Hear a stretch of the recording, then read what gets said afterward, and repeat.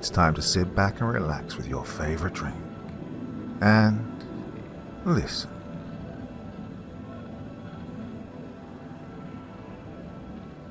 I'm a Freemason, and I have some stories to tell you.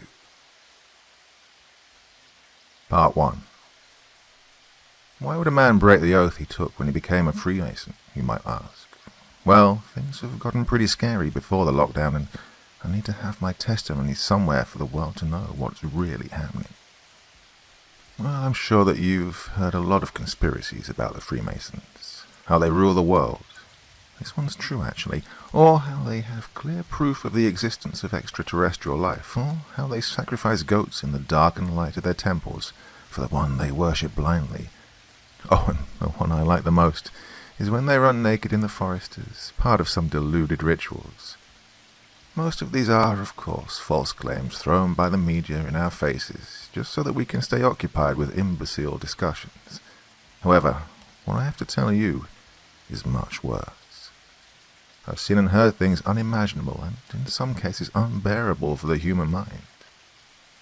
Now, I'll not get into Masonic history, how and why it appeared, and what was its initial purpose, and all those other things, because, well, you can find that online. Although some of it has been a little altered, just to make them look good. I'll start my story with the initiation ritual, what happened before and after that, how I was accepted, and the sheer terror that I went through in my first visit to the temple. I'll not tell you where I'm from, because I can easily be found if I tell which Masonic lodge I'm part of, and from what country. Although I can say I'm located in the southeast and central part of Europe. For the time being, I'll tell you about the start of my journey, and if there are people who are interested in hearing more, I'll tell you more.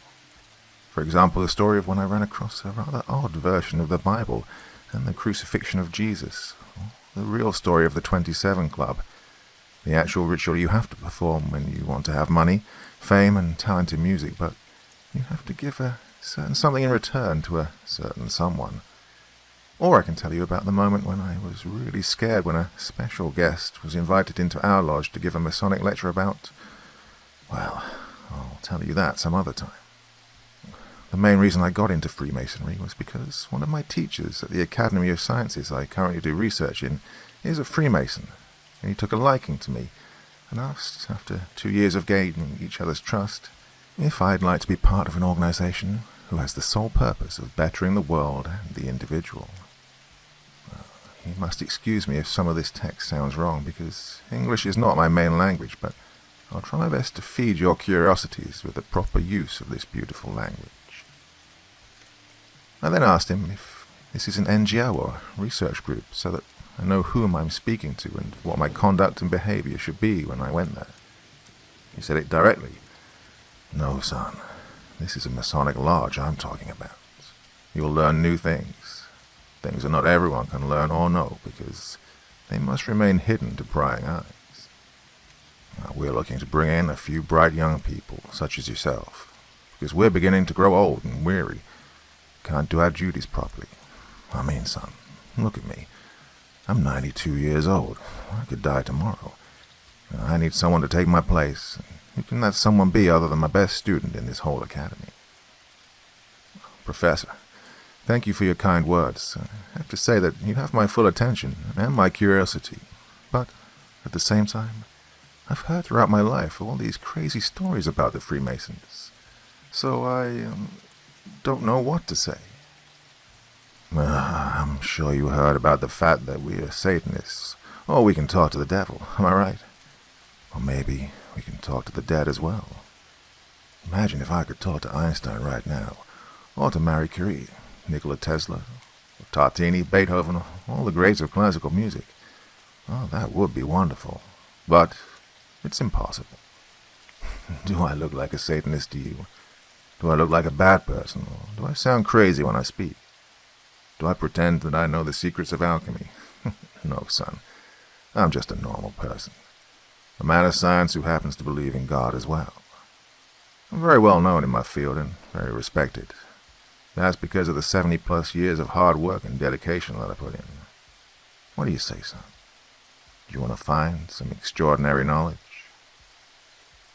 I pondered for a bit, and then I exclaimed, "All right, Professor, I accept your invitation for mainly two reasons.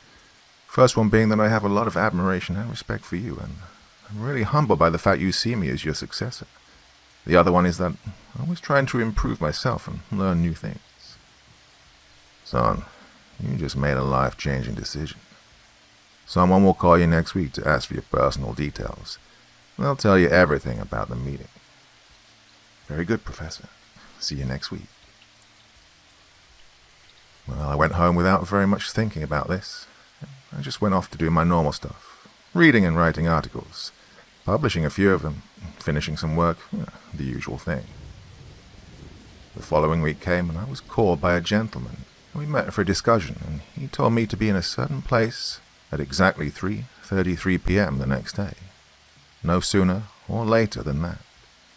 Now, this was back in 2015. I went there. I was greeted by my teacher. He took me upstairs to a tiled room where he placed a black cloth over my eyes, and then he took me to a dimly lit small room, also known as the Chamber of Reflection, where I stayed for an hour. However, this was not a normal chamber of reflection, nor did I reflect too much. It was only later that I found out that this lodge was one of the special lodges only known by the elite of Freemasonry in the Grand Lodge of the country. Now, in my country, there are such lodges with only 9 members each. Well, as I was sitting on the chair in the Chamber of Reflection, a small figure appeared from a dark corner of the room. The upper body was that of a really ugly man, with a very large beard, black eyes, pointy nose and ears, and very yellow teeth. What startled me was that he was standing on 2 legs that looked like they were his, but at the same time not, because they were, well, goat legs. My instant judgment said it was just a costume for the theatrics of the initiation, so I went along with it. He asked me the following 3 questions, written on a very old piece of paper, for which I had to answer yes in order to go on with the ritual. Number 1. Do you believe in the one and only true great architect of the universe? Number 2. Do you wish to receive his knowledge through our ancient ways? Number 3. Do you swear to serve the Freemasons for your whole life from here on out? And then he produced a small needle, punctured one of my fingers with it, and asked me to sign that piece of paper with my finger on what was a representation of the Eye of Providence drawn under those questions. I signed it. The little man exited the room, and 5 minutes later my teacher came and took me to my next part of the initiation. I entered the temple, again blindfolded. I did some not-so-cool things, like breaking stone with a hammer, drinking some sweet and sour liquids. I was half naked, my upper left part of the body, with the chest and shoulder showing. Next, I felt something really cold. It was the tip of something metallic. Well, I figured again it was part of the ritual. A sword, maybe, I thought. All right, I said, I love these theatrics. But then, something really scary happened. The master of the lodge recited the following. "O he with many names, accept your newest humble servant into our brotherhood. Our master, who art in fiery light and who is free in spirit, accept this new apprentice within our ranks. Apprentice, say this 3 times with us all. Hail Jabalon, hail Jabalon, hail Jabalon. You are reborn now, apprentice. Forever through the square encompasses and our 3 eternal lights." Well, at this point my heart was pounding, and then they took the blindfold off, and what I saw was that everyone's swords were raised, making a circle around me with just a small opening. And then it happened. Out of a corner, someone came towards me running through that opening, enraged and ready to attack me. It was clearly a gimmick, as the person was dressed like a goat with long horns. He stopped right in front of me, saw me shaking in fear, and a deep voice came from behind the mask saying, "Solve et coagula in lux et tenebrae." Everyone chanted again, and I chanted with them. The figure went back to a corner. Everyone started clapping, and then they started to shake my hand one by one, greeting me. Welcome, brother. Oh, brother, you were really scared. Don't worry, this is all part of the initiation. Welcome, brother. My teacher told me afterwards that all these experiences I had were to represent both good and evil parts of life, and I was now reborn anew, a better person, a Freemason, and my journey was only just starting. Oh, you will see the wonders of the world, son. Part 2. The Pripyat Grand Lodge Visit. I've decided to tell you the story about my Chernobyl visit, which took place exactly 4 years ago, on the day the disaster turned exactly 30 years old. Now, before I start, I must tell you that this was an accident. It was not provoked by anyone. This is 100%.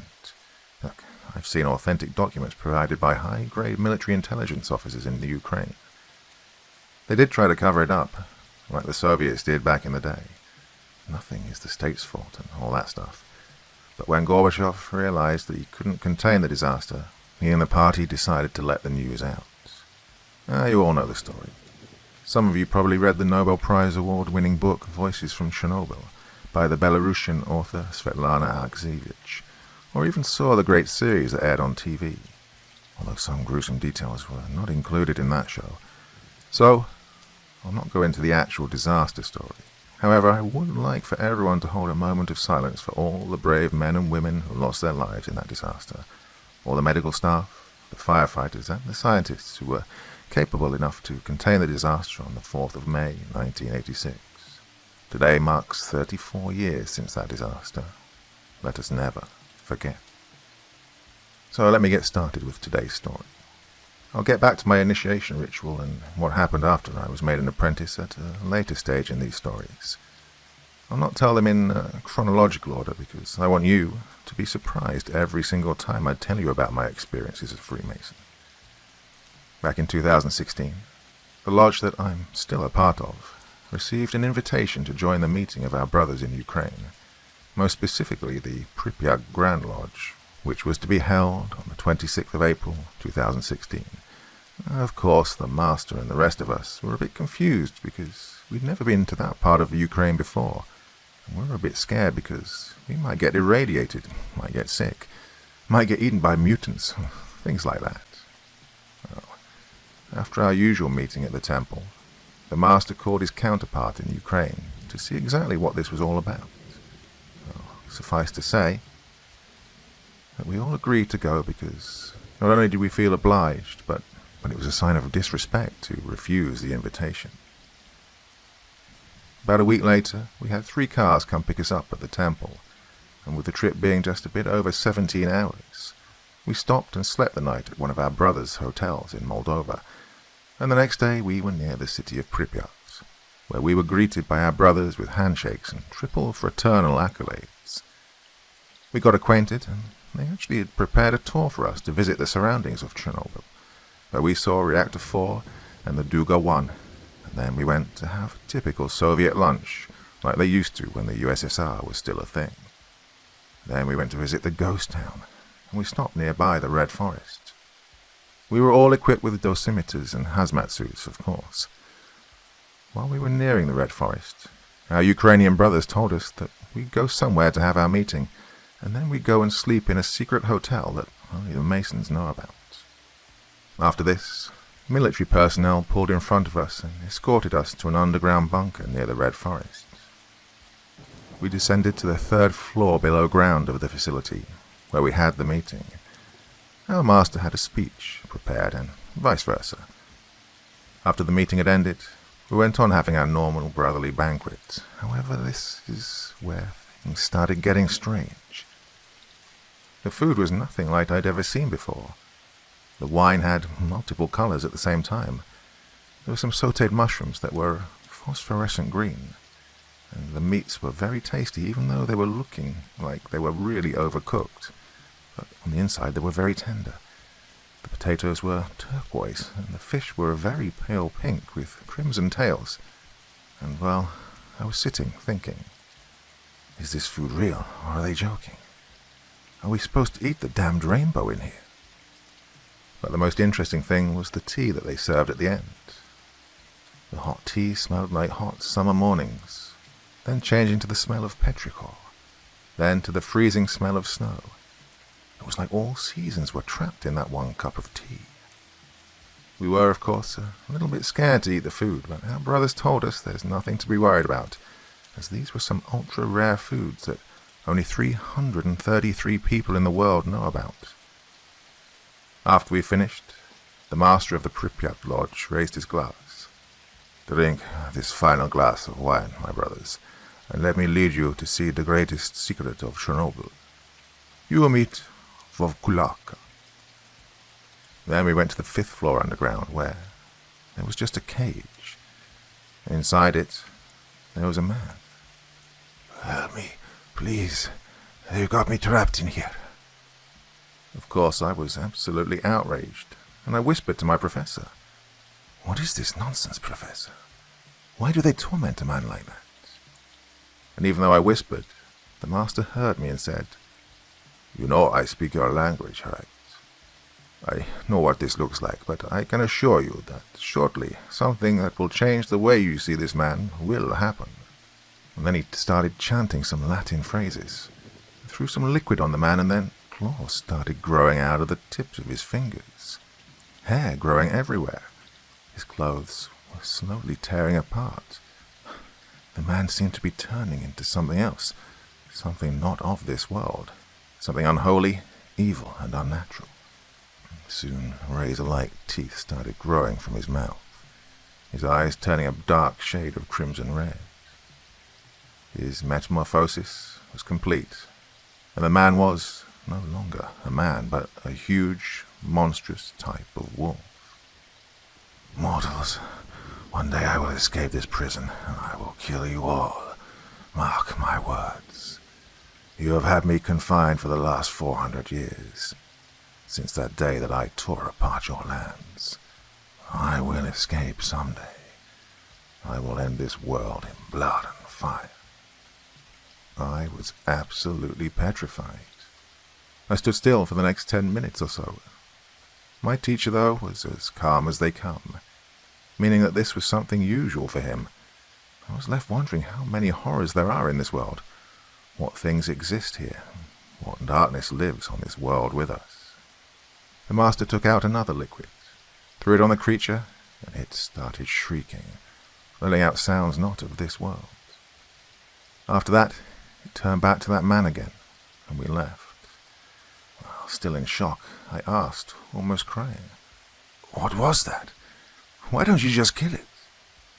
The master looked at me disapprovingly and said this was an 850-year-old werewolf, and since his capture, the Masons had been trying relentlessly to alter his mind, using certain substances, which I know nothing about, and to make more creatures like this, eventually turning them into armies for future wars.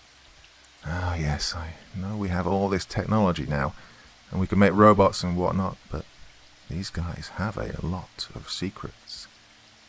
If they kept him for so long, he must be very valuable to them. Maybe immortal, who knows? Well, after this we sort of fainted, woke up the next morning in the hotel, which didn't look like the hotel we'd been in, but like an apartment building that felt like it was constantly moving. And no, I was not hungover. On my table in the room, I found a note saying that they wished us a great trip back home, thanking us for accepting the invitation and hoping we could meet again, sooner rather than later. Also, that there was a bottle of that tea wrapped up as a present. And to this day, I have never opened it. Well, until next time, stay safe and take care. Part 3. The Church of Ghosts. This story will take us back to 2018, when we had our international meeting, which takes place every 5 years. Well, by now I was used to all the weird stuff going on inside our temple, and of course outside of it, where the secrets of the world lay dormant for the normal people, but not for us Freemasons. Our meeting 2 years ago took place in a very beautiful hotel in Prague, in the Czech Republic. This was one of those that's filled with history. The walls and chandeliers have seen extravagant parties taking place and people in really expensive clothing attending and drinking the finest and rarest of drinks. I met a lot of powerful Freemasons at that banquet, people very well known in the world, some of them running multi-billion-dollar companies. I learned a lot of things that they do research on, things I could not even imagine had existed, and of course I was left in awe with the topics of certain discussions at that party. I was accompanied by my mentor, the professor, who had decided back in 2014, as you well know, to show me the wonders of the world. Oh, too bad that we have different views on what that means. Usually at banquets like these, nothing out of the ordinary really happens. It's mainly just a bunch of people in black suits talking about various scientific topics, improvements in certain industries, or the evolution of technology in the coming years. But at the end of that party, my mentor took me outside the hotel to have a talk. "Son, let's go out for a bit. There's something I need to tell you." "Of course, Professor."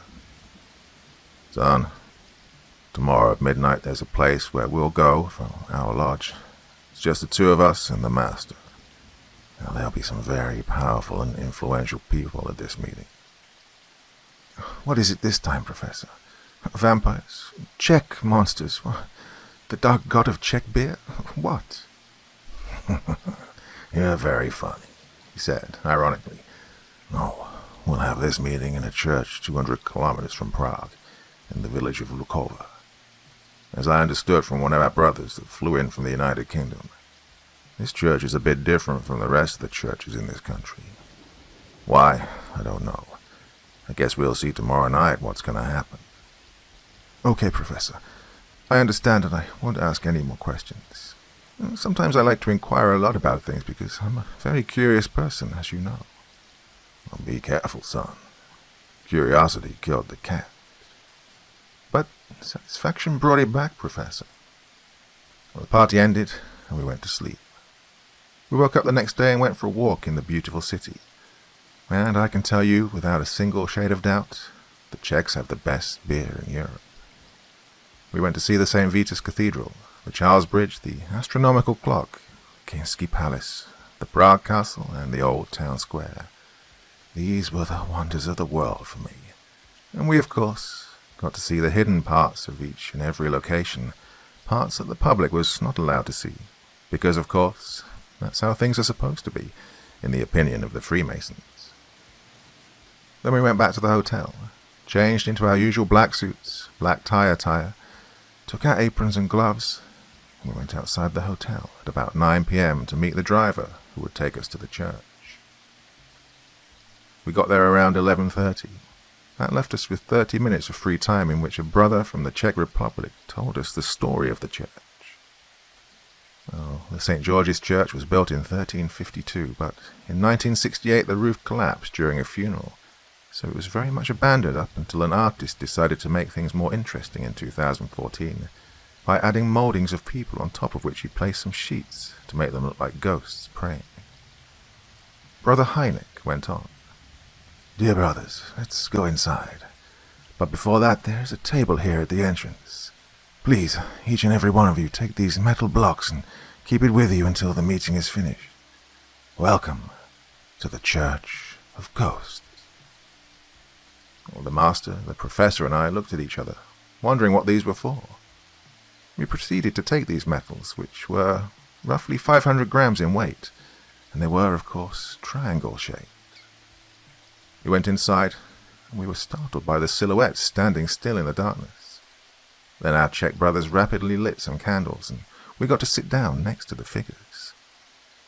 I was a bit uneasy because I don't really like being alone in a church at night, even more so when the church is old and creepy and filled with mouldings that resemble people.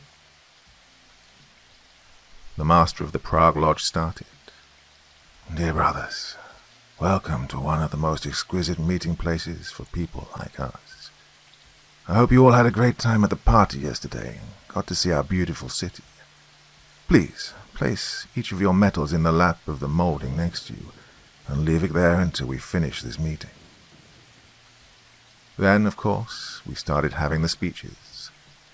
After half an hour or so, after midnight, all the candles went out, and a cold wind started to blow inside the church.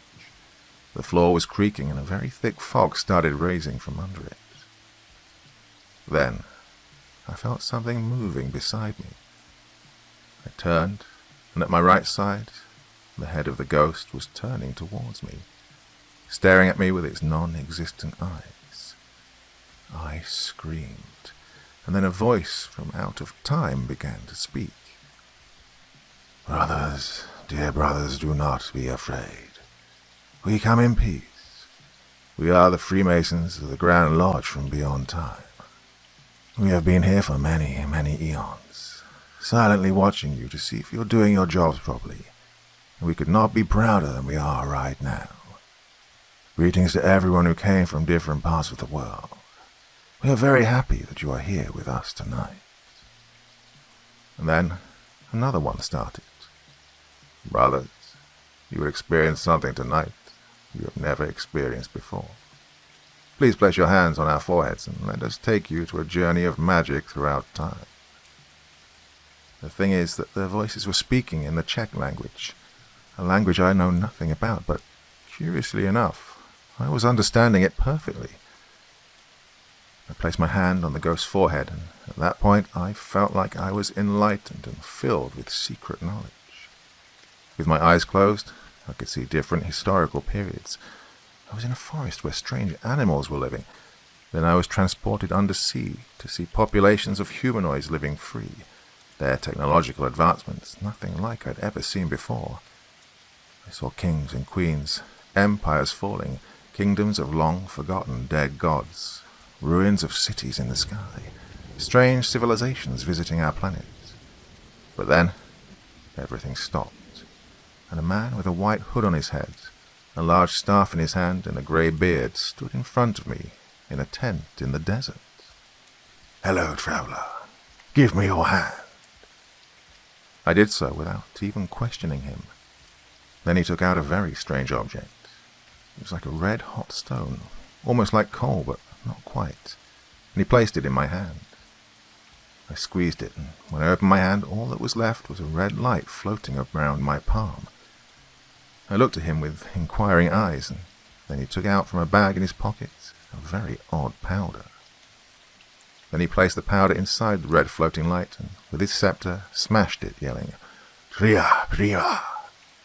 And a large explosion occurred, knocking me over, but not hurting me. I awakened some minutes, well, at least for me, later in the church with my hand extended.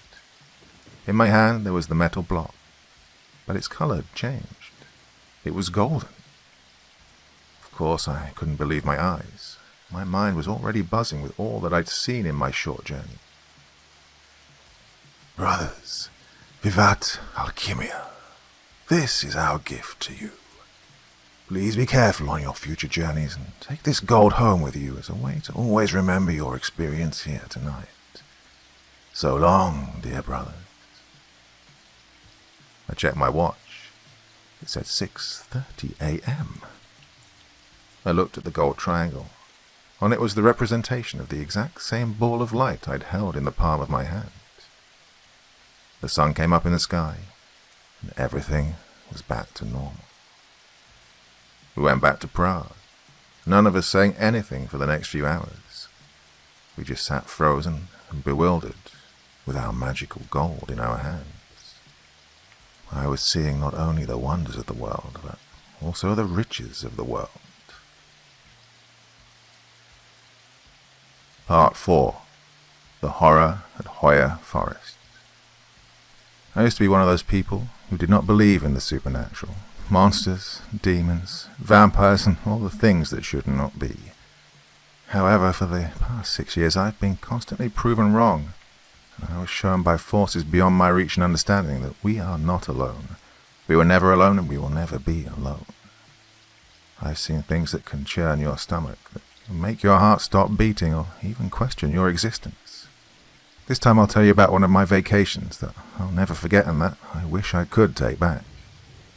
As you know from the stories you've heard so far, strange things seem to follow me ever since I had the fortune to become a Freemason. No matter what happened, I always managed to stay lucid and keep my composure until the very end of these strange occurrences. For us Freemasons, summers are usually off. We don't have any kind of official gatherings. However, we do meet like friends in the white meetings, as we call them. We just eat food and drink wine, like normal people. I've had many of those. Some of them really pleasant because you get to talk to some good people about great things. But there are also evil people there as well, so it's kind of a battle of forces between good and evil. Some of them want evil to reign supreme, and some of them want to destroy every vile thing that the Freemasons stand for. Their temple of lies will fall one day, and their false god will burn in the purging fires of all that should protect us. Well, last summer, before this whole crazy pandemic happened, I have a story about this as well. It'll come later. I don't want you to be scared more than you are right now. Well, we were invited by some Freemason friends to spend a few days on a lovely property just a bit outside of the city of Cluj, Napoca, in Romania. A very beautiful city indeed. Great food, great people. You should visit if you have the chance. Most of us have regular 9-to-5 jobs, of course, so we decided we should spend a weekend there. Booked a flight, and we got there in about an hour on a Friday night. The property was filled with one-room little houses so that all brothers could relax and rest well. We went in, made ourselves comfortable, changed to casual attire, and went outside to socialize. The property was placed in the heart of nature, far away from inquiring eyes. It was surrounded by a thick forest called Hoya. Its trees were very oddly bent, like they'd seen the horrors of the world. And behind the forest, a river was rapidly streaming away into the silence of the night. I'm a really big fan of barbecues, so it was my idea to not go to a restaurant in the city. Instead, we should have a nice barbecue done at the property, by ourselves, because it'd give us a better vibe, given the whole rustic scenery. Everyone agreed, and we proceeded on lighting the thing up. After a few hours or so, when we were almost ending our small party, we heard screaming voices echoing from the woods. Unaware of the dangers we would face later on, so me and 4 other brothers took our flashlights and decided to go and see what the screaming was and where it was coming from. I was scared to see what terrors the night would bring upon us because the things we'd faced in the past were absolutely horrifying. As we delved deeper into the forest, after what seemed and felt like most of an eternity, not knowing what fate we would have, we were starting to get closer to the source of the screaming. As we were approaching, we started seeing the river, and on its edge there was a woman wearing a white dress that seemed to be made out of clouds, almost vaporous. And then she turned. Her face was the whitest white I'd ever seen. Her eyes were so dark they could have looked straight into your soul, leaving you a petrified statue. The most scary part was that on her face was what appeared to be some sort of black blood dripping down from her eyes. She started coming at us hastily, so we started running, but when we turned around, another 4 women were there, mid-air, floating, and watching down on us, almost like the hunter, and that we are the hunted. The creatures of the night needed to feed. I know some of the Eastern European legends, and so given that we were in Romania, I remember hearing stories about the so-called eerie, which were spirits of tormented women who only wanted to prey on men, making them go absolutely insane. The legend says that you must not speak to them, nor say their name. So they started singing and dancing in circles around us. 2 brothers started crying in absolute fear, and the rest of us were mesmerized. Then, like touched by grace, I snapped out of it and yelled, "Do not look at them, and close your eyes." Said and done. Except for one of our brothers. His gaze could not turn away from the spirits, and then one came close to him. "Would you come with us, handsome?" she said, slowly caressing his face. "Yes, I want to," he said, not even finishing his sentence.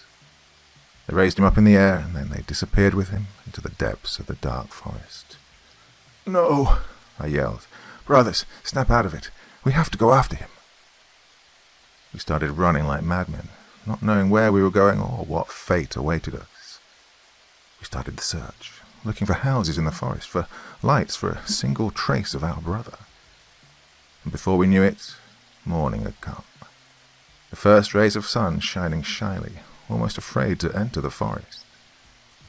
After our searches came to no avail, we found our way back to the houses and decided to rest for a couple of hours before going back to the woods. We were severely dehydrated and frightened to our very bones. As we were approaching the property, the rest of our brothers were outside waiting. "Hey guys, we're back. You would not believe what happened to us," we yelled collectively, almost running out of breath. They all stepped aside, revealing our lost brother sitting in a chair, with his head lowered and, well, his physical appearance was changed. His hair had turned white. He looked like he'd lost 20 pounds, and he was almost a vegetable. He could not speak. All he could do was mumble incoherently. We told them what happened. They were in shock, but they also knew what horrors live with us in places where we, humans, should not go, and they understood the grave situation we were in. We all decided, though, to stay a few more days. We called the ambulance. We invented some story about how he'd woken up like that, because obviously we couldn't say the real story. They took him to the local psychiatric hospital for tests, where he is still confined to this very day. After a few days had passed, the doctor called one of us, and the diagnosis was severe schizophrenia combined with dementia. The doctor told us that our brother was having hallucinations about 5 women who were trying to take him away from the hospital. And other times he would just dance by himself in a padded room. Oh, brother, I'm sorry we could not save you. Truly sorry. Part 5. The Tragedy of Strigoi. In our private library we have millions of documents and tomes from throughout different times in history, since the beginning of man. Superb poems, prose, ancient scrolls describing amazing events that happened in history, some of them not even known by man. I was mostly interested in finding writings about the Eastern European folklore, although many of the experience that I've had in the past has made me realize that many legends were in fact as real as the moon hanging lifeless in the night sky. As I was looking for something to feed my mind with, a strange brown leather sort of journal fell down from one of the shelves. I went to pick it up and I noticed that it was a normal journal about village life in Wallachia in the 15th century. However, some pages described something horrible. November 30th, 1437 AD. The Black Hill Village, Wallachia. The Diary of János Csira. It's now 3 weeks since I've seen my brother. I do not know what happened to him, how or why he disappeared.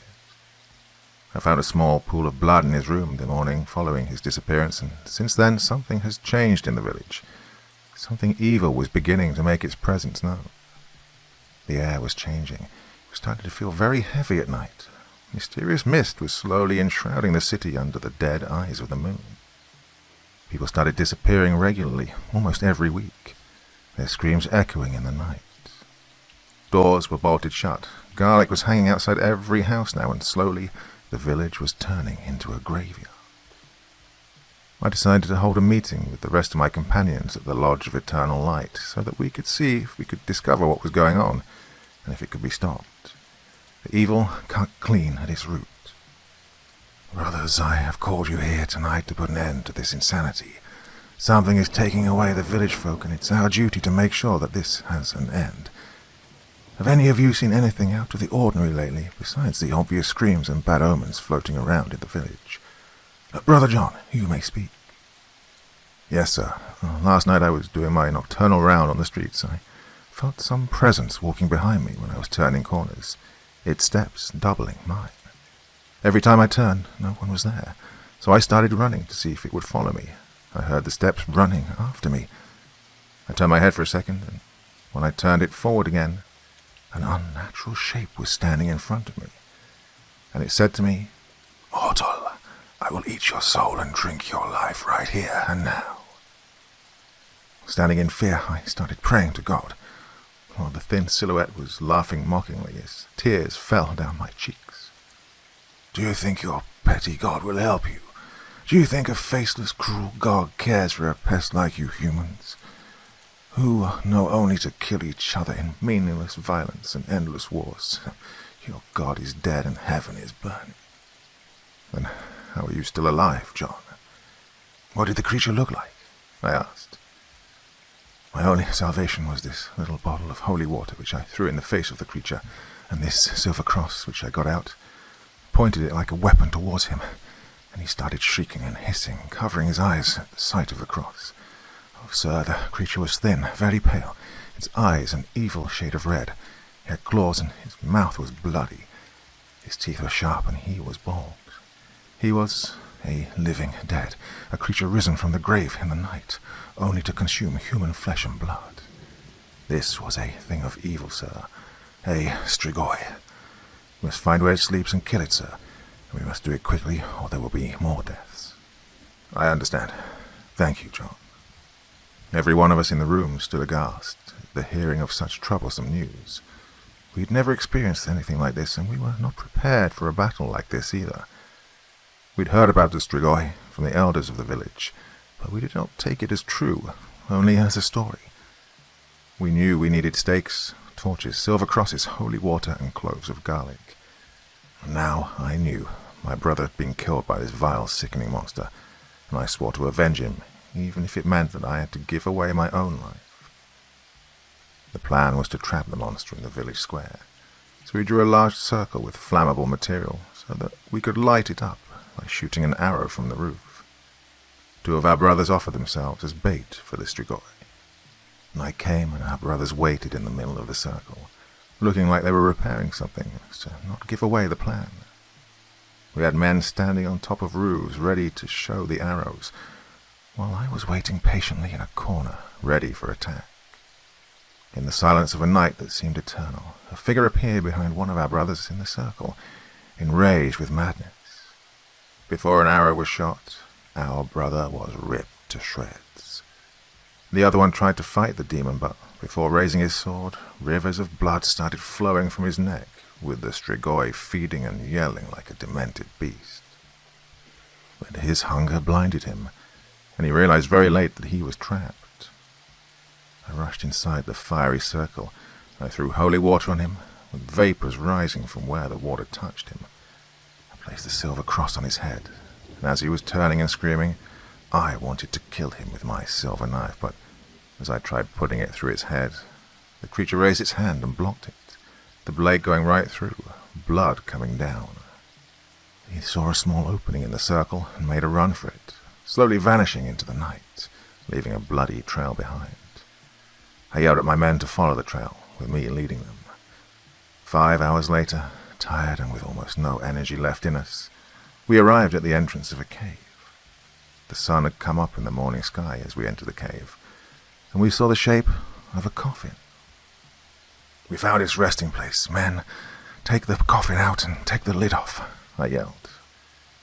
Inside, the creature lay dormant, unaware that it was nearing its end.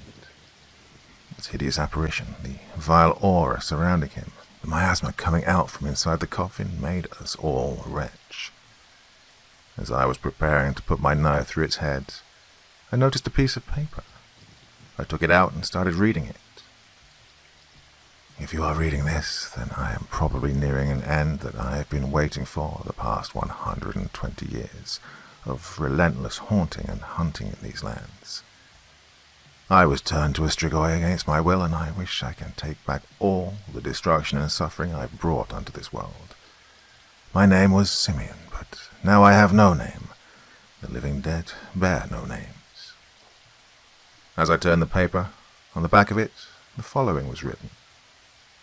The silent songs of death now echo through this freezing crypt. I only wish to rest now, so please end me in my sleep. I am the living dead, and I cannot stop the urge to kill, because my hunger makes me do things far beyond my will. Now leave me here to rot forever, dead and torn apart. Just turn my head backwards and impale my broken heart. Part 6. Meeting a Prince of Hell. Now, this is one of the most horrifying stories I'll tell you, well, at least for me. A couple of years after I was made a Mason, there's been talks about a secret meeting with only a very small number of brothers invited. Nobody knew what it was about because the brothers received some very peculiar letters from a Grand Master whose name was unknown to us. We were all wondering what this was about and why nobody knows anything about what will happen at the meeting. My letter stated the following. Dear brother, you are hereby invited to attend the secret grand reunion of the Blacklight Lodges, which is to be held at the Crimson Temple on the 23rd of April 2017, starting at 6 p.m. This will be a unique experience for you because a meeting like this happens only once in 500 years. You've been selected as one of the 23 brothers to attend this meeting, due to your fast rising to stardom inside our organization. Please do not have precious metals, religious objects or artifacts, watches or money with you, and dress only in black. Do not bring your apron and gloves with you, as you'll be given a very special set upon your arrival at the temple. Thank you for taking part in what will be the event of your lifetime. With admiration, IMSLH Anoli Morst. Well, I made dozens of phone calls, emails, text messages to some of the most influential Masons in Europe. Nobody knew who the master that sent us this letter was. All they knew was that he was real and we must not miss the meeting or else we would be burned between the columns. Now, this is a procedure Freemasons use only in extreme cases, when a brother has done something so bad that their presence is no longer wanted inside the Masonic temple, and the consequences can be very bad. A few days passed and the big moment came. Some of the most powerful Masons in Europe were present, and that made me ask myself why I was chosen to be here. Clearly no one knew me well, as I was a very discreet presence, and I didn't want to be a rock star inside the Masonic temple. So much so that the professor was not invited at this meeting, and I couldn't get a hold of him that day, meaning I was left prisoner to many questions as to why I was ever accepted into the Masons in the first place. Now, I know some of you think that to be a Mason, you have to ask a Mason, but what you don't know, or didn't know until now, is that the lodge that I am in is very different than the regular ones. The rules of admittance are different, the clothing is different, and the rituals differ very much. Well, anyway, the meeting was about to start and we all formed a queue outside waiting to enter the temple. I was the last to go in, with the thought that the master who was taking charge of the ceremony would be late because I hadn't seen him outside, so I was surprised to see a very big man, a person that, of course, looked human, a normal person, taking helm of the meeting. Welcome, brothers. We will begin shortly. Before we do, I know that there are some of you who want to give speeches before I have the final input, so please, go ahead. Nothing out of the ordinary at this point. 3 brothers had speeches on the lives and times of the Freemasons during the Spanish Inquisition. The second one was about a more esoteric field, white magic versus black magic. And the last one was about how, in his opinion, we could bring people back from the dead. Oh, this guy was a scientist working in a secret military compound in the Carpathian Mountains. His eye was twitching when he was speaking, and he was thoroughly convinced that everything he was saying was achievable. I decided not to judge because of all the crazy things I'd gone through. I mean, right now, bringing people back from the dead was another topic that the Freemasons could successfully experiment on. Well, after everyone was finished, we tapped the floor, as we usually do because we're not allowed applause. Thank you, brothers, for your wonderful inputs. I also do believe that it's just a matter of time before we'll be able to use black magic inside our temple as a way of protection against the one who wants us destroyed. Now, at this point, all the candles in the room turned to a purple flame, while the man raised himself from the seat and then let out a diabolical chant. Infernal lights, show them my truest form. And then he transformed so fast that one might say the man was never there. I'll try telling you how this demon looked, although I feel a sense of dread and my hands are sweaty and shaking just thinking about it. The demon had 2 lateral horns that went sideways from where his ear should have been. He had 2 additional horns starting from his forehead and going back. His eye sockets were two bright flames, while his mouth was breathing steam between those sharp fangs that he had. His whole body was engulfed in flames, and where its stomach should have been, it was only an infinite black darkness, with tormented screaming of lost souls coming out. His torso was somewhat like a huge bloody mouth with one eye in its center, an eye that was moving rapidly up and down, side to side, like it was searching for something, searching for another soul to add to its ever-growing collection. The demon held a fiery trident in his hand-like claws, and then he hit the floor with it, producing a hot wave that made us all feel instantly like we were in the pits of hell. A diabolical voice began. "Brothers, courageous brothers, I only come to you once every 500 years. Rejoice, rejoice. I am Mammon, one of the 7 princes of hell, your second leader after his infernal majesty. The letter you all received was sent by him, and he picked the ones with the greatest potential to do his bidding. I will now pick 3 of you, and I will grant you a few wishes each. So, Brother Neris, Brother Sarin, Brother Zeman, come forward. But know this, nothing is free in this life, so be careful what you ask for. I can only give material wealth or things that can produce it, and that's it." At this point, being absolutely petrified with horror, almost wetting my pants, why would you wish for something as insignificant as money? Your life is short as it is, and this gift is not for free. "Brother Neris, speak. What does your heart desire most?" "Majesty, I would like to be the owner of the most powerful bank in the world and to gradually become the richest man that has ever lived on earth." "So be it. This will cost you 15 years of your life. A fair trade, I might say," said the demon. "Brother Sarin, you." "I wish to own an island. I want a fleet of the most expensive cars in the world, huge mansions, businesses that make hundreds of millions of dollars, and I want my family to have money for 200 generations from now, without risk of going bankrupt." "Very well. 30 years of your life is the price. This means you only have 40 more years to live, and then you will come live with us, deep down in hell. Brother Zeman, you're the last one. This better be good." "Master, I wish to own all the gold in the world. I wish to have trillions of dollars. I wish I could buy off everything. I wish that my money could feed the greed machine of humanity and—" Before finishing, the demon yelled, "Silence! We have a non-believer here with us, an intruder, a false brother, someone who wants us destroyed. You, over there." He pointed towards me, and I was absolutely sure that he would cast me to hell for eternity. "You, are you a true Mason or not?" "Yes, of course I am, with all my body, mind and soul. I'm here to serve our Lord until the end of my life," I said, absolutely horrified, but very sure on my words as to not induce even more uncertainty in this ugly demon. "Then if your claims are true, answer me this riddle.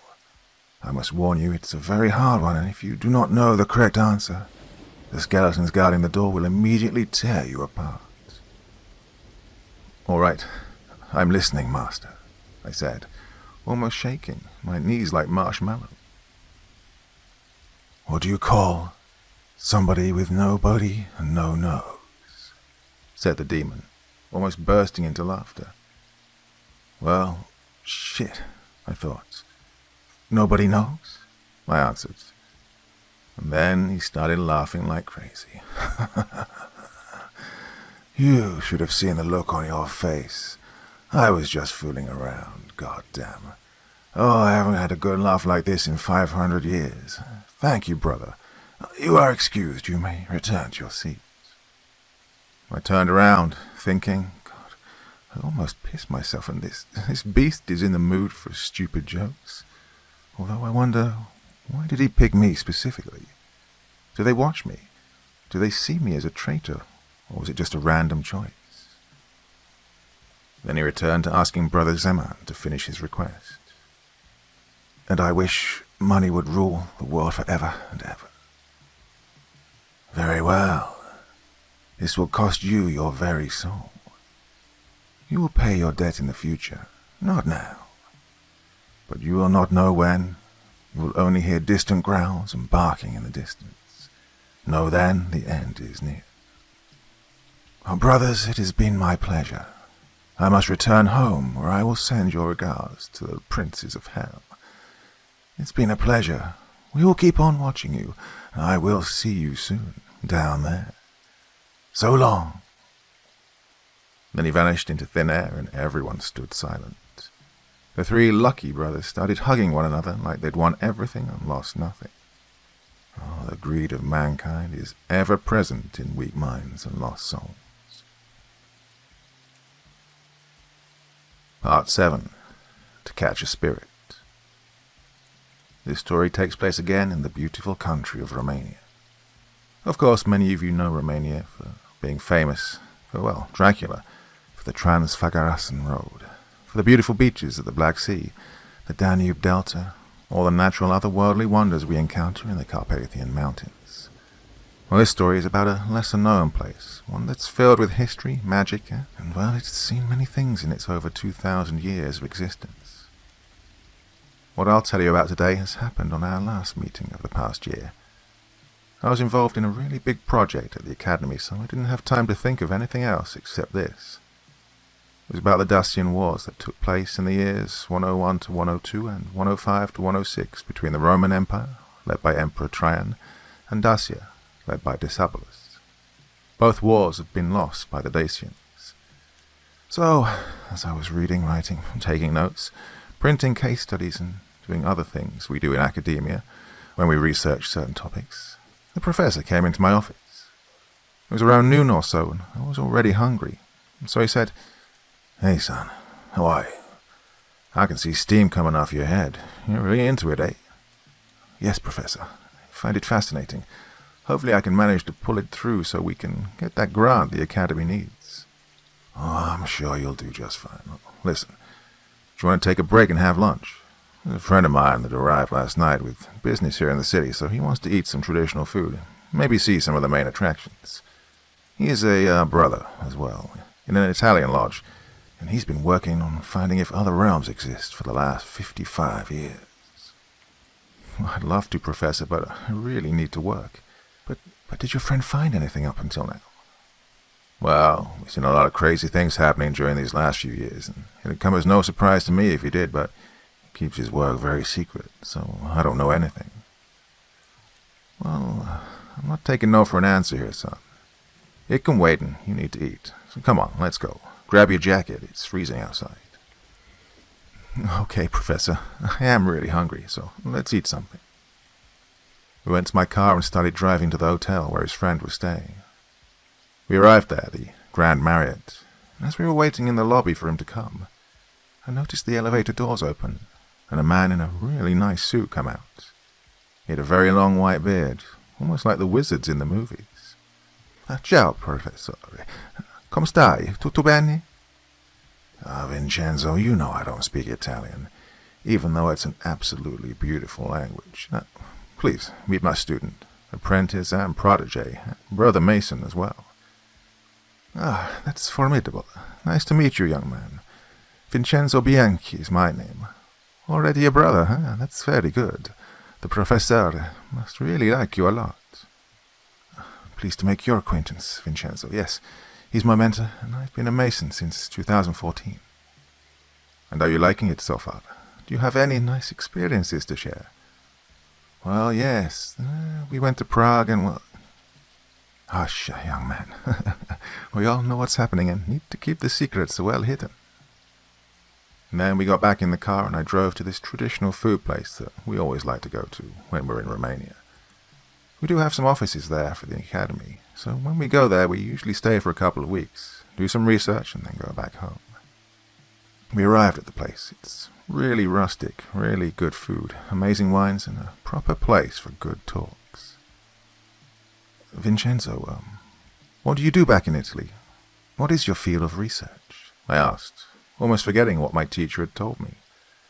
Well, young man, I study the dark arts, black magic. I have been trying for so long to find occurrences in history when or if they could bring people back from the dead, or if they could go to the other side.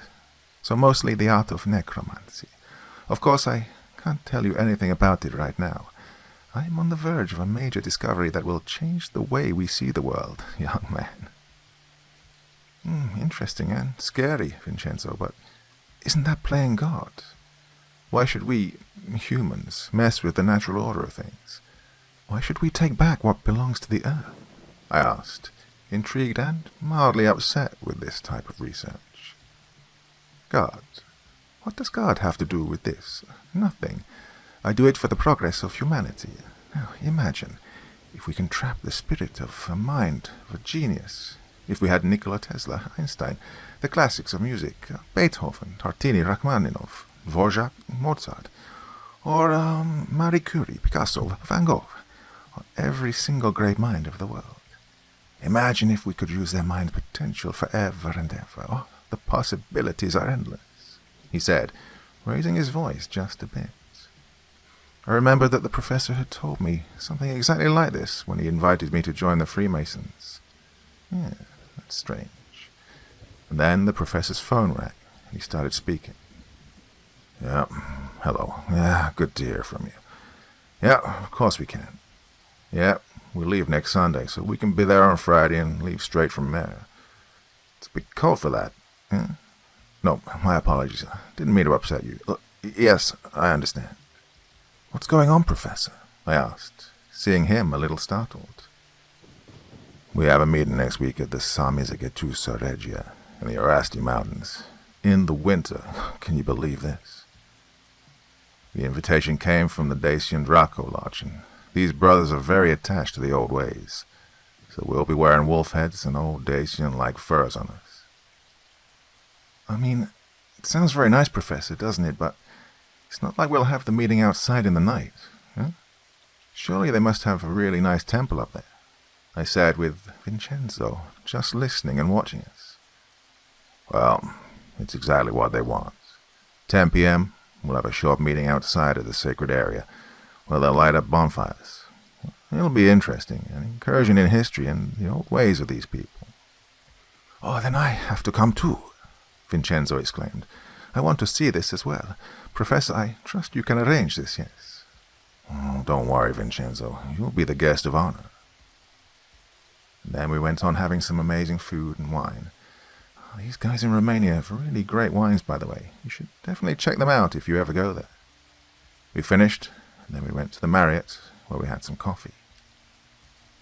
Vincenzo, I'll see you soon. Come over to my office if you have some free time. We'll chat more. We all shook hands then and went on to our homes, and the days gone by. And then Friday morning came. We had the driver pick us up, and we picked Vincenzo up and went on a 6-hour trip to Samizagatusa. We arrived there around 5 p.m. Our brothers from the Draco Lodge were already having fun. They had barbecues going, smoked cheeses, meats, the traditional turika and palinka. Everything was absolutely amazing. Professor, this is really nice. I really like it here. Yes, son. Good place to be. Vincenzo, you having fun? Si, certo. These Romanian brothers are so nice with us and very hospitable. Really nice people, Noroc. Oh, by the way, Noroc means cheers in this context, so good luck. So the night came. We stopped the party and went to have the proper ceremonial meeting at the sacred zone. Each of us were given a large wolf's head, which looked very real, and some furs to keep us warm. The bonfires were burning away in the night, and the stars were looking down on us. We were sitting on these very old wooden chairs, traditionally decorated by our brothers, and the master of the Draco Lodge stated, "Welcome, brothers. Thank you for your presence here. It's very good to have you with us tonight. We invited you to come here because we wanted to show you how one of our rare meetings looks and what the nature and the Carpathian forests sound like at night. We have a very special guest with us tonight, coming from Italy. Welcome, brother." And so they all started chanting in the Romanian language. I understood some of it, but not all. Then a mild wind started blowing. The leaves were rustling, and we started hearing all the animals in the woods howling, chirping, making their normal animal sounds. Soon we were surrounded by wolves, deer, bears, wildcats, boars, birds. They were all looking at us, studying us. Brothers, here in this part of the country, we are one with nature. We never disturb them, and we are bonded to them, so it's like a symbiosis between man and nature. A very beautiful thing, said the master of the Draco Lodge. The animals returned to the woods after they'd finished their research on us, and we returned to our ceremony. Professor, this was amazing. Yes, but before finishing, my mentor collapsed violently on the ground, gasping for air. Professor, are you all right? Talk to me. I yelled with tears in my eyes as Vincenzo's eyes turned white and he started chanting old Latin words. But the professor was gone, dead to the world in the darkness of the Carpathian night. Then a black smoke started rising from his body into the air, and Vincenzo was chanting more rapidly and more loudly, and the smoke seemed to stay in one place, like it was obeying Vincenzo's calling. What is this? What are you doing? I screamed, not understanding what was going on. This is the spirit of the professor. He knew he would die tonight, so he asked me to keep his spirit here for a few more years, because he's not ready to leave this realm yet. Then from the night, a voice thundered. Brothers, I'm still with you in spirit, even though my body is laying there on the ground. Brother Vincenzo, I have seen the other side. It's a cold place, filled with tormented souls and infinite screams.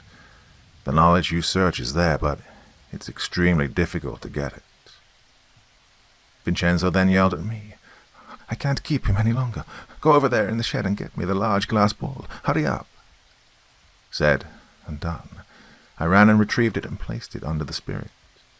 He then chanted one more time, and the spirit was trapped inside the ball. A black smoke with small thunders inside. So he was, indeed, a necromancer. He did know, after all, how to talk to the dead or control their spirits. If we ever let him out, young man, he'll go to the other side and will suffer for eternity.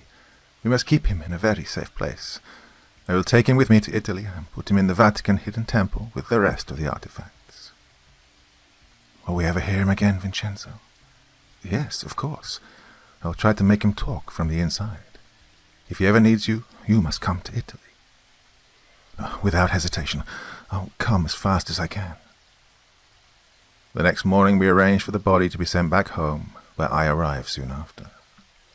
I made all the necessary arrangements for his normal funeral to be held properly, and after that we gathered at the temple to mourn our beloved brother in a Masonic funeral ritual. Gone, but not forgotten. Thank you for everything, Professor. Part 8. Welcome to the years 3142, 5793, and 12375. About 2.5 years ago, I went to an international event that was connected to my research. You've probably figured it out by now, but I'm a historian. So, this event took place in Geneva, Switzerland, and its duration was 3 days. First it was history, then physics, and the last one was just networking between the two groups, meaning cocktails, food, and talk.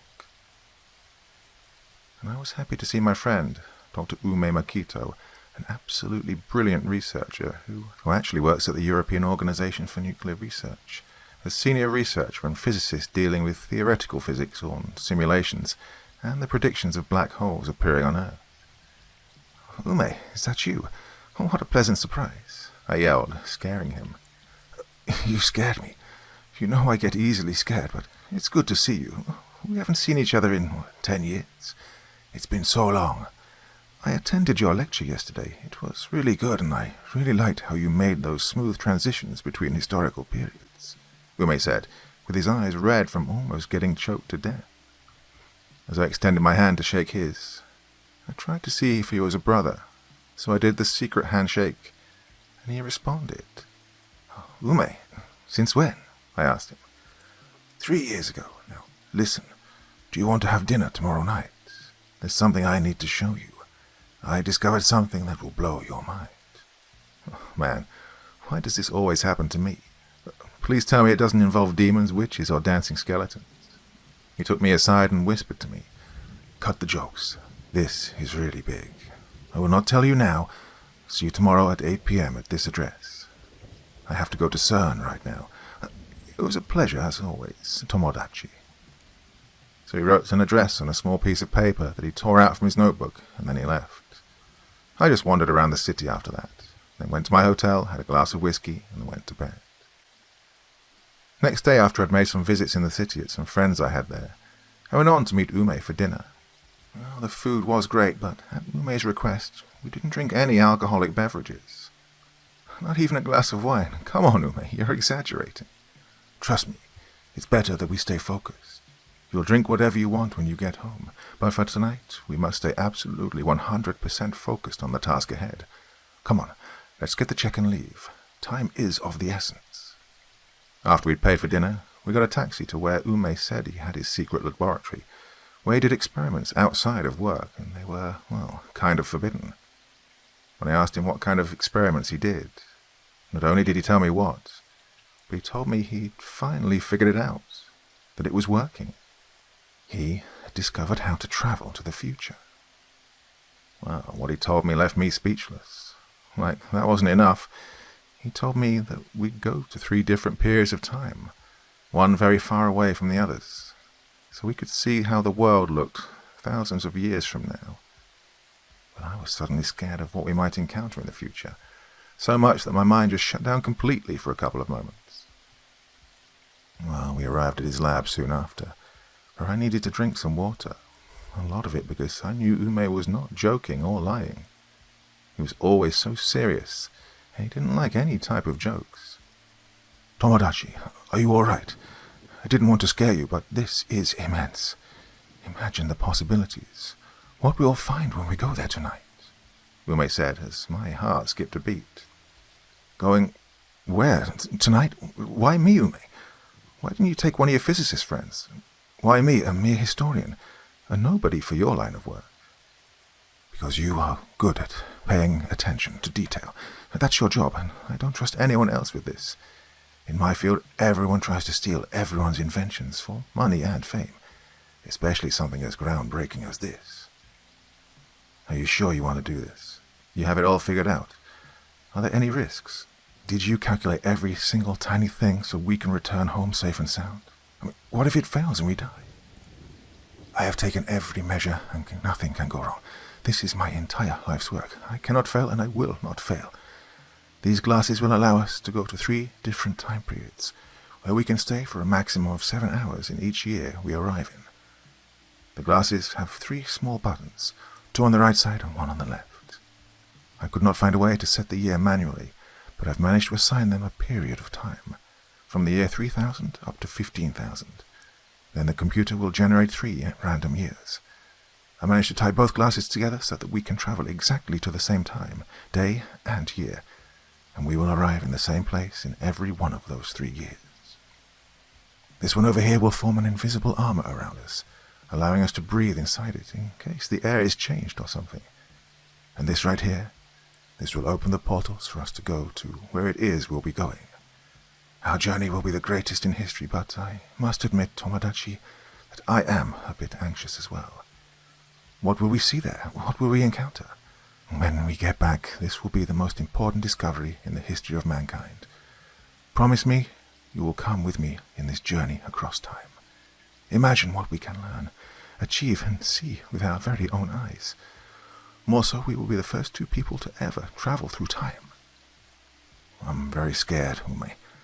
But knowing the hard work and dedication you put into your work, as well as all the struggles you've faced until now, to be where you are, I will come with you, but my question is, do you think they'll ever let you go public with this major discovery?" "Look, let us get back first. Of course, I imagine they probably will not let me go through this gigantic step for humanity, but I do believe that progress is inevitable." "Let us take this journey, then. I bow to brilliant minds and to the progress of mankind." He then gave me the glasses. We both said a prayer, hoping to return safe and sound. We both pushed the button for the portals to open, and before me stood an oval-like opening, which looked watery, about 3 meters high and 1.5 meters wide. We looked at each other, nodded our heads, and pushed the button that generated the year we were going to. And then we went through. Year 3142. After what seemed to be a very short trip, we found ourselves thrown into the back of an alley. It was probably afternoon.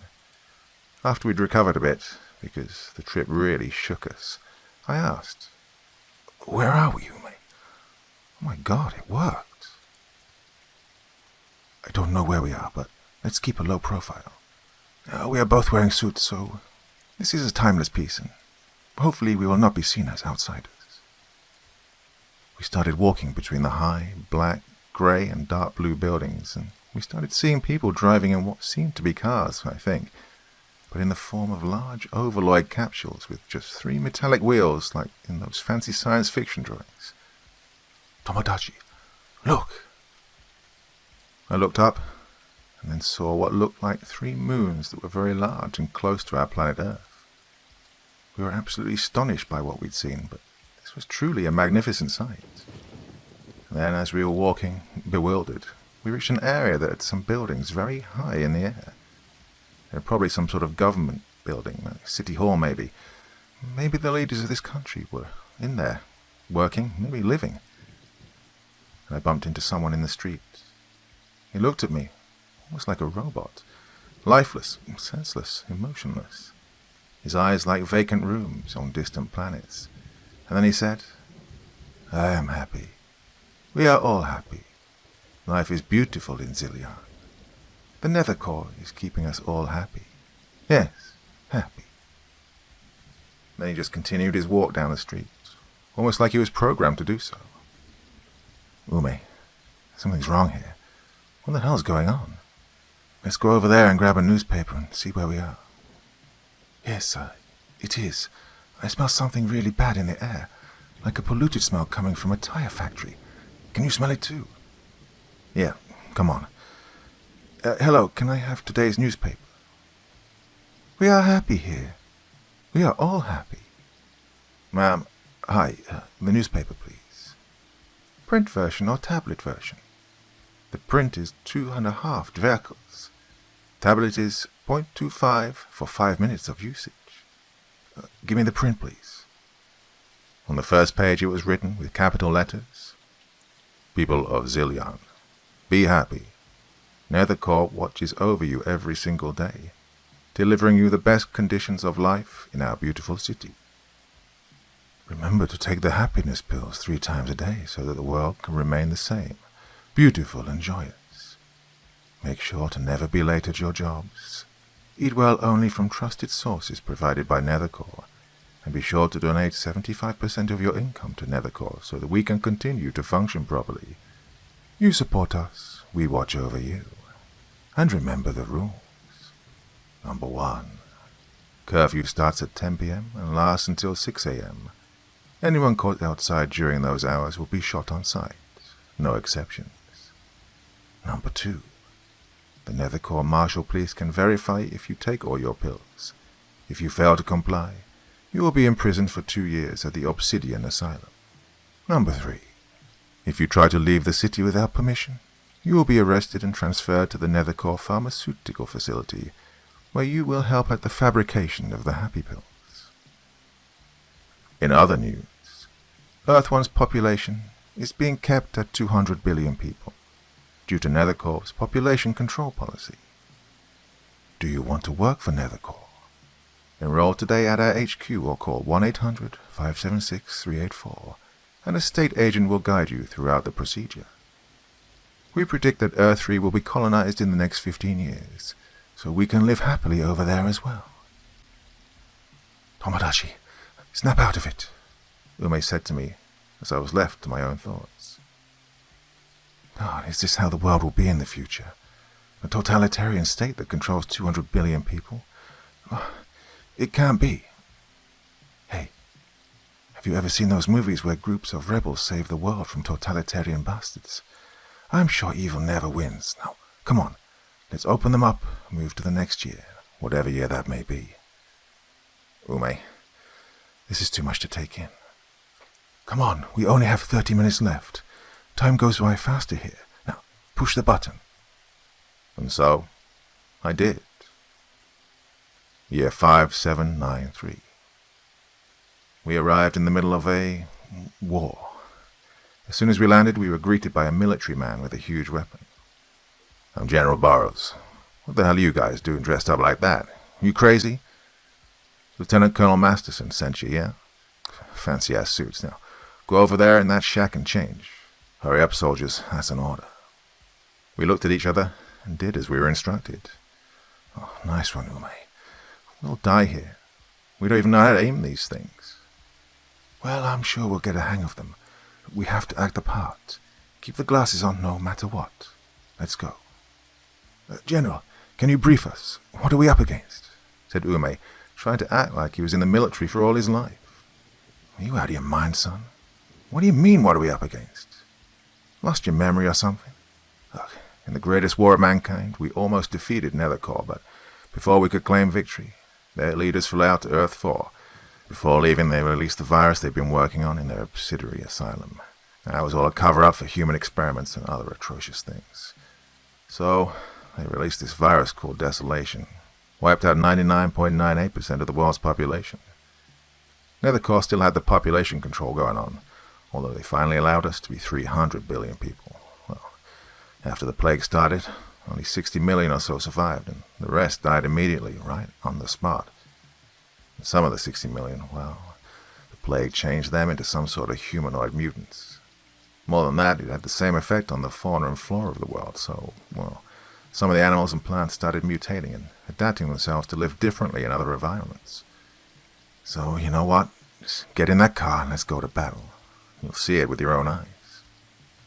General, Ume said, we have a confession to make.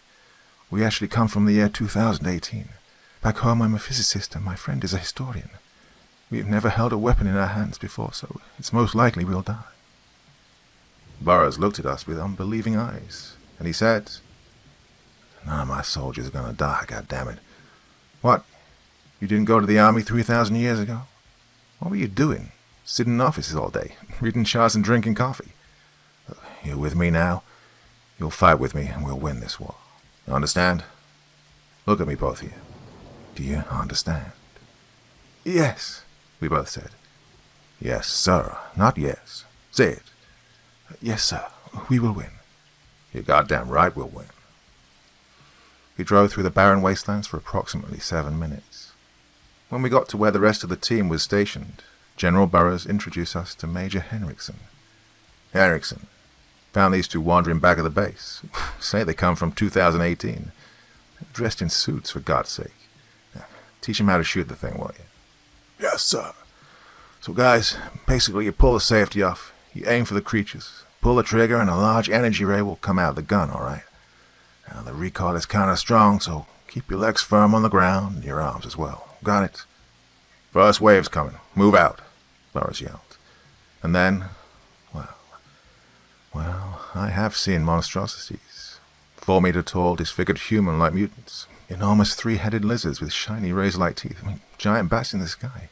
But the craziest thing were the flying whales. Absolutely gigantic. 20 meters long and what seemed to be the sort of electric shield surrounding them. We started shooting and we almost fell down at the first shot. There were about 100 or so of us, shooting at these things. The lizards and humanoids were the easiest to kill because they were slower than the rest. The bats were very fast, changing directions when they saw us taking aim. I managed to shoot some lizards and humanoids down. Ume did so as well. The hardest ones to kill were the whales, because their skin was very hardened. You had to shoot 3 or 4 times just to hurt them. And they were fast as well. Second wave's coming. What the hell? This never happens. Damn, they're coming too fast. Fall back, everyone. Fall back. Burrows yelled at us. Let's get to cover. We were getting pretty scared as we turned away to run, and Ume tripped and fell, breaking his glasses. Oh no. Ume, I said with tears in my eyes. There's no time for that, Tomodachi. We can't do anything about it. Come on, let's go. He started shooting again. This time it's some dog-like mutants. Their eyes as red as blood, and they had spikes growing out of their backs. Only they were twice as big as normal dogs. After a few hours of shooting and killing the beasts, we saw that our timer only had 5 minutes left. Ume, there's only 5 minutes left. Here, take my glasses and go. I'll stay here. Do you think I want to go back now, after all I have seen, after all of this? My friend, you must go alone to the next journey and see how the world is. I will stay here and continue fighting. Maybe we will win, or maybe not.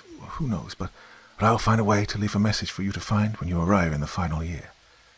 Maybe you'll find me again, old and wrinkled, or maybe not. Just go, now, please. I'll find a way to let you know what happened.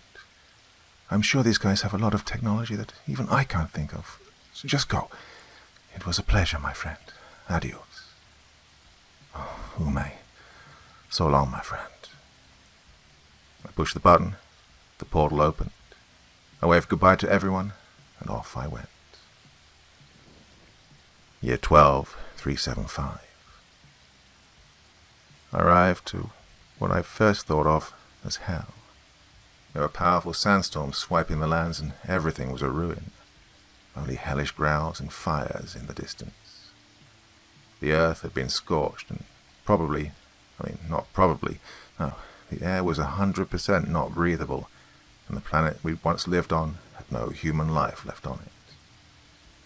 I was looking around with amazed sadness. I started to see a red flickering light in the distance, so I started running towards it.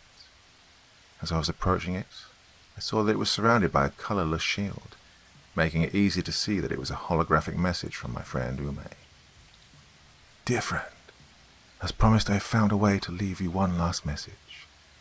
After you left, we managed to kill all of those bastards that day. Even though we were absolutely drained of energy, we managed to do it. I made friends with everyone here. I learned a lot about their technology, and they made me one of their chief physicists. Pretty cool, huh? So anyway, we continued the war for 8 more years. But our numbers were dropping. People were beginning to get sick and die, and so we decided to fly to Earth 3. We barely made it out alive. We left in the year 6001, using some very powerful and fast capsules that sent us directly to Earth 3. I am one of the last ones leaving. What we'll find there, I do not know. I would have liked to see what it's like to go with you to the next and final journey before getting home, but, well, I think I got the better deal right. I'm going to another planet. Can you believe that? What you'll find in your last journey, I do not know, but I want you to return home safe and sound. I know you'll never be able to sleep the same again after what you've seen up to now, but at least it's better in 2018. Things are great in that year, even though there's still some crazy things happening. But at least you don't have to take pills that give you a false state of happiness, or, you don't have to fight giant and ugly mutants, right? Oh, I killed a lot of bats, by the way. Got really good at that, but, well, we lost in the end. Push the button now, Tomodachi. Go back home and drink that glass of wine. You deserve it. I wish I could come back with you, but I can't. Be safe, my friend. All the best. After hearing his voice for one last time, I pushed the button and the portal opened, and I went through, with tears in my eyes. Home, at last, and a glass of red wine in Ume's memory. Part 9. Vitam Aeternam. Even when you get used to seeing, hearing, feeling, and experiencing things that should not be of this world, there can always be some situation or occurrence that can shock you to your very bones. Well, this happened some 3 or 4 years ago, when we were invited to, of course, not in an official capacity, just as regular people, I guess, to a large dinner that took place in what looked like an abandoned castle, surrounded by a thick forest, almost looking like a place where you'd be lured in and then you'd never get out of. Well, of course, at that time I was accompanied by the professor, and, curiously enough, we were the only 2 people invited from our lodge. Now, I say curiously because usually the master is the one that gets the invitation to a certain event, even if it's not an official one. That made me believe that either the master was not welcome there, or that he actually attended some similar dinner in the past. Of course, I wasn't worried about it, but to be honest, I was starting to kind of get bored with these parties in some way, and a bit scared because, you see, the locations in which these banquets usually take place have some sort of ancient evil halo surrounding them. Well, the invitation came from a certain Ivan Negro, of which we found out, after thorough investigation, was the owner of the castle, although he was rarely there. He was residing in Vienna and Budapest, owning two very beautiful old mansions. So he decided to come up to this castle and do a banquet, a feast or a dinner with certain individuals that shared his passions, whether history or numismatics, antique or collecting paintings. Well, we found out that his biggest hobby was to collect chalices. Now, from my information, he had over 10,000 of them from different times in history, including one that was presumably used by Judas Iscariot. We arrived there at around 8 p.m, but we were forced by circumstances to leave our cars at the base of the castle. After that we had to climb up 1,480 steps just to arrive at the main gate. Well, the castle looked to be at least 750 years old, and after we entered into the interior court, we saw some pretty unusual statues looking down on us. The walls were all covered in moss, while the windows were old and creaky, but all the lights were turned on inside the castle. Soon we were greeted by a man who said, "Good evening, sirs, and welcome to Master Ivan's Red Dragon Castle. My name is Sebastian, and I am his servant, his right hand, if you will. The master will arrive in a very short time. He had some errands to run down in the city. The rest of the gentlemen have already arrived, so please enter. Oh, you can leave your coats here." The air suddenly became cold, as though the temperature had dropped 10 degrees Celsius. The inside of the castle was rather odd. There were portraits hanging on the walls, portraits of what seemed to be people from very important families from a few centuries ago, like those counts, lords, duchesses, princes and princesses, kings and queens who were, well, gone forever. However, some of them were fully coloured and their gaze was normal, but others were looking like they'd been screaming in terror, with their faces distorted and covered in tears. The main hall was filled with armours that looked like soldiers guarding the place. A large chandelier was hanging from the middle of the ceiling. Old maces and swords were displayed on the marbled walls, and the dining table already had different chalices waiting to be filled with the best wine varieties. Some of the gentlemen were admiring the paintings, others were inspecting the armours, while I and the professor were waiting eagerly for the dinner to start and to meet the owner of the castle, when suddenly a window opened and through it came a swarm of bats, like they were flying in tandem, one exactly following the other to a precise location. Well, the bats landed and morphed into a man, a thin man dressed in a black suit that sometimes reflected a dark crimson in the lights of the hall. "Greetings and welcome, gentlemen. I am Ivan Negro, and let me welcome you to my citadel, to my exquisite fortress. Thank you for accepting my invitation and coming here tonight. I'll personally greet each and every one of you, but before doing that, let me propose a toast. Sebastian, please fill everyone's glasses with that 45 Musigny Vie Vignes Magnum. I want to propose this toast for each and every one of you. Drink up." Everyone did so, some more scared than others, while the professor and I were almost shaking when he came to us and he said, "I've been waiting to meet you two for quite some time now." The silence of the night whispered me through the wolves' howls and the rustle of the leaves that there are two historians that have a special mission. I know you, and I know what you're trying to do. Young man, come with me. I want to show you something. Come. Well, as I stood my ground as to not be scared so much, I went with him in the study upstairs, where he started saying, "So, what is a young man like you looking to find in that organization that you are a part of? What are you trying to achieve? Be careful what you say. I can sense your heartbeat rising if you lie. You do know who I am, yes?" I think you're a creature of the night. The thing that should not be. A vampire. Now, young man, there is no need for rude words like that. I take it you are a man of culture, a savant, are you not? Now take a look over here at this painting. Do you know what that is?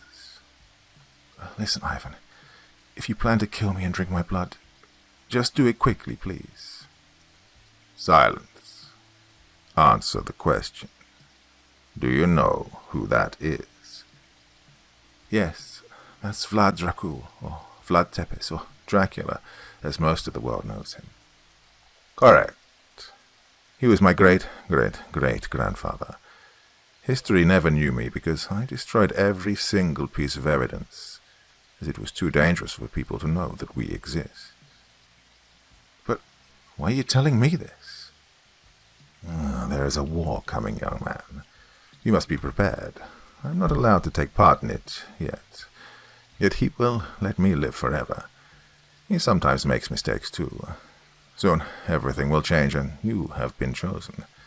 Now, depending on what you answer to my most important question, I will let you live. Or not. Usually at this feast, I am playing with my prey and only let 2 people live. Will those people be you and your mentor? Or will your bones rest eternally under my domain?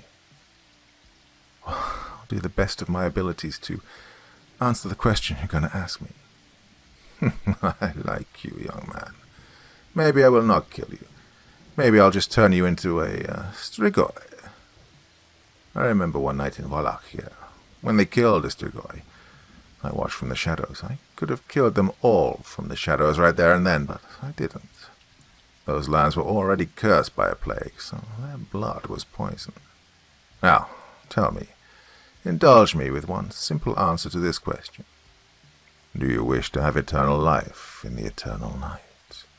Do you desire immortality, to live forever? No, I said.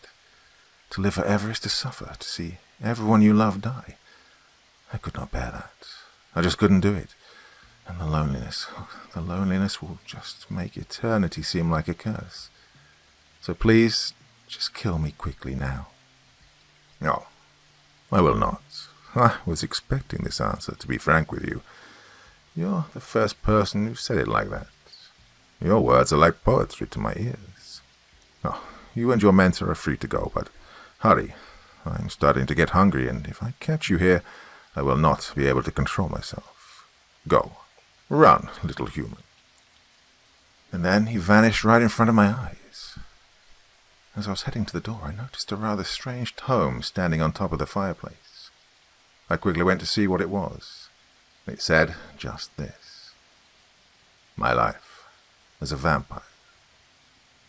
It was, as it has been, left there specifically for me to take. I quickly grabbed it and went downstairs where the men were already drunk.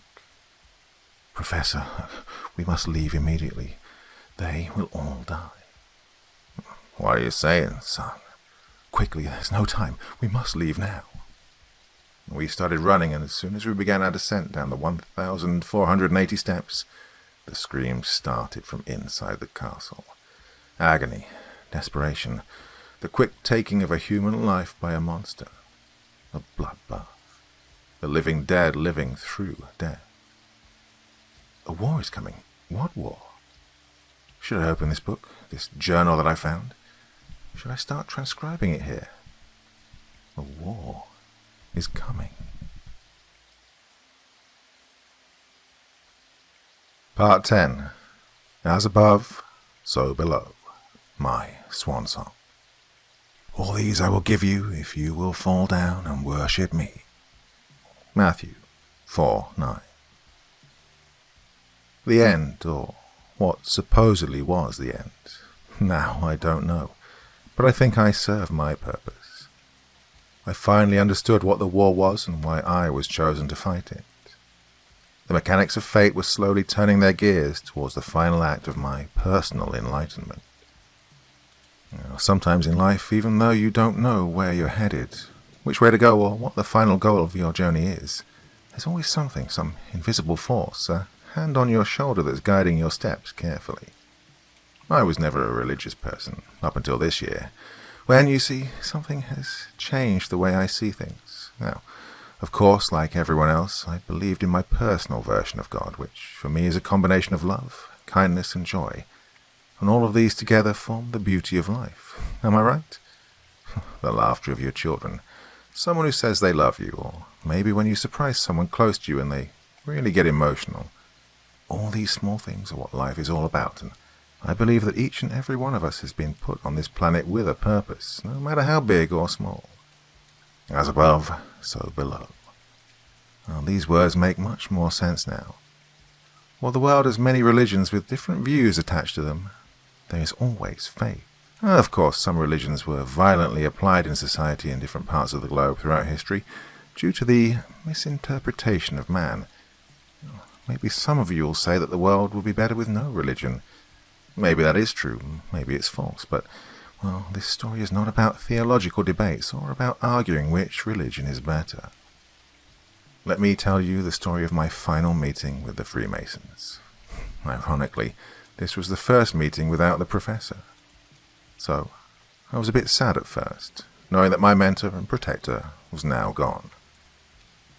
What started as a usual day for me, going to the office, doing research on ancient Eastern European religions, was ironic once again. Just a normal day at the office, after which I went to the meeting with the Freemasons at the lodge. The meeting started, but something strange began happening. One of the walls began shifting to one side, revealing some sort of shrine. An altar, which I'd never seen before, nor did I know existed. Another secret revealed. But what was it for? Act 1. The Blood Oath. The master started chanting something that made no sense to me. It sounded like a demonic language. Now soon after that, the walls began changing and blood was dripping from the cracks. The eye on the main wall moved into a vertical position and started turning an angry shade of red while blinking rapidly. The rest of the brothers raised up from their seats and started advancing towards the shrine, while I was waiting to see what was going on. Each and every one of them was pulling out a knife, and while at the altar, they began cutting the palm of their left hand, and blood started flowing into one of the 3 goblets. Soon after that, when it was my turn to do it, I went to the shrine and I kicked one of the blood goblets, but the blood just went back inside it, crawling slowly. The master of the lodge smashed the wooden hammer on the table and yelled resoundingly, "What are you doing? Have you gone mad? If he sees you, you are dead." And then a diabolical voice started from inside the walls. "He is an impostor. Seize him. Cut his chest wide open. I will rip his heart out of it." And all the brothers started changing into ugly devils. They came towards me and grabbed me, ripping my shirt open so that my chest was on show. It was almost like an opposite initiation ritual, a death ritual, my Masonic downfall. And soon after, their leader showed himself. It was the same goat from my initiation as a Mason, but this time it was real, in flesh, blood, and bones. Their masks had been fully removed, and the puppeteer had shown his true face. Their so-called architect was doing his own bidding inside the lodge, while keeping himself entertained by pulling the strings of his puppets, making them follow his orders, like in a mindless, evil chain dance. So much so that with every move, every single heartbeat, I was acutely feeling it in my throat. I finally thought that I was done for, that my journey will end in defeat. Left alone to my own devices, I called for help in my own head, yelling desperately in my mind for someone to come and save me from the vile, wretched, and repulsive monstrosity. A fiend that was only feeding on fear, pain, and angst. He drinks tears and eats souls, a destroyer of all things beautiful and the greatest deceiver known to humanity. The seducer of man, Satan. Well, he approached me, and while he pointed his index finger at my heart, everything stopped and went dark. I found myself in a place where agonizing screams were echoing throughout an infected air. I saw live skeletons of people who were swimming in hot lava, screaming endlessly while the torture never stopped. I was on what seemed to be some sort of a metallic boat, and with me there was a hooded man. He was guiding the boat to an unknown destination. "Where are we? Where are you taking me?" I asked. "This is hell, and I am the one who leads some of you to what will be a life of eternity, of soul-devouring, agonizing afterlife. You've been trying to destroy the architect's creation, and he is not happy. In fact, he has never been as angry as he is right now. If there's a devil, there's a God as well. He'll save me. I was doing what was right for my world," I said to the guide. "It's too late now. God is dead. No one has heard from him in ages. That is your prison for eternity." He then pointed at some sort of ziggurat that was made from flesh and bones, and on its surface people were spiraling to the top. When getting there, they just jumped right in. "What are they doing?" "They go to the top always thinking that if they get there, they can find salvation. The road is filled with obstacles, so when they get to the zenith, they just jump into a lake of acid where they swim to get to the shores. It takes them 1,000 years to get there. After that, they get out again and repeat the process." "Oh, I refuse to go there," I yelled. And then a familiar voice was calling my name. "Don't give up, son. Fight it. Resist it. Come back up." Act 2. Escaping Hell and Meeting God. I suddenly woke up in the temple, where I saw Satan trying to get inside my chest to take my heart out. "Impossible," Satan said, his destructive eyes staring at me in disbelief. And then a sort of divine power overtook me. I felt sensations unknown to man. I saw bright lights, heard music that instantly sounded out of this world, melodies and notes that I never knew existed. From beyond I heard and saw the professor for one last time. "Son, I was with you the entire time, even if I left you alone for a little bit. Back there I was just your professor and mentor. But here I'm everything that is. Omnipresent, omniscient, omnipotent. I rescued you, and I know you'll see things differently now. Let us send them back to where they belong and destroy them once and for all. I wanted you here, not because I needed your help, but because I wanted a man with a pure heart to experience something divine. I'll be watching over you. So long." Came back to the temple, and from my eyes, mouth, and body, bright lights started shooting into those vile demons. They were consumed by the light, and finally they were cast down to their place of suffering and eternal roaming. When I came back to it, gasping for air, I said, with tears of joy flowing down my cheeks in rivers, "Thank you, God." The sun was shining bright in the cloudless sky. It was an unusually warm winter day. Parents were playing with their kids in the park, laughing and giggling happily. I started walking home, smiling and waving at the sky. I had been given hope. Life is beautiful.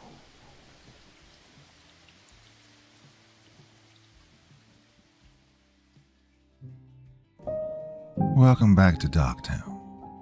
Population unknown, but decreasing with every passing story. Tonight we take another journey together through this ostensibly normal, everyday American Midwest city to witness death in Darktown.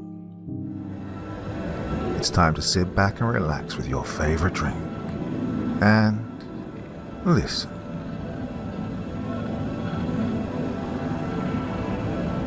In our first visit to Darktown this evening, an empty house, a mysterious break-in, and a father who can't let it go.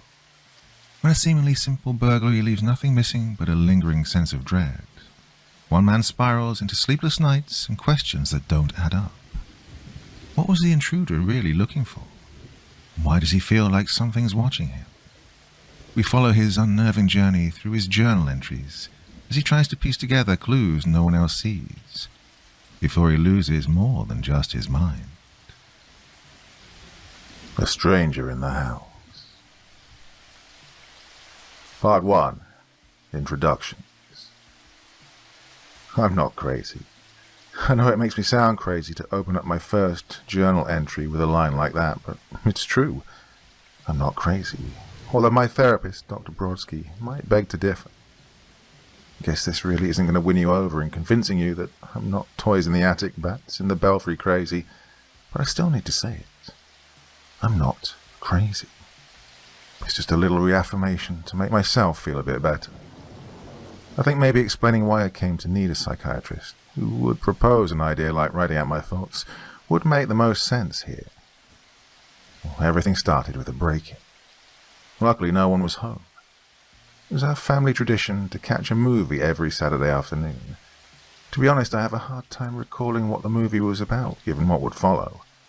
It was some animated film about a boy with magical powers fighting against the Moon Emperor. The kids saw it as a kiddie film, but slowly changed their minds midway through once the action picked up. Well, the missus always tells me that I should stop treating them like children, but I'm not ready to do that just yet, given my childhood. Anyways, we got home from the AMC to find the front door kicked in. I had my family stay in the car and get on the phone with the police while I investigated. I opened that garage and took the closest thing I could find to a weapon, which happened to be a Mondo bat. Well, I silently cursed the fact that we didn't have any actual bats after the T-ball incident a few years ago. Well, a few years ago, Jason tried to get Tommy to hold a ball in his palm for him to tee off with. One trip to the emergency room later to get his luckily unbroken hand iced, and real bats were taken off the toy list. Well, I hefted the plastic toy and prayed silently that the fact we painted it black to give the appearance of an actual bat would be enough to discourage any intruder as I searched the house. Well, the kitchen looked like a tornado had rolled through. They'd swept items off the shelves and onto the floor. A bag of flour had burst and they tracked it all over the kitchen. I followed the white powdered boot marks up the stairs towards our bedroom. My fingers were so tightly wrapped around the bat now that my knuckles were white. The door to our room was wide open. I stepped inside and saw that all of our clothes had been pulled out of the dresser and littered the floor. My billfold was still resting on top of the dresser. I peeked in the closet, half expecting to see the intruder in the shadows and covered in flour with a sinister smirk across his face. There was no one there. I cleared the room and continued to follow the flour track. The tracks were fading now as most of the powder was coming off in their boot prints, but I could still see the direction they were heading in. They were leading towards the kids' room.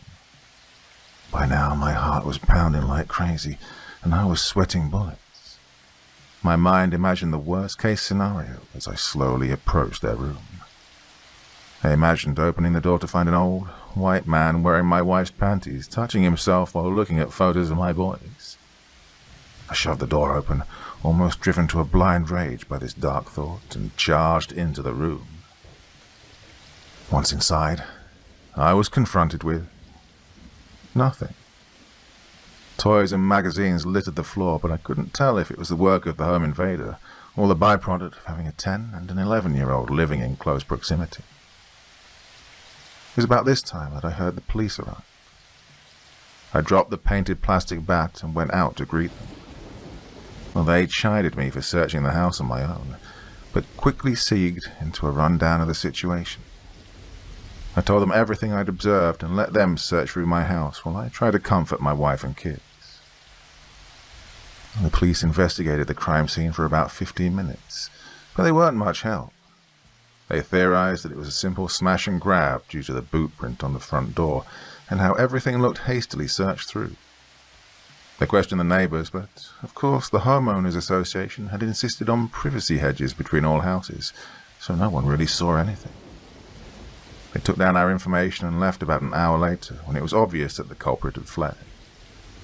They told us that they collected evidence, taken photographs as well as statements, and they promised to get back in touch when more evidence was uncovered. But we didn't hear anything back from them. Well, I would have written everything off, were it not for a few things.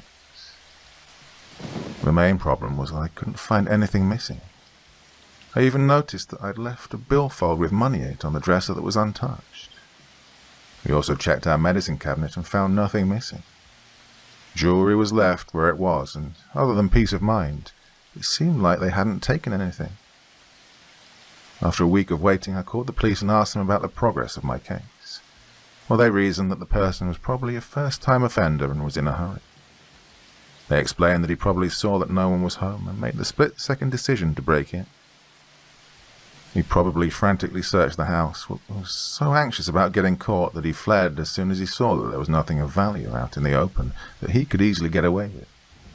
Well, their explanation worked for a while, but eventually the inconsistencies started to bleed through. There were some things that just didn't make sense to me.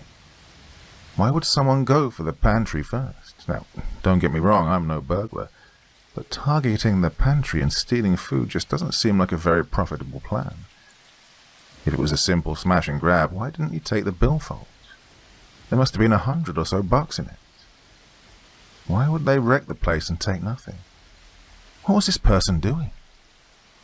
I think this, in combination with the stress at work and home, was enough to push me over the edge. It started with a few sleepless nights. Anna, Jason, and Tommy spent the first night at a motel to try and help the kids come to terms with what was happening, while I opted to clean up the house in preparation for their return. Given that the police had collected all the evidence and taken pictures, I felt justified in trying to restore the disheveled home. I put everything that was salvageable back on the shelves and in the drawers, vacuumed the floors, and called maintenance in regards to replacing the door and changing the locks. While I was doing all of this, I took a few photos of my own, just in case the homeowner's insurance would balk at the idea of actually refunding it. I got very little sleep that night, as I was busy cleaning up the mess and trying to remove any trace of the burglar's existence from my kids. A reason that the previous few nights I was unable to really sleep were due to the stress of managing a locksmith, a repairman, and a cleaning service for any things I might have missed. Anna and the kids went to an amusement park that Sunday while I juggled all of these things. Jason and Tommy were seemingly unfazed by the event and went to bed without an issue. I, on the other hand, couldn't sleep. I was tired but still on edge. Every creak and groan of the house setting off alarm bells. Oh, Hannah managed to fall asleep, but my constant getting up and checking everything probably woke her a few times. It wasn't until the third sleepless night that Anna suggested I go see someone. At first I tried to explain that I was doing fine, but she persisted. It wasn't until she showed me my baggy eyes, tired face, and sullen expression in a mirror that I relented. I didn't want to worry my kids any more than I had. And this is how I first came to meet with Dr. Brodsky and have a few sessions. It's also why I'm writing all of these thoughts down now. We talked about what was going on with me, and she advised putting everything into words. At our first session, she said I have a tendency to compartmentalize these things, and that I need some sort of outlet. Well, I guess that's why you're holding this in your hands now. I always enjoyed writing and found it to be a relaxing way to deal with everything. I'll probably spend a little more time writing out some of my thoughts while I have some time off work. After hearing about my ordeal with the break-in, my boss even gave me a few days off to get my act together and repair the house. Now, with that lengthy setting of the stage, I think I'm ready to try and come to terms with everything and record my progress. Wednesday, August 17th, 2016. Went back to work today. Besides some initial awkwardness where people tried to get the full story about my absence, I was able to take my mind off of everything for a bit. While I could never make a career out of my writing, I did the next best thing. I found working at an advertising agency pushes me to be creative and use my brain. I slept a little better today. I'm still not getting a full night's sleep, but I did manage to drift off a few times. Saturday, August 20th, 2016. It's hard to believe that it's been a week since the break-in. The second session with Dr. Brodsky went well. I told her that I'd taken to keeping a journal as per her suggestion, and she seemed to encourage the idea. I asked her if she wanted to read any of it, and she told me that it was best to keep it personal so I wouldn't feel pressured to put on a strong front. I mentioned to her that I sometimes still think about the incident, and she said that was normal. She said it's a normal coping method to remember and try to come to terms with the trauma. I asked her to write me a note saying that I was normal for my wife to read, and we had a bit of a laugh. Life at home's back to normal. The kids are running around, and Anna is busy cooking up some spaghetti and meatballs right now while I write this. We didn't get to go to the movies on account of my therapy sessions, but there really isn't much playing right now that would be suitable for the kids anyway. Thursday, August 25th, 2016. Work was a bit of a pain today. We have an upcoming project that needs to be cleared by Friday, and everyone's running around trying to make ends meet. It's my job to get the ad properly formatted and set up. I must have spent an hour trying to make everything look perfect before I accidentally closed out of the program and lost all my hard work. Well, I swore up a storm and had to stay a bit over while I redid all my work so we could meet the deadline.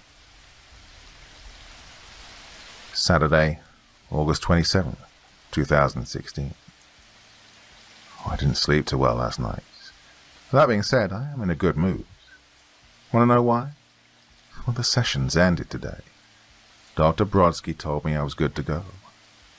I was a little worried about my fitful night last night, but she explained it away by saying something along the lines of, "You're becoming healthy, that's all. You'll be healthier still this time tomorrow. I think that you're on the right course here, and while I'd love to keep charging you for a low-stress chat, I don't want to add more stress on your bank accounts. You're going to be fine. Just keep on the road to recovery." I left the office feeling better than I had since this craziness first started. I've decided to keep writing for a bit to chronicle my progress. I want to look back on this in a few weeks and reflect on how far I've come. Since it was the last day of my sessions, I couldn't get to the movies again today. And I had some quality bonding time with the boys. I asked them what they saw, but they just shared a look and said it was a secret.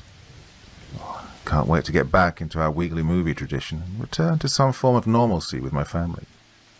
To be honest, that little side glance and knowing smile they shared made me feel like I was being left out.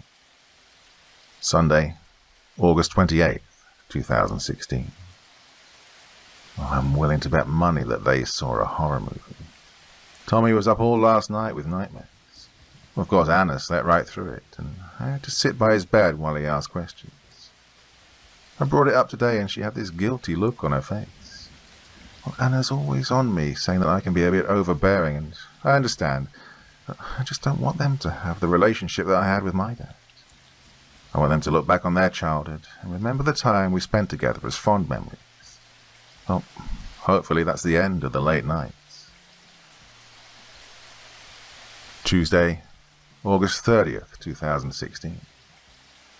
Work continues to be a bitch. Compound that with Tommy's frequent nightmares and you have a recipe for a bad time. I woke up Anna to deal with it for the first time, but I had to go to the second time when he started calling for me. Anna had forgotten to close the door as usual. Tommy could never get to sleep with it open after watching an old episode of Goosebumps where a kid who was visiting his grandparents found that they'd imprisoned a monster in one of their closets. Well, the nightlight helped a little, but the closet always had to be closed if he was to get to sleep. As I was tucking him back in, he asked me a very odd question. Why would someone break into our house? I was taken a bit aback, as he hadn't really brought it up since the initial excitement had worn off, but I tried to answer it as best I could. I explained that he was probably looking for money, and when he saw that we didn't have any, he left. Tommy asked if he was gone for good, and I said he was. I also promised him that if he did return, that I would spank his butt and send him running home. That got a bit of a smile out of him, and I managed to get him back in bed by about 4 a.m. I got back in bed shortly after, but I wasn't able to drift off again. Of course, that got me thinking about the break-in again, and as I wasn't getting back to sleep that night, I decided to scroll through the photos I'd taken. Staring at the photos, I noticed something new that I hadn't seen that first night. In the photo I took with the flower, there was something odd. It looked like the person had intentionally knocked over the bag and then deliberately stepped in the 1-foot wide spill with both feet. If he was in such a hurry, why would he do that? It didn't make much sense, and it got me thinking. Saturday, September 3rd, 2016. 3 weeks since the smash and grab. Had another rough night last night. On the plus side, Tommy's nightmares seem to have passed. On the downside, I'm dealing with a bit of a head cold. In September, if you can believe it. I couldn't get to sleep. I opted to stay in while Anne took the kids to another movie. This time I insisted that it had to be PG. Well, I know it isn't healthy to dwell on it so much, but the more I think about it, the more inconsistencies I'm noticing. The burglar had to have known that we'd be out for our family movie night. I didn't recall seeing anyone outside the house when we left that day, so that means that he likely known that we were going to be out at a certain time. How did he know our pattern? How long did he watch our house? Oh, maybe if I dig into it a little more, I can make sense of everything. Sunday, September 4th, 2016. 22 days since the break-in. Still having trouble sleeping. I told Anne that it's just stress from work, and I think she believes me.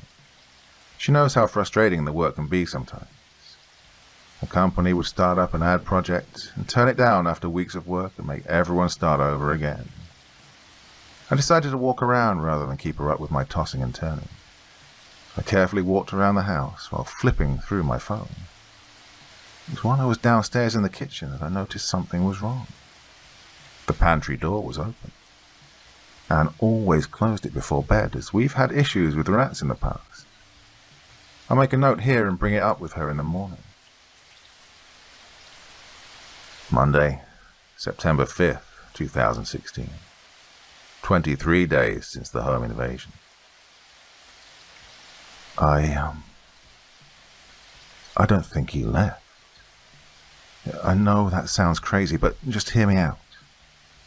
Anne said that she remembered closing the pantry door before bed, and this morning one of my cereal boxes was almost empty. I poured out Fruit Loop dust into my bowl and asked if anyone had had any recently. Well, no one copped to it. I told myself that it was my mind playing tricks on me, but tonight another piece was added to the growing evidence pile. I was walking around the house as part of my daily routine now, and I decided to check on the kids. I cracked the door open and looked into their room. The first thing I noticed was that the room was cold. It was like 10 degrees colder than the rest of the house. I opened the door and spotted the issue right away. Their window was wide open, and on top of that, the closet door was fully ajar. I know I shouldn't have, but I had to know. I woke Tommy and Jason up and asked them if they'd left the window open. Through groggy eyes, they told me that neither of them had done that. I pressed the issue more and said that I wouldn't be mad if one of them had, but they both said that they hadn't done that. I grilled Jason and Tommy for a few more minutes before I realized I was scaring them. I told them to go to bed and forget about this. Well, they looked at me weird, but decided to follow my directions. I took a peek into the closet before I left and saw nothing but darkness. I closed it and the window before leaving their room. I didn't sleep at all. It feels like I haven't slept for so long. Tuesday, September 6th, 2016. 24 days since the home invasion. Now that I look closer, all the signs are there. I was an idiot to overlook them. The missing food just brought everything to my attention. The person broke in and tried to stage it to look like a smash and grab, but the truth is they never left. They're somewhere in the house. I see that now. And now I'm noticing things have been moved around. It's all small stuff, like a chair pulled out of the table or kitchen utensils put in the wrong drawer. Well, they're small things you wouldn't really register until you thought about them. The more I look at the photos I took, the more signs of them I see. They likely walked through the flowers so we'd be able to track their movements and search the whole house. They'd hidden so cleverly that we couldn't find them, and since we and the police fully searched the house, they assumed we'd feel safe that they'd already left. I checked the crawl space and the attic under the pretense of getting ready for Halloween. I didn't see any sign of him, but I expected as much. And this person is clever and cautious. He wouldn't slip up. I can't let the wife or my boys know that someone may be in the house with us. I have to protect them from this. Who's to say this person doesn't have some way of listening in on us? And if he knows I'm going to the police, what's to stop him from snapping and murdering us all? He may decide that he's tired of sneaking around and kill us all to evade capture. I have to outthink him. I need to catch him in the act or find some way to drive him from the house. Anna caught me looking at the photos again, but I told her that I was trying to figure out how to delete them. She offered to show me, and I jerked the phone away from her.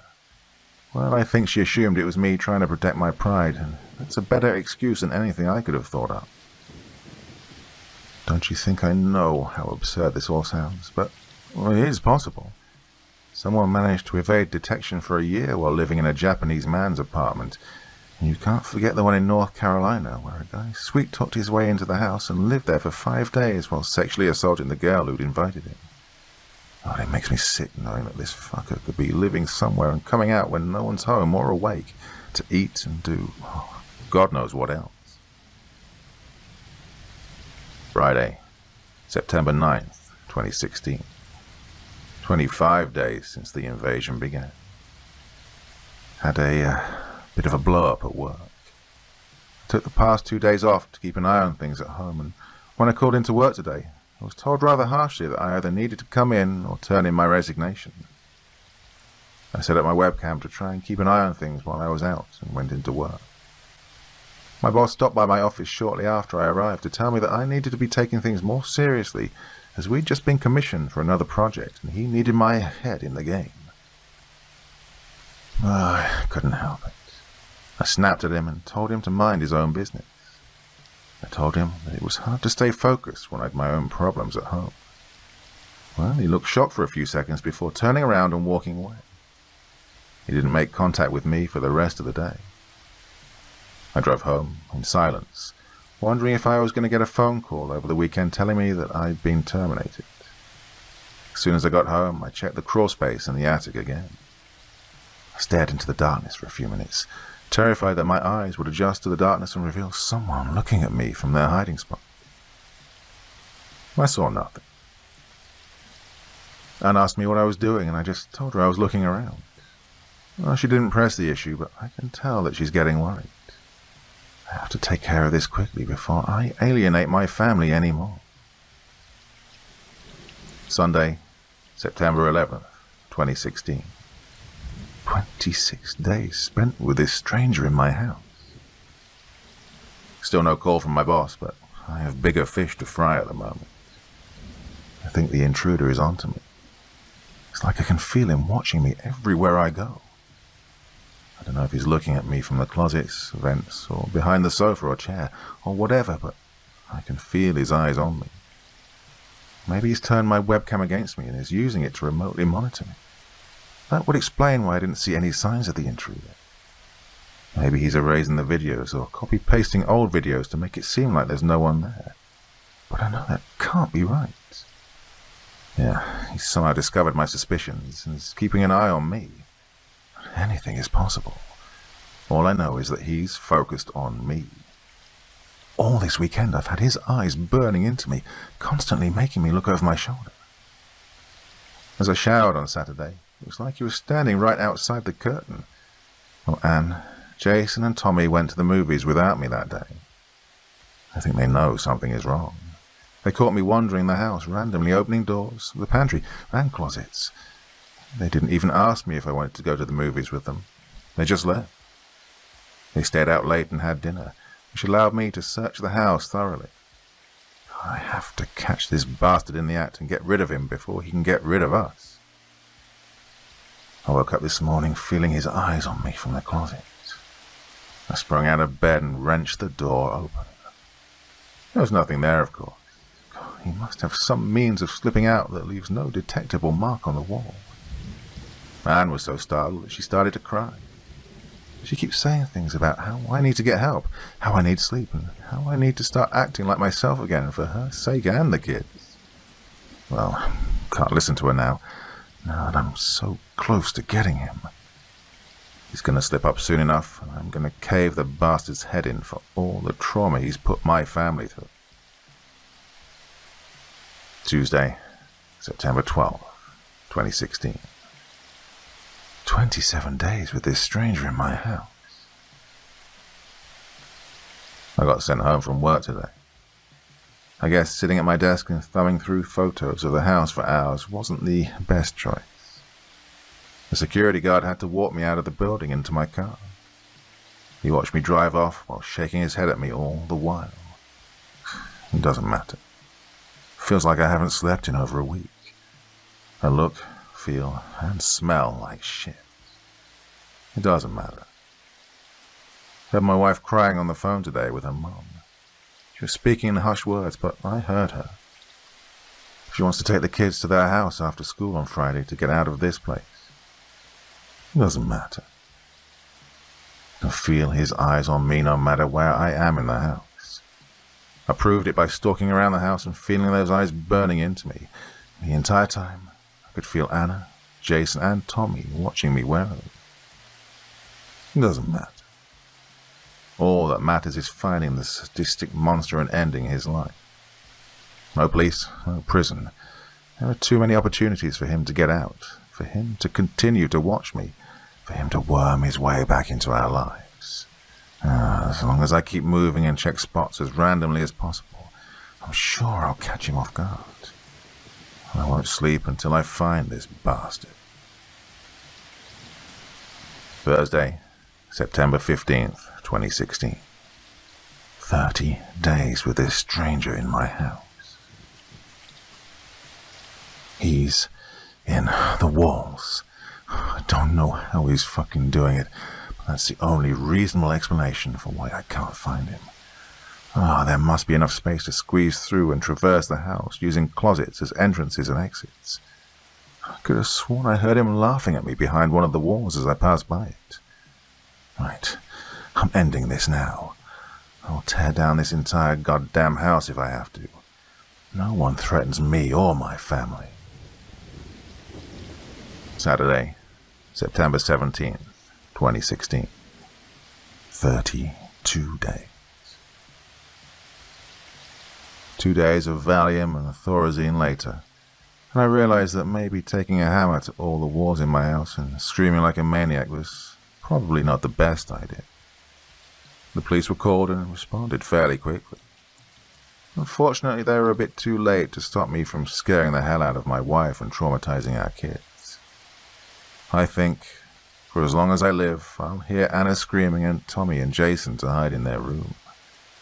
She, of course, tried to stop me from entering their room with the hammer, but it was too late for me to listen to reason. I had to make sure he wasn't hiding behind their walls. In the haze of my delirium, I remember shoving her out of the way and seeing my kids shrieking and running from me. I think that memory is going to stick with me until the end of my life. Well, paranoid schizophrenia, or bipolar disorder, that was latent but triggered by stress. That's their current prognosis. They say they need a few more sessions to provide proper evaluation. Well, they have all the time in the world, as I don't think I'll be leaving here anytime soon. I asked if I could keep writing down my thoughts, and they tell me that I should be sharing those feelings with them rather than hiding them away in a journal. I think the only reason they're letting me write this last entry is so they can look through it themselves and try to figure out what the hell went wrong. The psychiatrist says that with a steady medical regimen, healthy diet, and a relatively low-stress environment, I may be able to lead a normal life. Well, I ask if she thinks I can convince my family to return home with me. She says that it's possible as long as I am serious about my rehabilitation and treatment. She's lying. I don't feel much like writing anymore. I just had my last scheduled dosage of Valium for the day, and it makes me tired. There was a stranger in my house. I can't deny that. I just didn't realize who the stranger was. I drove my own family away. I single-handedly managed to alienate my wife and thoroughly traumatize my kids in the space of a month with my insanity. I tried to protect my kids from everything and then expose them to the worst danger imaginable. An unhinged father. Well, in the end, I guess I was worse than my own father. He only ended up being a deadbeat. I became something much more frightening to them. We should have been at the movies today, as per our tradition. Watching something, anything. laughing and talking about the movie on the way back to the car. Instead, I'm here, and they're gone. Likely for good. In the few days of clarity haze that my treatment has given me, I've come to these conclusions.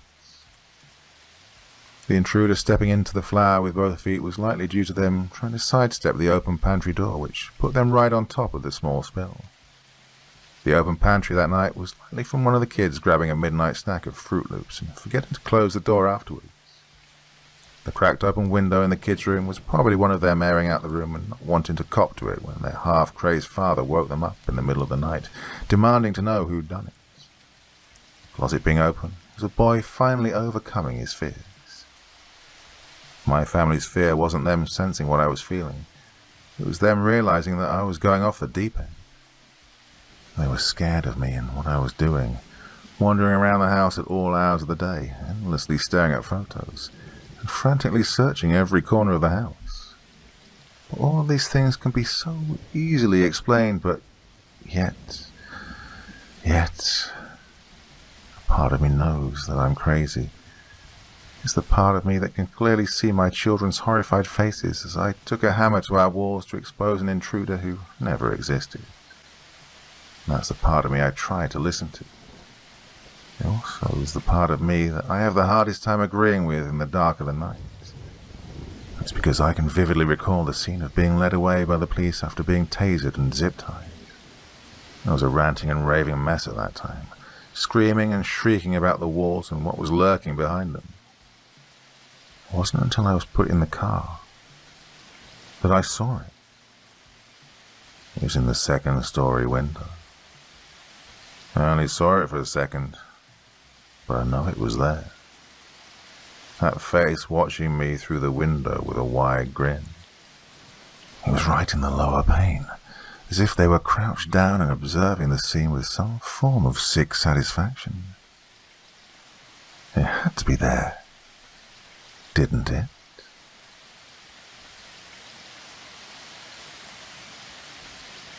Our next tale leads us on a road leaving Darktown. She's inherited a map, a legacy, and a destiny that leads down a road without end. Following the footsteps of her ancestors, a lone traveller retraces an ancient, mysterious path through ghostly landscapes, the hanging woods, a burnt village with a forgotten god, and a sea of salt where life itself is extinct.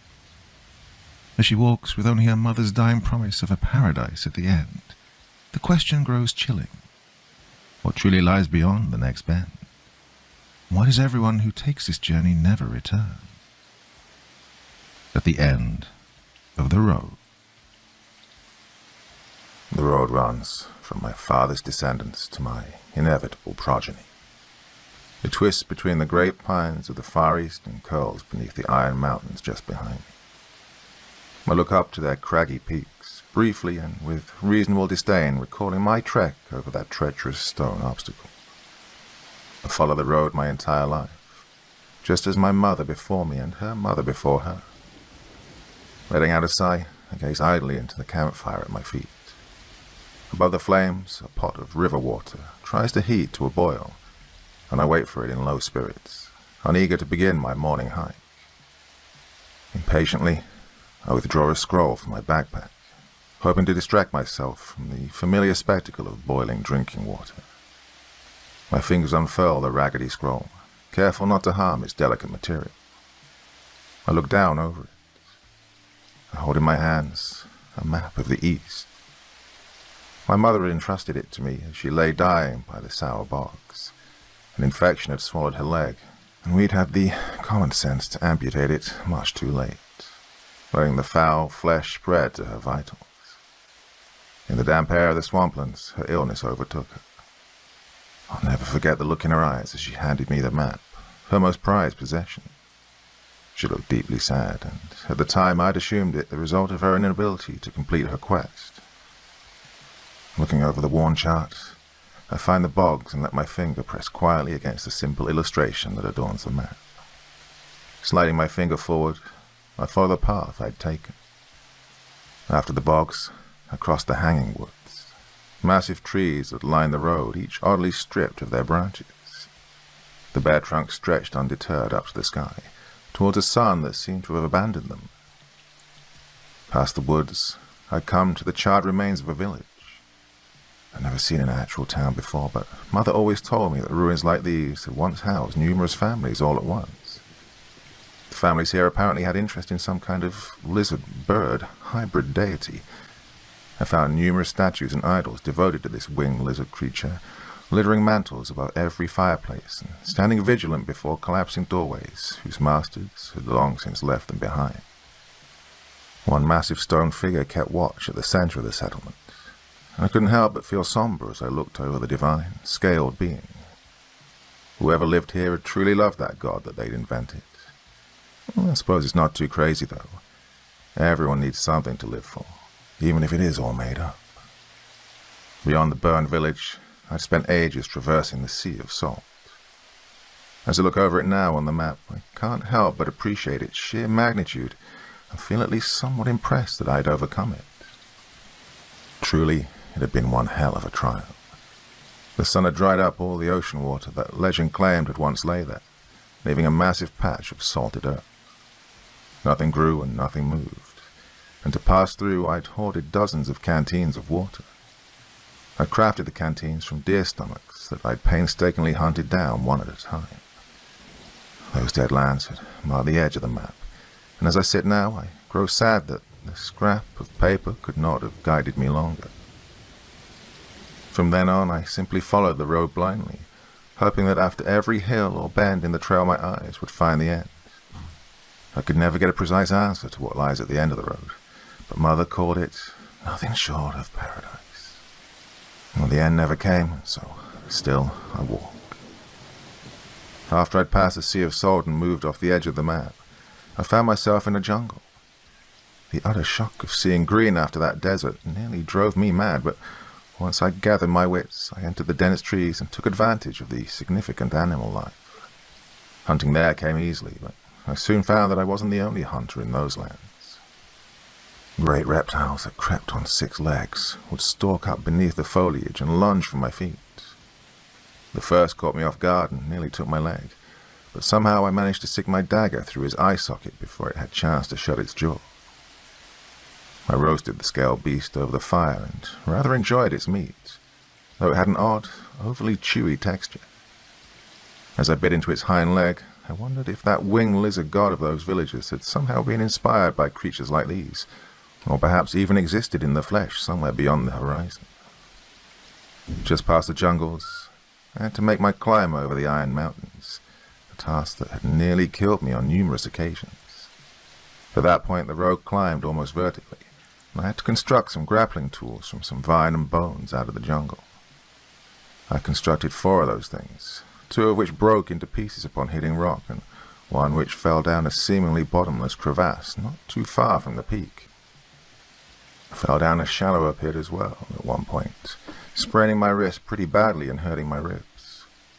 All the skin beneath my left breast is still discolored and bruised from the rough landing. As I recall this last step of my journey, steam rises gently from the pot. I tuck the map away in my pack and pull the pot off the fire. After letting it cool, I drink down as much of the water as I can stomach.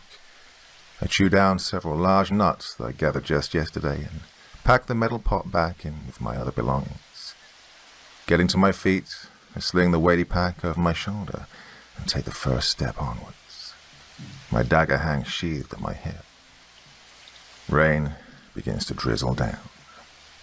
Sighing, I cast a patched-up hood over my head. I'd seen the storm resting on the southern sky the night before, but had hoped it would have held out until tonight. Regardless of the weather, the walk is going to be a monotonous slog. After the Iron Mountains, the ground levels out into flatlands that stretch out indefinitely far in every direction. I strain my eyes in an attempt to establish where on the horizon the earth meets the sky, but I fail, finding an endless wall of grey greeting me. The rain progresses into a downpour and the wind picks up in severe gusts.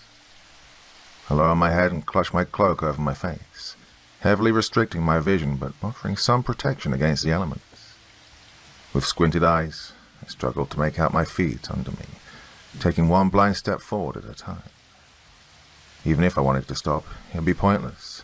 With the flatlands all around, there'd be no place to take shelter. To pass the time, I sing gently to myself. The words have carved themselves into my memories, a lullaby my mother used to softly lend to me. Don't go in the river. Heaven knows where it goes. It could lead anywhere at all, but will never flow back home. All along the waters, the spirits sing and moan that the river flows forever, but never flows back home. I sing it over and over, a quiet mantra to keep me sane. Until Mother had died and left me alone, I'd never realized how valuable something as simple as a song could be. In time, the rain slows again, lowering again into a drizzle. Losing my hood and finishing the song, I lift my head to survey the way forward. A figure stands ahead. I freeze in surprise, staring in alarm. The silhouette stands fairly far away, mostly obscured by the steady rain. At first, I consider the possibility that it could be a tree or even a rock formation, but I soon notice faint movements, as though the thing is slowly approaching me.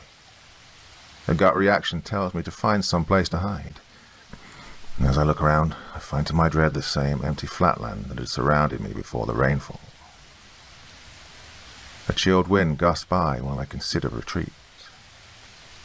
I could turn back or even make a run for it, but then again, that would waste a lot of energy and erase some of the progress I had already made. Besides, the stranger could always chase me down if I try to make a getaway. It can clearly see me if I can see it. Running in any other direction would yield the same problem as well as risk losing sight of the road. With no other choice, I resume my steps forward. Looking ahead to the mysterious figure, I let my hand drop to my dagger. I wonder what sex the stranger belongs to. I've never actually seen a man, but Mother had warned me about them. From this distance, I struggle to tell the build of the stranger, unable even to determine a vague estimate for her height. The wind lets out a howl as the stranger and I maintain our steady approach. I find my grip tightening over my dagger's hilt and can't help but notice that the stranger holds some kind of long instrument at its side. After a few more paces forward, I realize that the item is in fact a spear. In response, I draw the dagger and hold it at the ready. At about 20 steps apart, we stop. Neither of us speaks, standing out in the rain. It wears a heavy coat and mask, hiding away any features I could use to learn more about it. My eyes lower to the jagged spear hanging from its grip.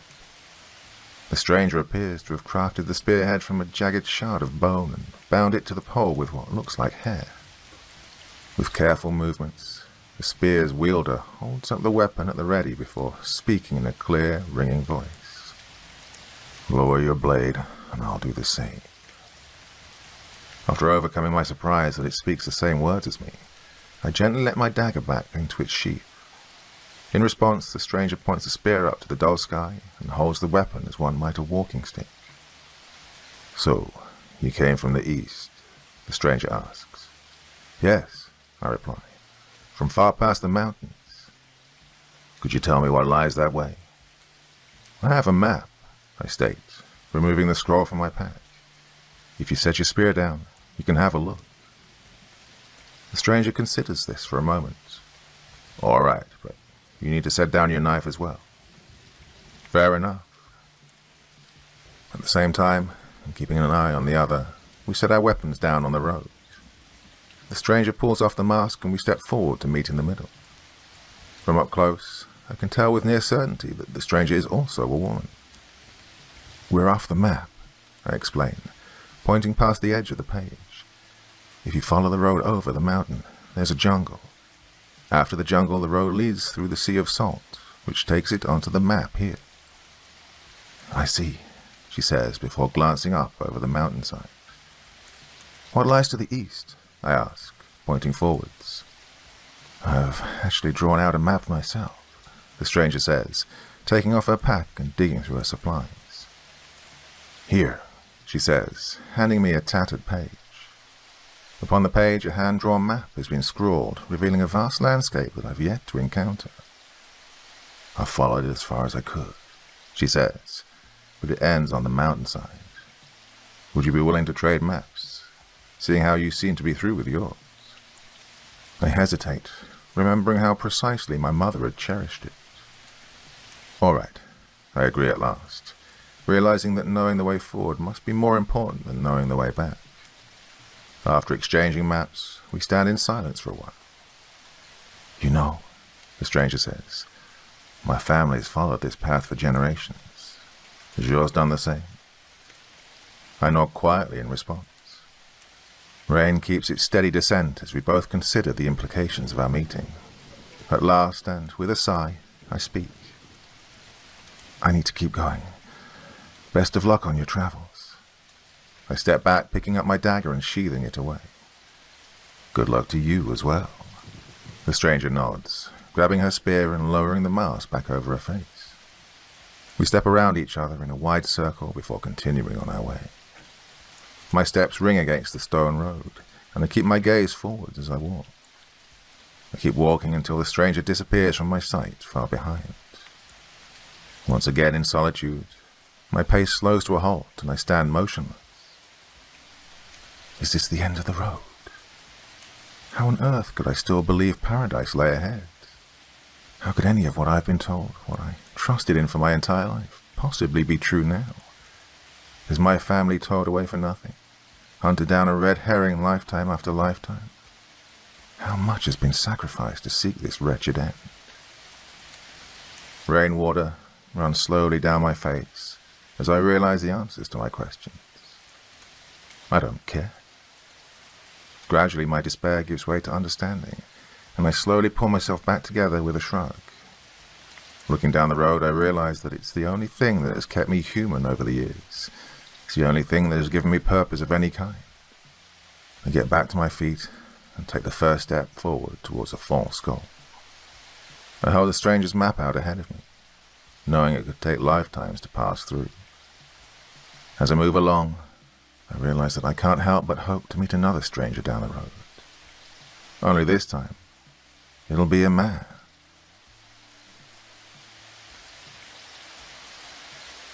It was supposed to be a routine stop for gas, until Justin found himself in the crosshairs of a deadly gang. A single wrong glance, and suddenly he's locked in a terrifying game of cat and mouse through the dimly lit backstreets of the city. As they close in, there's nowhere to run, no cops in sight, and every turn leads him deeper into danger. Will Justin escape, or is this late-night drive his last in Darktown? Avoid the abandoned plants down by the river. Today, Justin sat in the back of the large employee conference room, one of those with the panels that can be emplaced or removed to make the room larger or smaller as needed. It was medium for the current presentation. The training session was mandatory, but only so many drones could be released from their cubicles and still have enough left to complete the mindless daily tasks of their existences.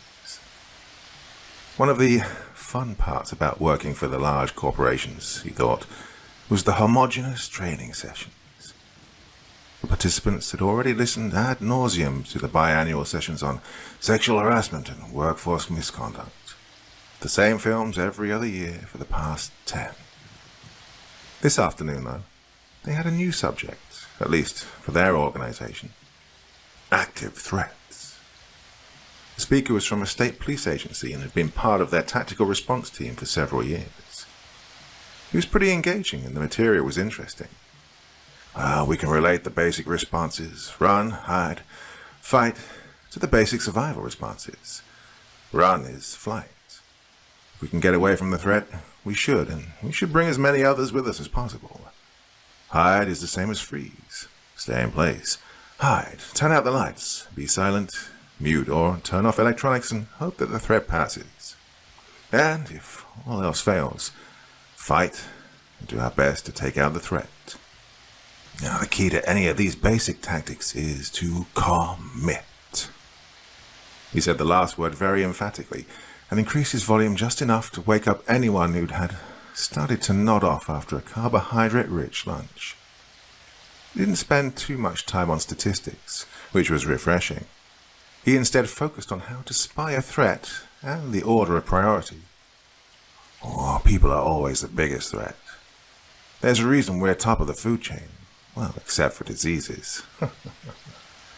Yes, laughter there. He went on about other ways to be prepared. Work together to figure out plans for what to do in your workspace, including break rooms, and consider what threats may arise and whether they are imminent. If something is out of the ordinary, say something. Above all, be alert and look alert. That was good stuff, and relative to recent news events, but something about sitting in a chair, listening to other people speak, was very draining. When the session wrapped for the day, Justin was exhausted and ready to go home. The classes had lasted for the full day, so it was 5 p.m. and the rush was on to get out of the city and back to the burbs. It had snowed the night before, and although the roads were clear, there were already patches of ice in the shadows cast by downtown structures. Naturally, some goofball had to cause a crash while most drivers are still well inside the city. He was stuck for a good half hour before he was able to get onto an exit, and then for another 10 minutes before he could attempt a different route. The GPS on his phone was slow, but hey, have a good day, and the drive home was bound to present some level of misery. He'd hoped to wait until he got closer to home to refill the fuel tank, but the 40 minutes he'd sat in traffic had drained more of his tank than he'd planned. Well, he knew he'd have to pay more in the urban neighborhoods, but he had little choice. He turned on a street that ran in the general direction he needed to go and saw the yellow glow of cheap outdoor lighting at a corner convenience store. It was already dark, so he couldn't see much of the area, but knew it was only marginally sketchy, or had been a few years past when he'd last had to dodge a crash on the same stretch of freeway. Justin truly hated driving inside the city, off the freeways. The constant traffic lights and stop signs made it a dangerous labyrinth of cross-traffic and insane drivers.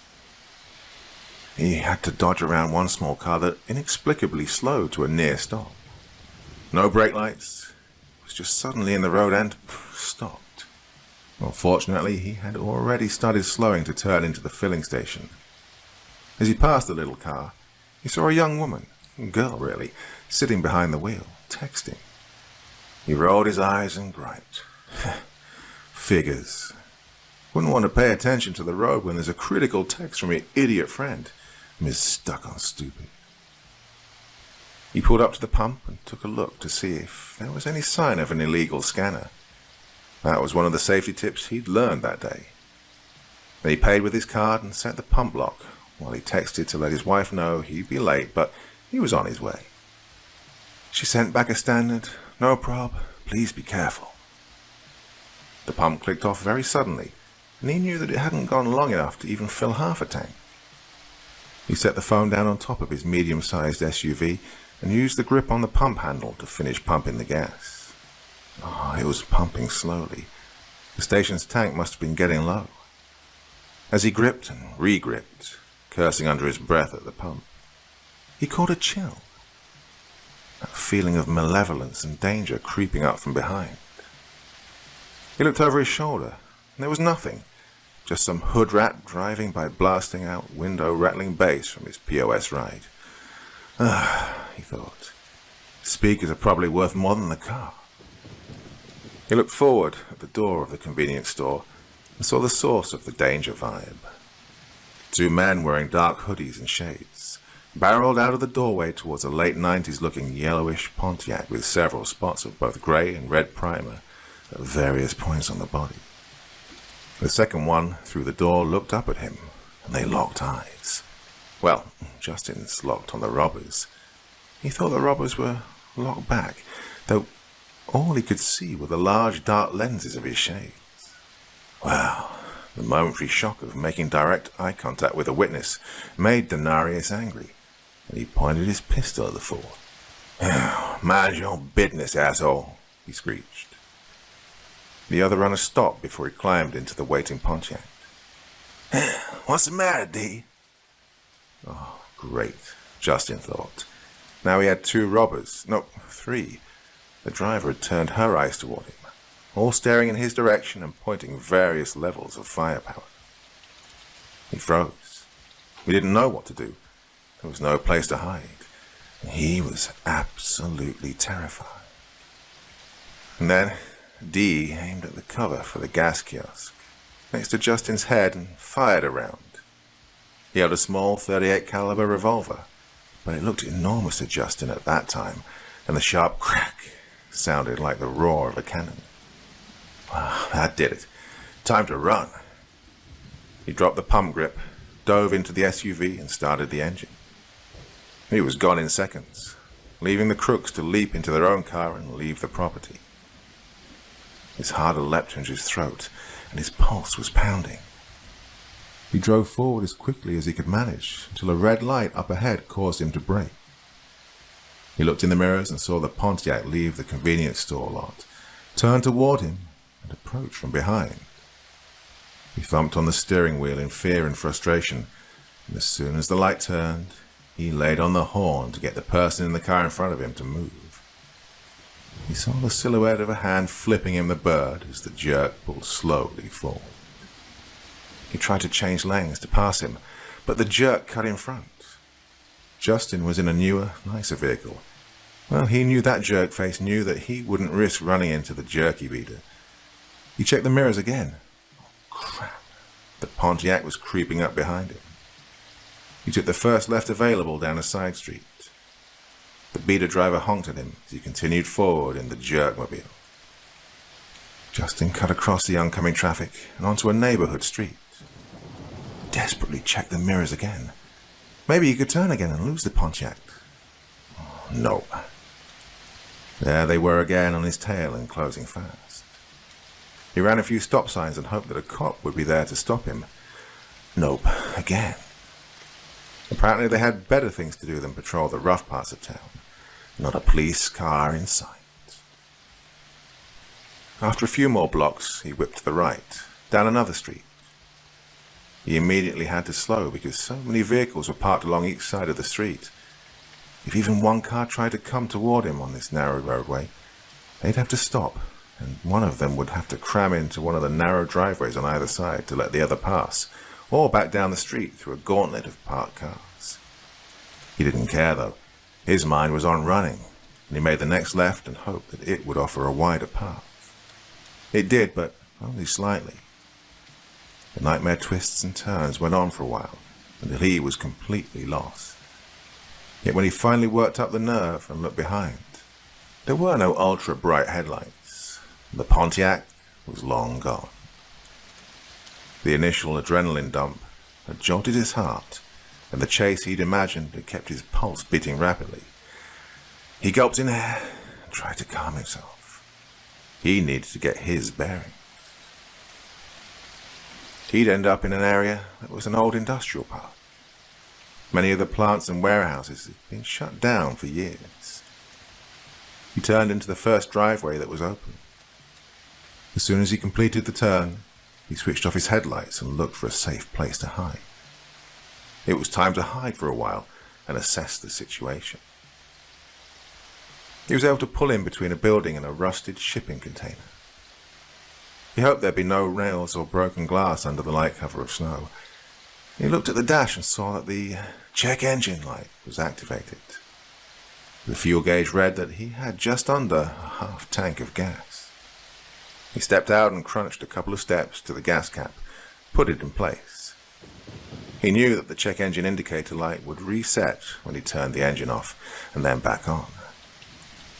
He chanced to peek around the shipping container and saw no one on the dark roadway that weaved through the plants and warehouses near the river. He decided he had time to make a call. "Oh, crap. Dang it, crap," he shouted as he realized that he'd left his phone on the roof of the SUV at the gas station. He stomped around behind his vehicle for a while, cursing himself in frustration. That phone was gone. It likely lay crushed on some street in the hood.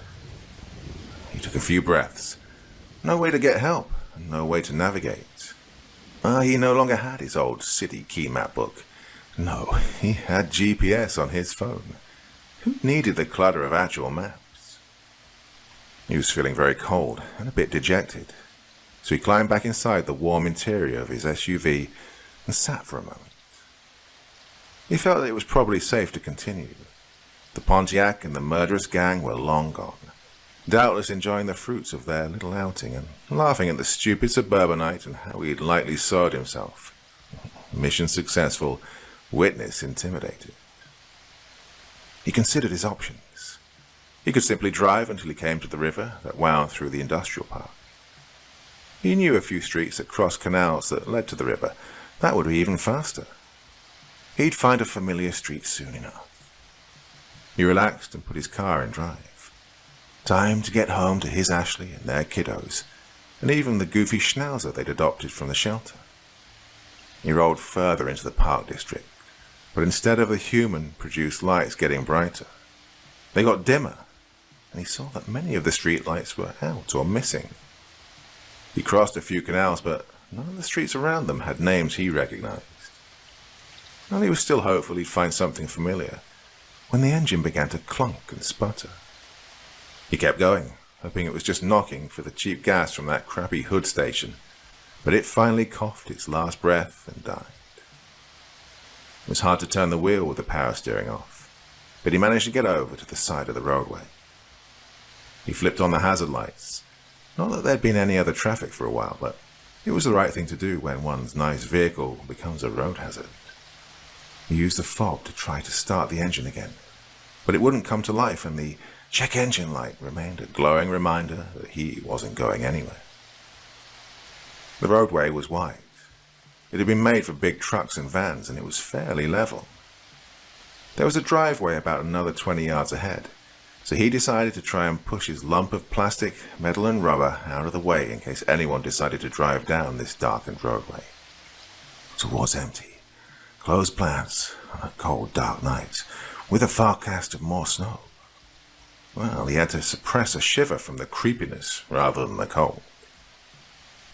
The electronics still worked, so he was able to get the steering wheel unlocked, and after a grunting, straining start, got the thing moving and made an awkward turn into the next lot. He managed to get the SUV into a space beside the gateway. Fortunately, the gate consisted of a chain currently snaked on the ground across the driveway.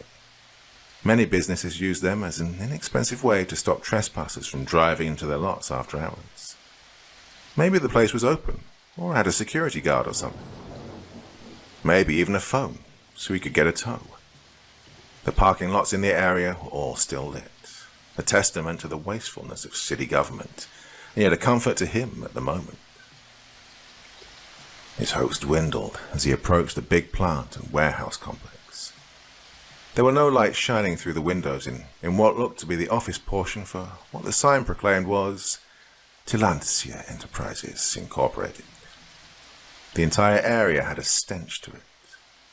It was on the downwind side of the city for a reason. He approached the windows anyway and looked inside. Just some scraps of paper and some ancient-looking furniture. He decided to get a better view of the area and walked toward the other end of the large building that faced the roadway. As he looked around the corner toward the back, he could barely see anything.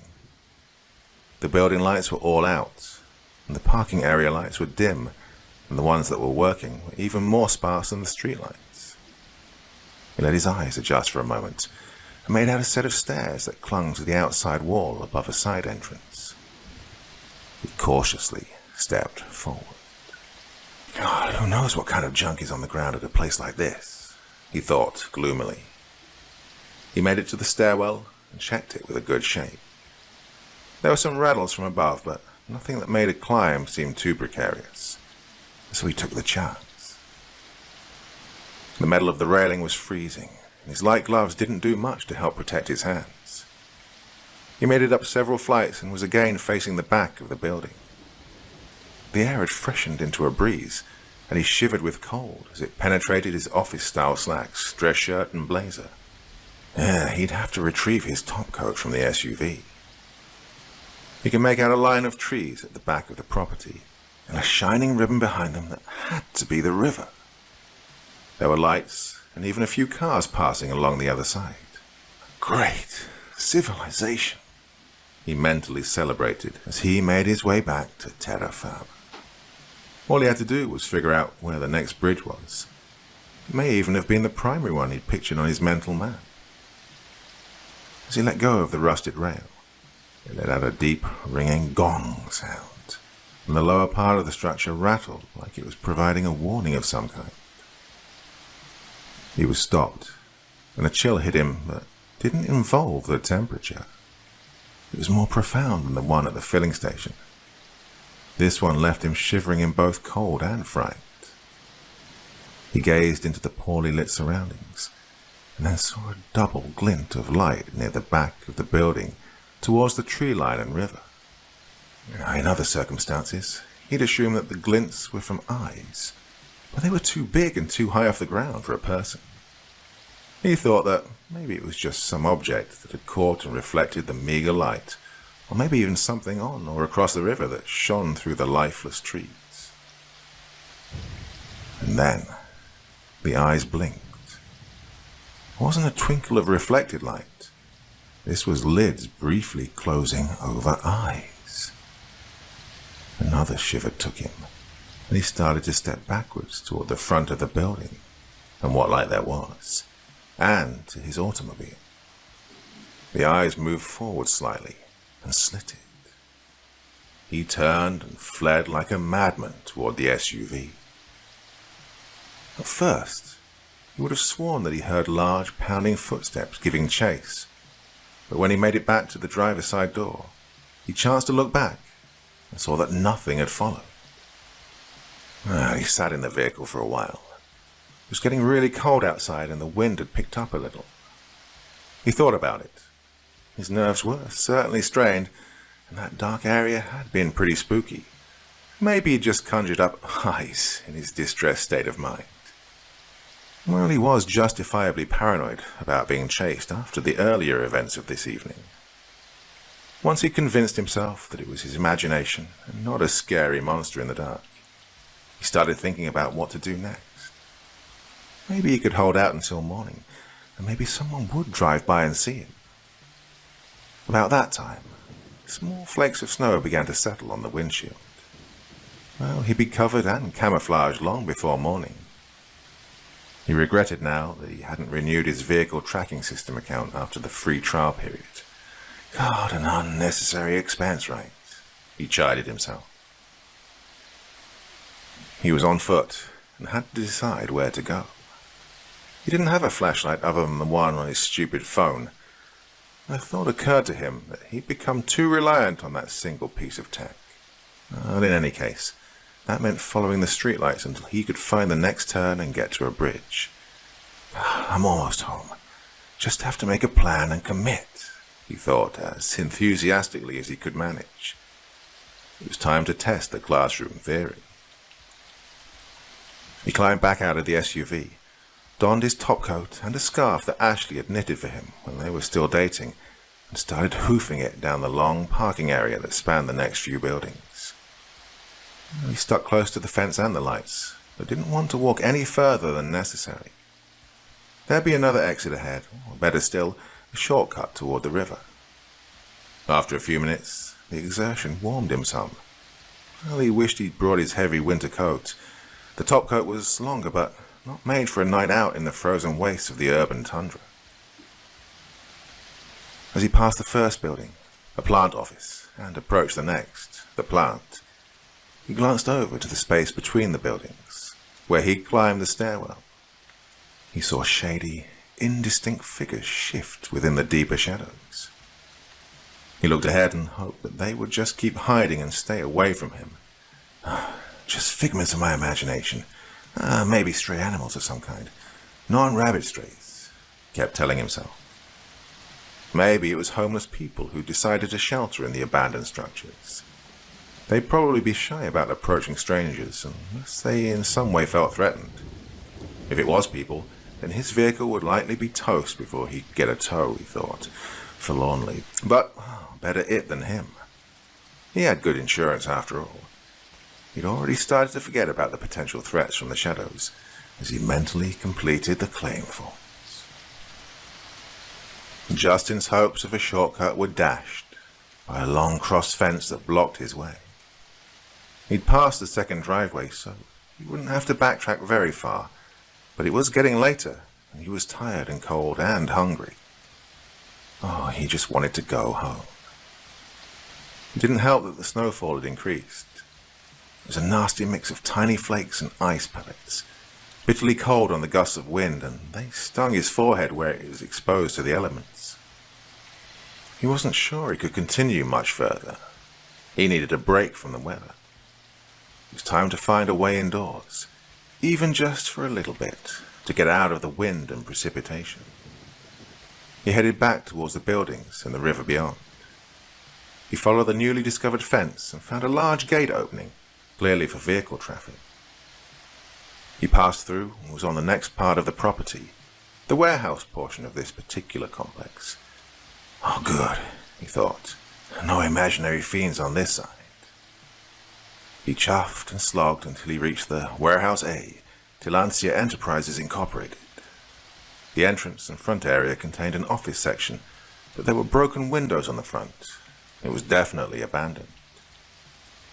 There would be no heat, but once inside he could make his way to interior rooms that would be out of the wind and wetness. He tried the front door. It was locked and bolted. Oh, seriously? He thought. It was easier just to clear out the glass on one of the front windows and climb through than to try and get through the secured doorway. As he kicked out the remaining pieces of glass, he snagged his lower leg on a jagged, protruding piece that was stubbornly placed in the side of the frame. They didn't do too much damage to him, but his trousers were ruined. God, this just keeps getting better, he sighed inwardly as he hiked his damaged leg over the sill and gingerly balanced himself with a hand on the frame. He made it inside without incurring much further damage. This area was definitely abandoned. Not even any junk furniture, just a wet, mouldy floor. The exterior light penetrated into the hallway that led away from the front office.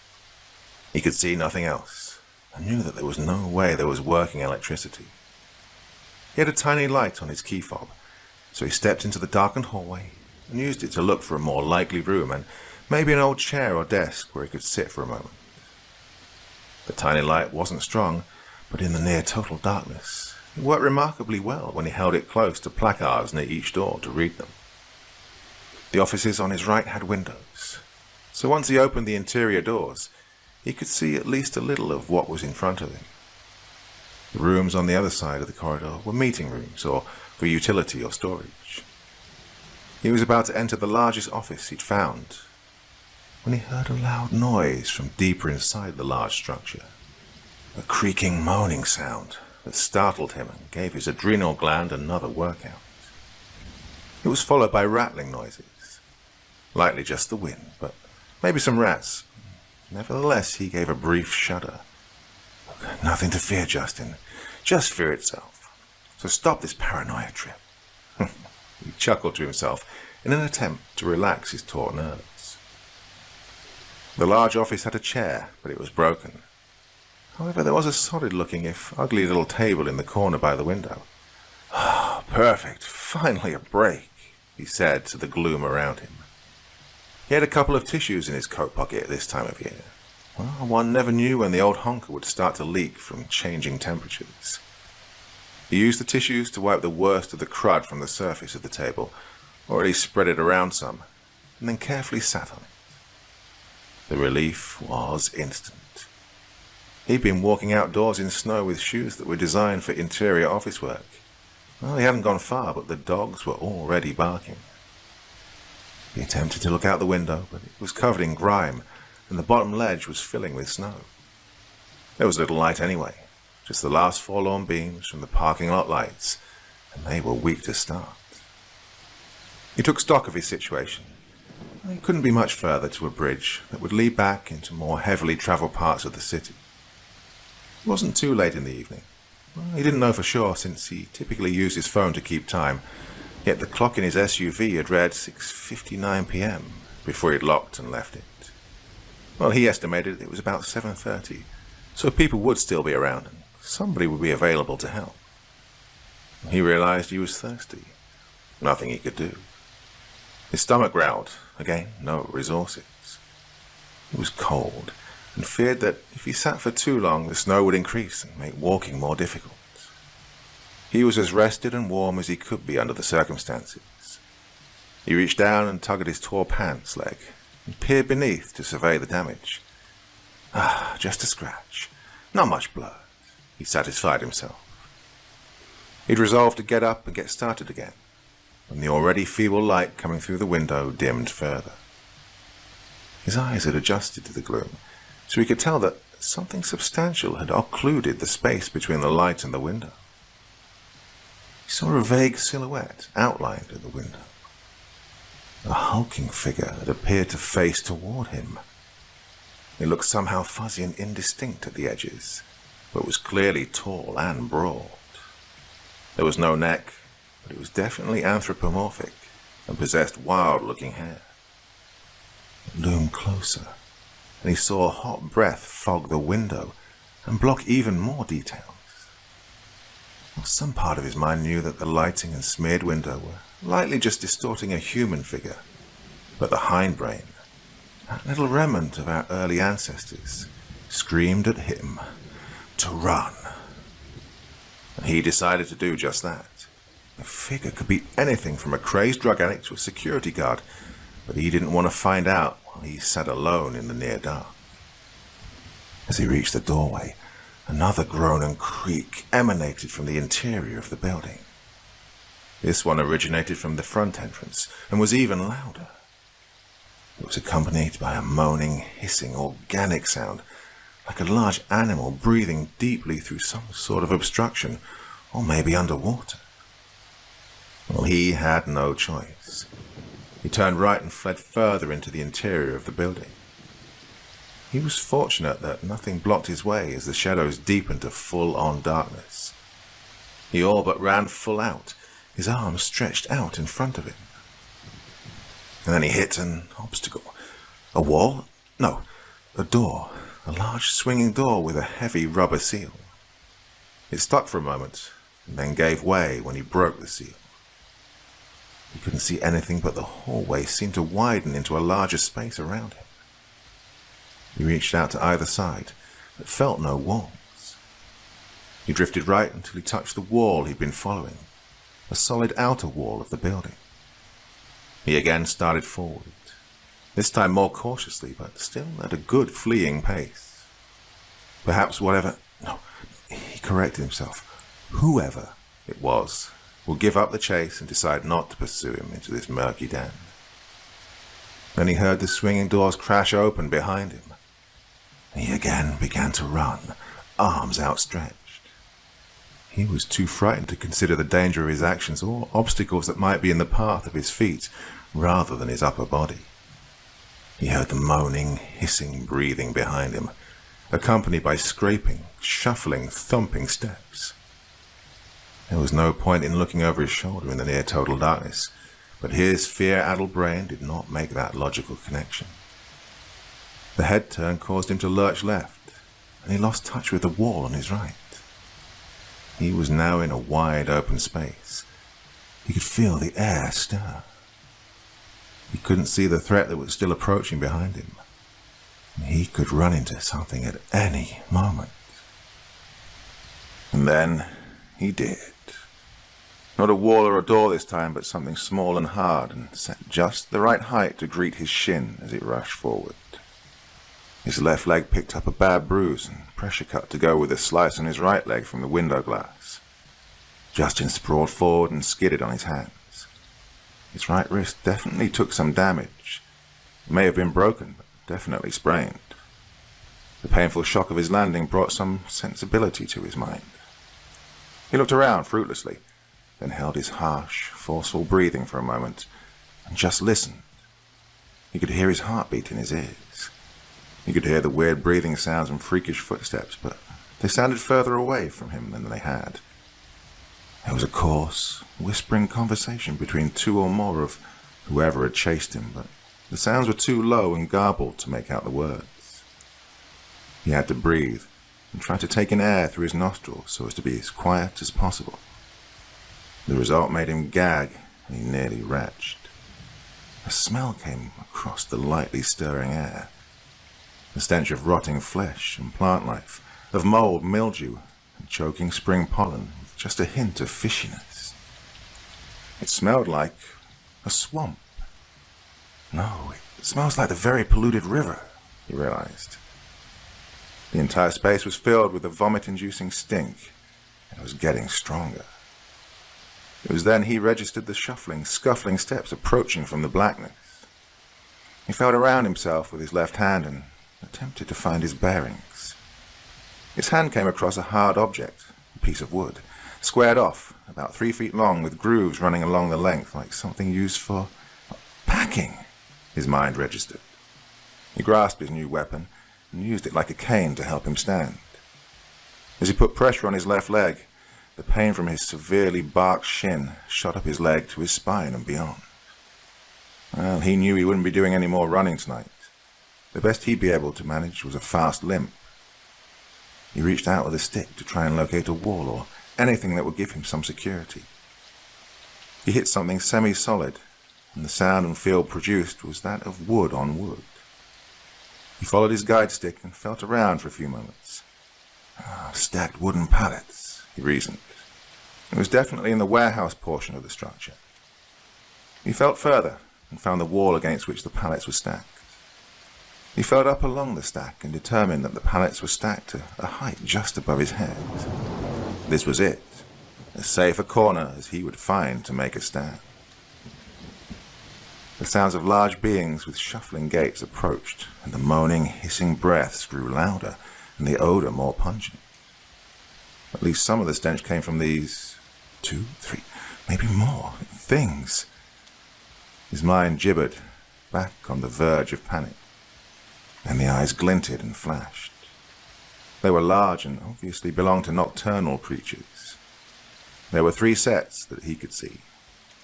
If they were on human figures, then, based on the height, he stumbled upon the lair of some kind of pro-basketball player, zombie, vampire, swamp monster people, he thought, as his mind drifted toward a break. Then he thought of his family, and indeed his whole life. Whatever was out there was a threat. He tried to run, tried to hide. Now it was time to fight. "Get away," he shouted. "Get back and stay back or I will hit you." His voice sounded more high-pitched than he'd always thought it was.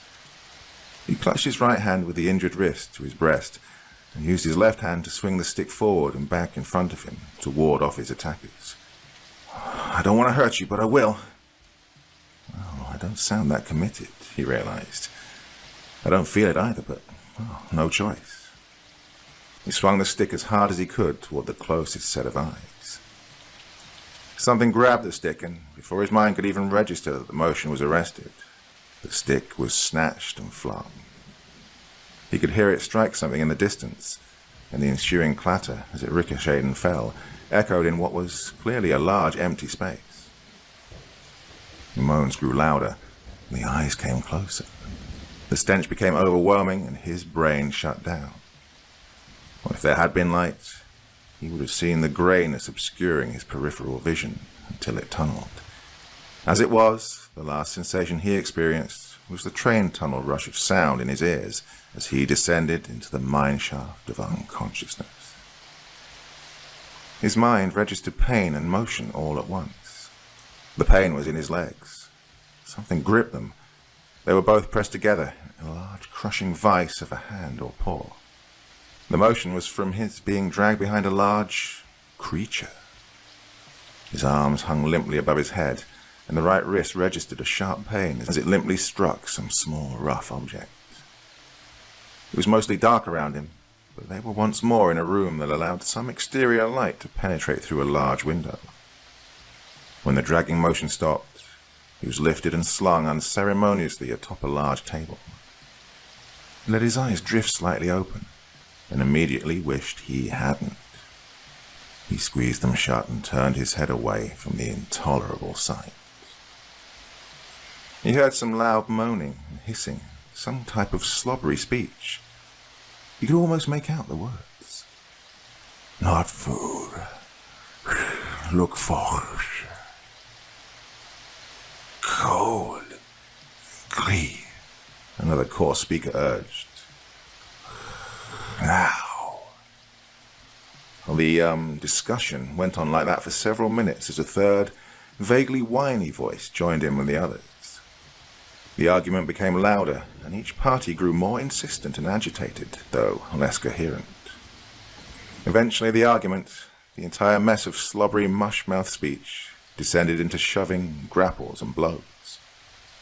As the sounds of combat resolved, Justin finally had to open his eyes to see if he was in even more danger. No, his mind internally screamed over and over.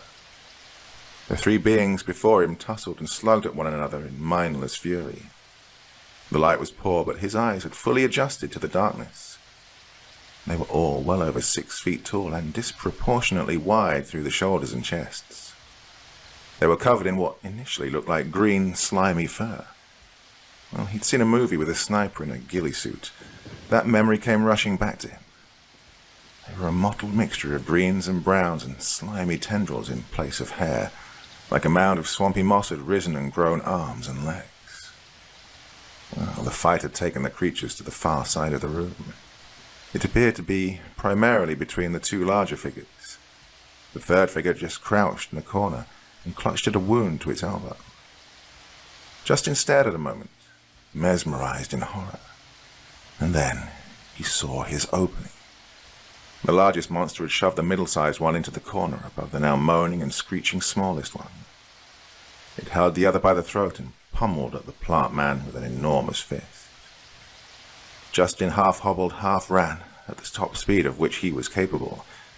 He fled through the open door and looked around. He was back in the dark, back in the large space. The room had been some sort of break room for the warehouse workers. And then he saw it. To him, it was like the proverbial shining city on a hill. A small door with a small window at the end of a long, dark space. It was a cleaner window than he'd previously observed in this warehouse of woes, and he could see tiny, flickering lights on the other side. He made his limping way toward the emergency exit. If this wasn't an emergency, he couldn't imagine one. The sounds of the battle faded behind him as he reached the bar. Even in the dark, without looking, he knew that there would be a sign on the bar that read something like, "Alarm will sound if pressed." Oh, if only, he thought, as his mind flooded with temporary relief. Then he heard the moaning and bellowing calls from behind. Apparently the dispute between the monsters had been resolved one way or another, and his fate was once again their concern. He stepped back from the door and into the shadows. He felt a crate of some kind behind him. He hobbled to the other side and crouched. He saw angry, alarmed eyes flash in the dim light from the break room. Then two hulking shapes lumbered out into the darkened spaces of the warehouse. A third limped behind them. It held one arm in the other, and slowly made its way directly toward him. This was it. The creature would have him shortly. No weapon this time. No big one to jump on it and stop it from devouring him alive. Just death, slowly dragging its embodiment toward him. When it reached the emergency exit door, it paused, looked over at him, where his head rose above the crate, and his eyes reflected the modicum of light. It let out a last moaning, hissing breath and pushed through the doorway. Justin crouched in place. He was too afraid to open the door and try to leave with that thing lurking just outside. He was sure it had seen him. He didn't know why it hadn't attacked. Maybe the beatdown from the big one had convinced it to pass on this happy meal. Then he noticed that the sounds from the other two had faded as they moved towards the front of the building. Perhaps it would be safe to follow them. First he took out his little fob lights, while the feeble beam reached several feet into the gloom.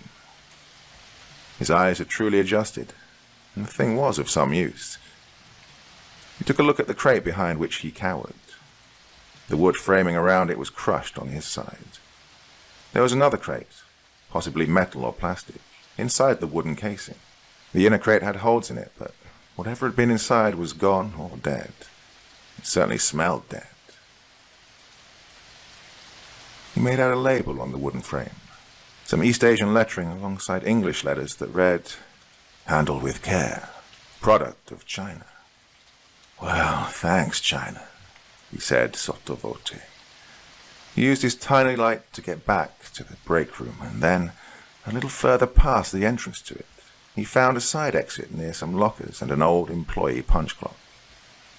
He first cracked open the door and carefully peeked around outside. Nothing. He listened carefully. Nothing. He sniffed the air. A foul odor was trapped in his sinuses, but the air outside was fairly fresh, wonderfully so in comparison to what lay behind him. The snow had stopped. It hadn't been a heavy fall after all. The cold night air awakened his mind, and he finally stepped out with confidence. He glanced toward the sinister gloom in the direction of the river. He saw a well-lit restaurant district just on the other side, the source of the light through the emergency exit door window. He wondered briefly how people could eat so near the stench of the river. The colors on one of the signs registered somewhere in his subconsciousness and bubbled up into recognition. Phineas Fubar's Fantastic Fish Tacos. He knew that place. He knew where he was. Oh, he had only to make it a short distance, cross a bridge, and he'd be free and clear and on the way home. He started quickly limping toward the front of the warehouse building. He made it to the front corner, and the welcome light from the parking area greeted him, and the icy breeze slapped into his face, followed by a large hand that slapped him to the ground. He was out before his body struck the pavement and sprawled supine in the fresh, fallen snow. Several years prior. Oh, come on, guys, be careful with that thing. You know the boss wants it put up there for a reason. Big Sam, as the warehouse foreman was known, rumbled at his normally most trusted hands, the inseparable duo of Charlie and Miguelito, Little Mike. Charlie, at the controls of a small forklift, glanced at his supervisor. "Sorry, Big Sam. You know this lift is about to give out. Should have been replaced a long time ago." Big Sam was a reasonable sort. "Yeah, I know, but it's not like business has been great lately. Probably why the boss makes these deals. No idea who the guys are that come to the back door, but I suspect they're government types. Anyways, what they pay is why we still have jobs. Next round of layoffs is coming soon. Places are shutting down all over the river district. We probably best start looking, but hey, keep that under your hats. We don't need to panic. Besides, this means we'll get to start applying for jobs before the rest." Miguelito piped up. "Cool, Big Sam. You're always looking out for us. Thanks, man." Charlie nodded in agreement. "Definitely. Maybe we can get hired at the same place. Keep the team together." "Yeah, well, first we need to get this monster unloaded and on the floor," Big Sam directed, and flicked his chin toward the crate. Charlie fiddled with the controls, and the machine whined, but the lift mechanism did not budge. He rolled his eyes over to Big Sam. "Hey, it ain't budging.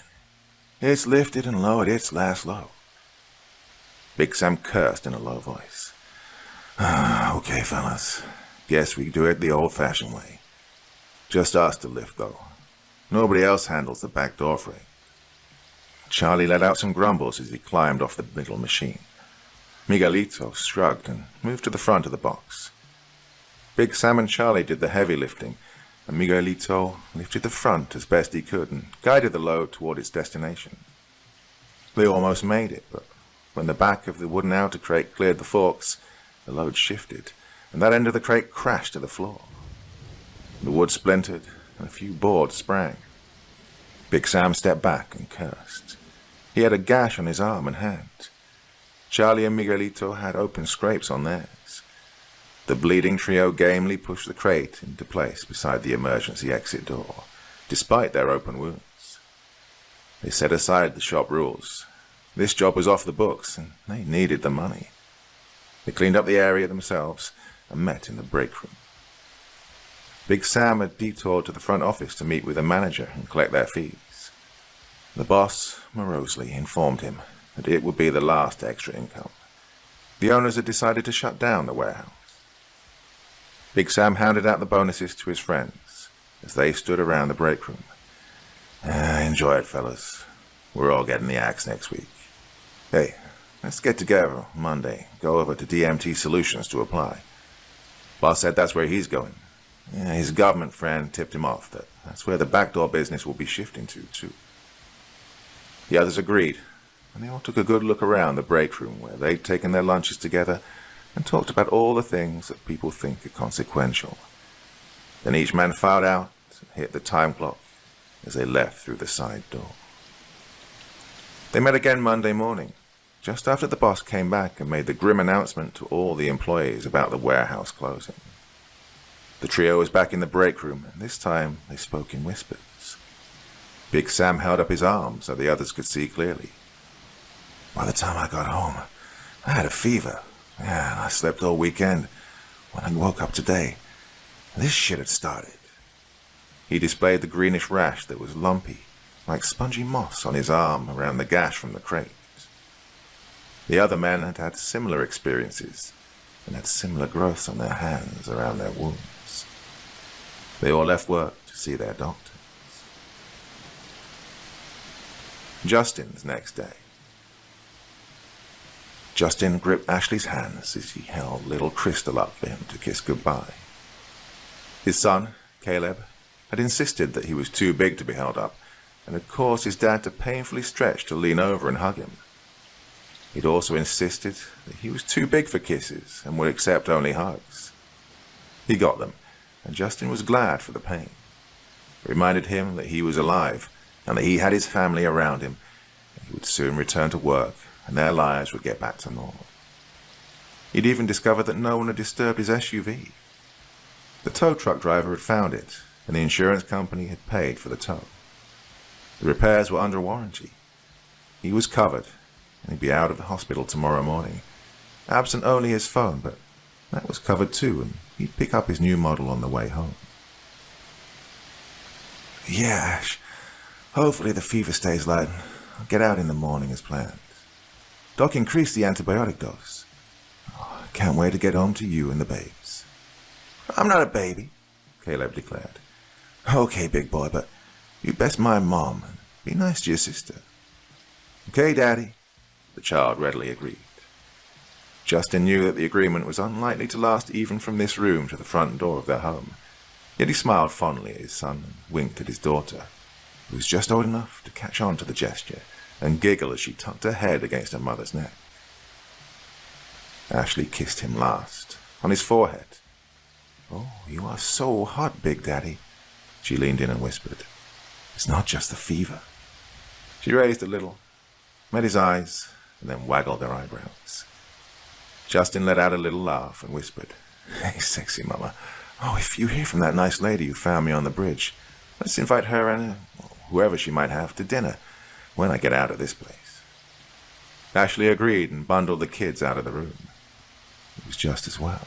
Justin was exhausted. He felt incredibly sleepy, and his open wounds itched a little. His bed was raised, so he looked down at his legs before he covered them with a scratchy hospital sheet and put the bed in sleep configuration. Funny, he thought as he drifted into slumber. Kind of looks like moss growing around the open wounds.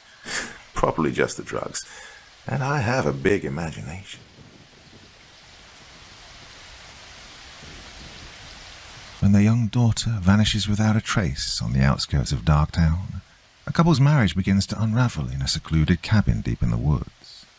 Days pass with no sign of hope, and as the husband tries to hold things together, his wife's grief turns into something darker. The once loving gaze becomes filled with blame and bitterness, and the tension mounts with every hour they spend trapped together in the isolated wilderness. But as night falls and the silence grows suffocating, he realizes her anger may be hiding something even more terrifying than their daughter's disappearance. Is there something Amanda isn't telling him? Or is he losing his grip on reality? In the woods.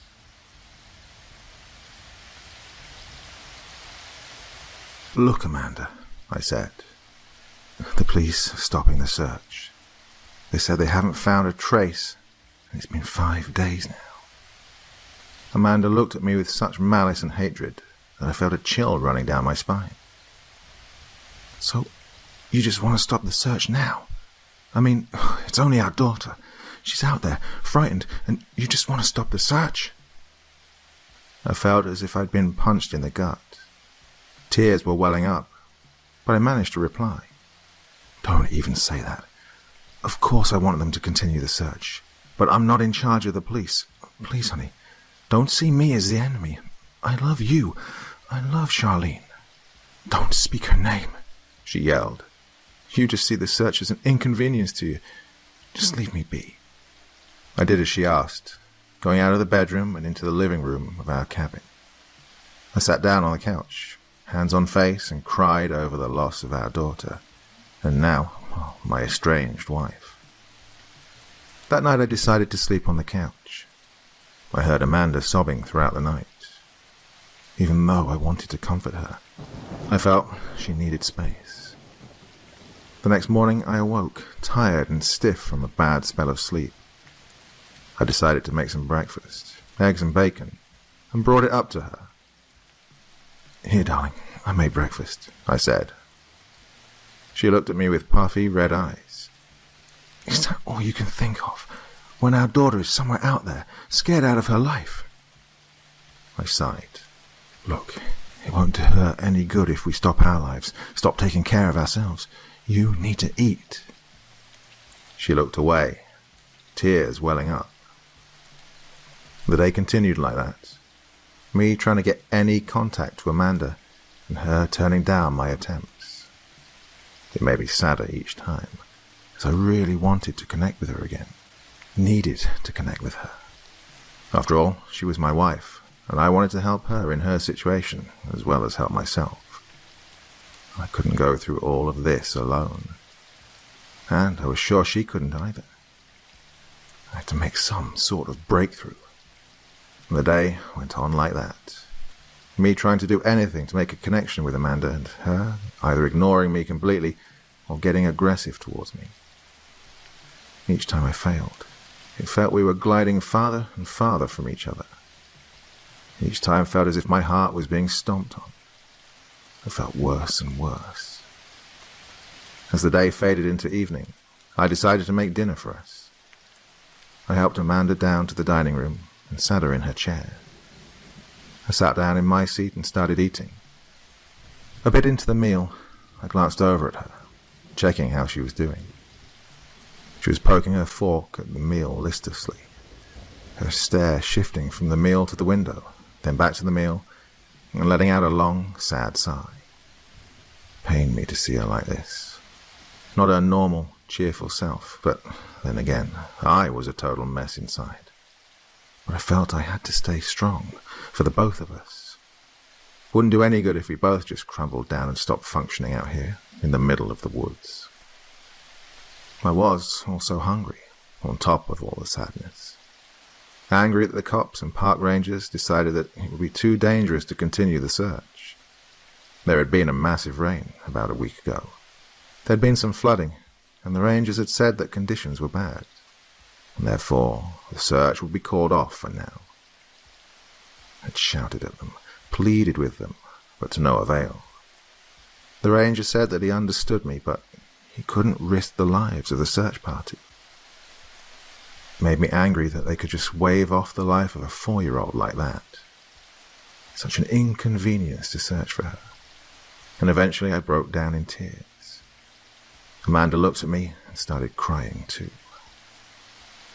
The next day we were just sat in the dining room, looking at each other, then looking out the window, all in silence. We both knew how each other felt. We also knew we couldn't just go out and search on our own. For starters, we didn't really know the woods. We could easily get lost in there if we went in too far. Secondly, we weren't equipped for a long stretch in the woods, and our clothing wasn't really helpful against the elements. We probably wouldn't survive long if we got lost. No need for that, no matter the circumstances. I tried several times to talk to her. Sometimes she acknowledges me, other times she just stared out the window, or stared right at me, or right past me. She never really answered. Then again, It was hard to make small talk when this had happened, and I didn't know what to talk to her about. The incident was weighing heavily upon both of us. And again, the day seemed to fade away like a dream you can't really remember. I was a bit surprised when I realized it had turned dark outside. I stood up and was going to prepare dinner. And then I thought I heard Charlene's voice coming from the woods. "Mommy, Daddy, I'm scared." Followed by a short, muffled scream. That's the best I can describe it as. Now I was starting to hear things. I looked at Amanda and saw that her eyes were wide open, as well as her mouth. Had she heard it too? We looked at each other in stunned silence, and then we heard it again. "Mommy, Daddy, I'm scared," followed by that muffled scream. But there was something wrong. I just couldn't put my finger on it. But there was something at the back of my mind warning me against this. Amanda shouted, "Charlene!" and leapt up. She didn't even put on shoes. She just ran outside. I tried to call her, to stop her, but she was gone in an instant. I ran after her, hoping she would come to her senses. "Amanda!" I yelled.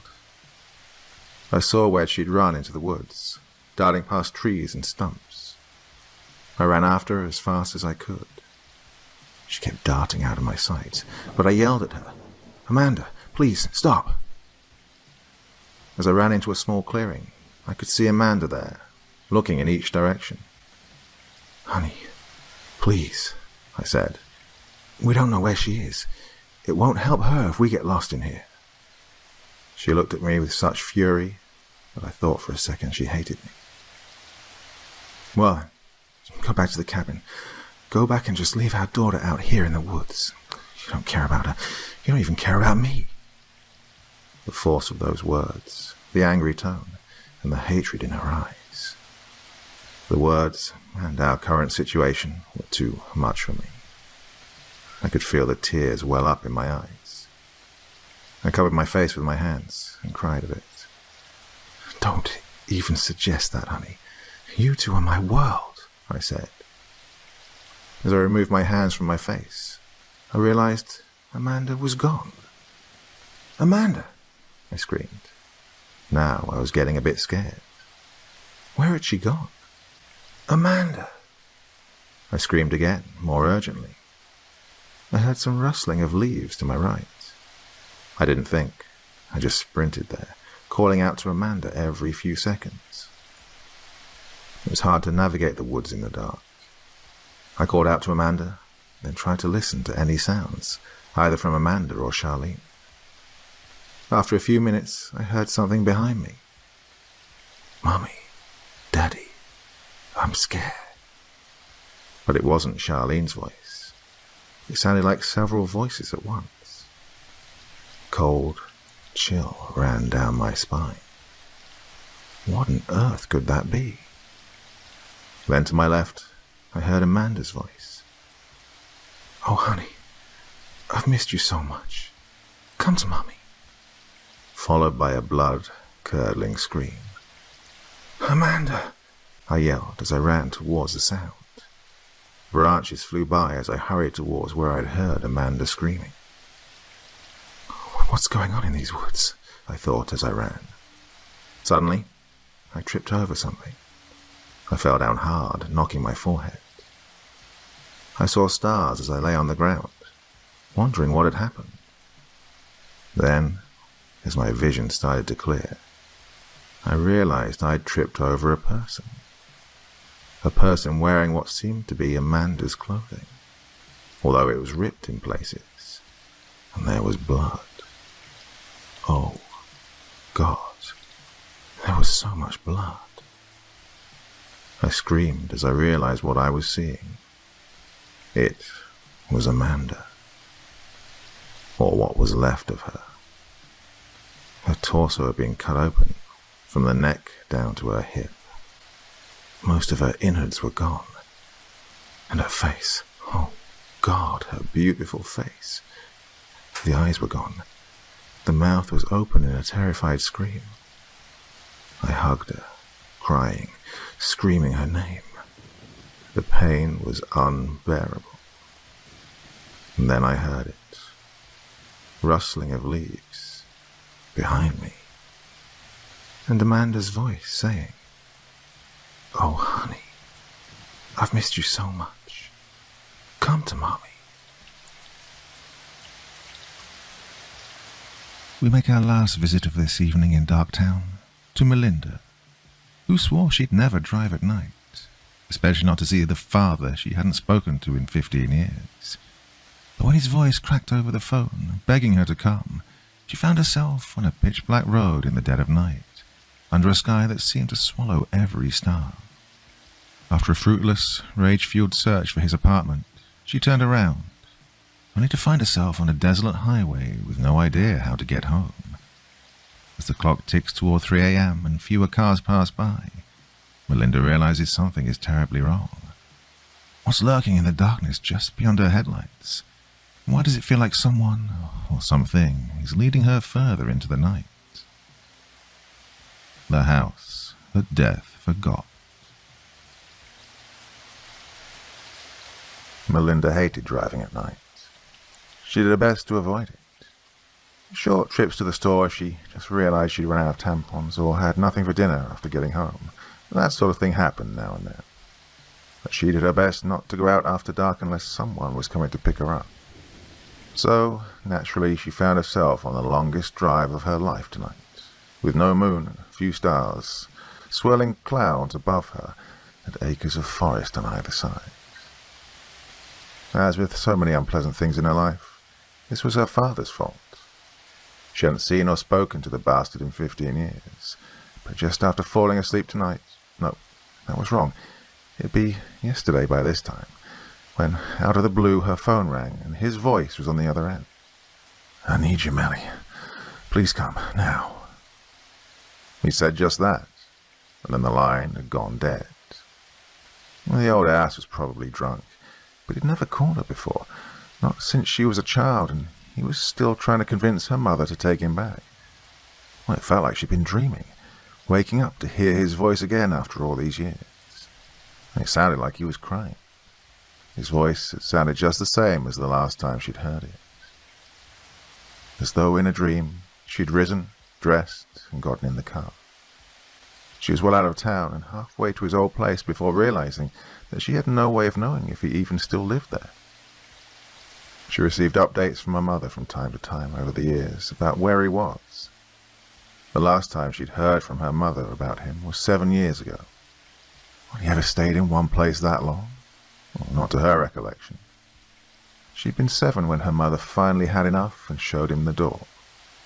Prior to that, a move had come every few months. The house they'd been living in was their longest stay in one place, a full 16 months. It turned into 2 years after that, and then the next house had been the one she'd left when she moved out on her own. In all that time, she heard from him sporadically at best, and had finally decided it was best to simply forget about it. Until tonight. She'd found out after a 2-hour drive she'd been right to wonder if he was still in the same place. His last known address was a sketchy apartment in a low-income area of the town that she'd grown up in. Had he been number 24 or number 42? Or maybe he was 14. He definitely had a 4. It didn't matter. His name wasn't on any of the buzzers. Oh, bastard. That drunk of a father had called her at night, all but demanding she come to him for reasons he didn't even feel were important enough to tell her over the phone, and then just expected that she'd know where he lived now. In a flurry of rage, she turned and marched back to her car, slamming the door and starting off from the direction she'd come from. She was so angry she didn't even look where she was going and missed her turn-off. The next thing she knew, she was on this lonely stretch of road. Cars were sparse, but she took some comfort in the fact that she'd pass one every half hour or so. Her dashboard clock now read 2:27 a.m., and she'd been driving for more than 5 hours since leaving her house, at night. Every 5 minutes or so, she checked her cell phone. Ever since realizing she was lost, she'd checked her phone and found no bars at all. She even stopped at a gas station, closed of course. She was just sure there'd be some service around here somewhere, but nothing. Take stock of your life, Melly, she thought. You're over 30, you hate your job, you and your mother don't get along, you haven't seen or spoken to your father in just under half your life. You have no time for your friends or a relationship thanks to the aforementioned job you hate. And now, here you are, trapped on a road you've never seen before. At night, you can't even so much as call AMA, let alone check Google Maps. Smart lady you are. Well, she briefly considered stopping and flagging down the next car that passed. She quickly realized the futility of that plan. Any car on this road would also have no service, so there was nothing for it. She'd have to drive until she saw a house. Well, she'd feel bad for waking someone up, but there was no choice. She needed to find her way back to the main highway. But so far all that she could see on either side was trees. Mile after mile of trees. No light shining through the boughs. No sign that anyone had ever been here before, except that there was a road, and people were obviously still driving on it. There weren't even any road signs other than the mile markers. Had she really found the middle of nowhere? She was just in the middle of this thought when her headlights illuminated something just up the road. A square wooden sign, obviously made by someone other than the government. Now, this wasn't a gas, food, or lodging sign, or a mile marker, or a distance to sign. This looked like the kind of signs advertising a private business was nearby. She slowed down to read it. Granny Royce's Roadhouse. Come stay the night at Granny's. She'll take good care of you. Room, board, low prices, next exit. Well, her heart sped up. She certainly wasn't interested in spending a night at Granny Royce's, but every business had a phone. At the very least, she'd have a map, or know the way back to the highway. So she decided she'd stop there. Well, she almost missed the turn. Granny Royce's Roadhouse was buried at the back of a long, dirt driveway, secluded amid the trees. She was almost past the little dirt road that led back to it before realizing it was there. She skidded to a stop and turned in. The little house lay ahead. It was 2 stories and looked to have about 8 to 10 rooms. Big for a home, but small for anything announcing room and board. She got closer and looked for a vacancy sign. Nothing. It wasn't that the sign wasn't lit. There was no sign. The porch light was on, and the front of the building was illuminated by that light and by her headlights. But no signs of any kind. She almost wondered if she'd gotten the wrong place, but she was certain that she'd seen no other exits between this house and the sign announcing it. She paused in the driveway and took out her cell again. Still no service. She did a quick search for any available wireless signals. To her complete lack of surprise, there were none. Not even any secure. There's no one here but me, she thought. At this point, she wouldn't be surprised to find the house empty as well. But the light was on, and this was supposed to be a roadhouse. Someone would be manning the front desk. She got out of the car and headed for the front porch. As she turned around to make sure the lights flashed when she hit the lock button on her fob, she thought she could see a flash of movement in the trees. Something human-shaped. Well, she stopped and looked again. Nothing.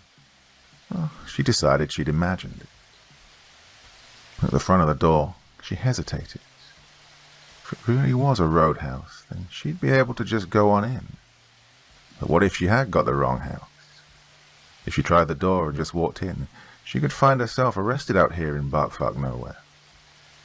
Cautiously, she tried the knob. It turned. She pressed gently on the door. It opened.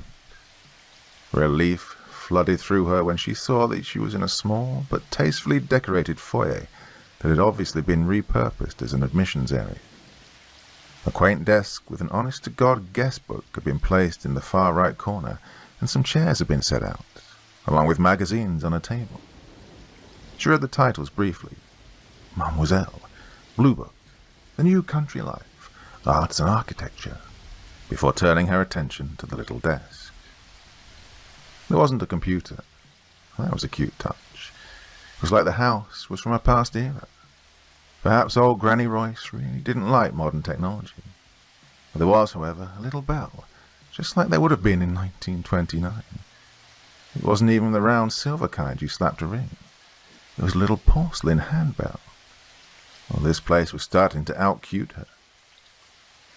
Oh, please let her have a phone. And please let it use the number plan, not 50s exchanges. She picked up the bell and gave it a shake. Well, for a while, nothing happened. Then she saw a light come on in the back room, and the shadow of an old woman sprang up on the wall. The shadow moved toward her, and within a few seconds, she saw its owner, Granny Royce, who perhaps looked like every grandmother in every storybook ever. "Well, goodness me," she said. "My lands. Good morning, dearie.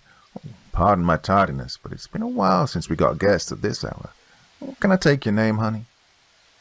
Well, Granny Royce was smallish, her grey hair tied in a neat bun behind her head, a dress that would have looked like it belonged to a senior citizen in the 20s, and a faded pink sweater. Melinda thought that she looked just like she would have wanted her own grandmother to look like, but her mother's mother had died when she was young, and she never met her father's mother. It almost hurt to deny this sweet little woman her business, but nevertheless, she had to get home. "Actually, I'm sorry," she began, "but the fact is, I'm lost. I'm not even sure where I am in the direction of." "Oh, you poor thing," said Granny Royce. "You just sit down and let me fix you some tea, or something. You must be cold." "Not really, thank you, but I'm okay," Melinda said gently.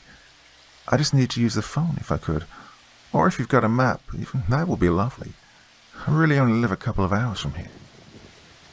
She trailed off, not knowing if she was even right about that. She easily could have driven those 5+ hours in the wrong direction entirely. "Oh dear," said the old woman sadly. "I'm sorry, honey, but the phone lines are down.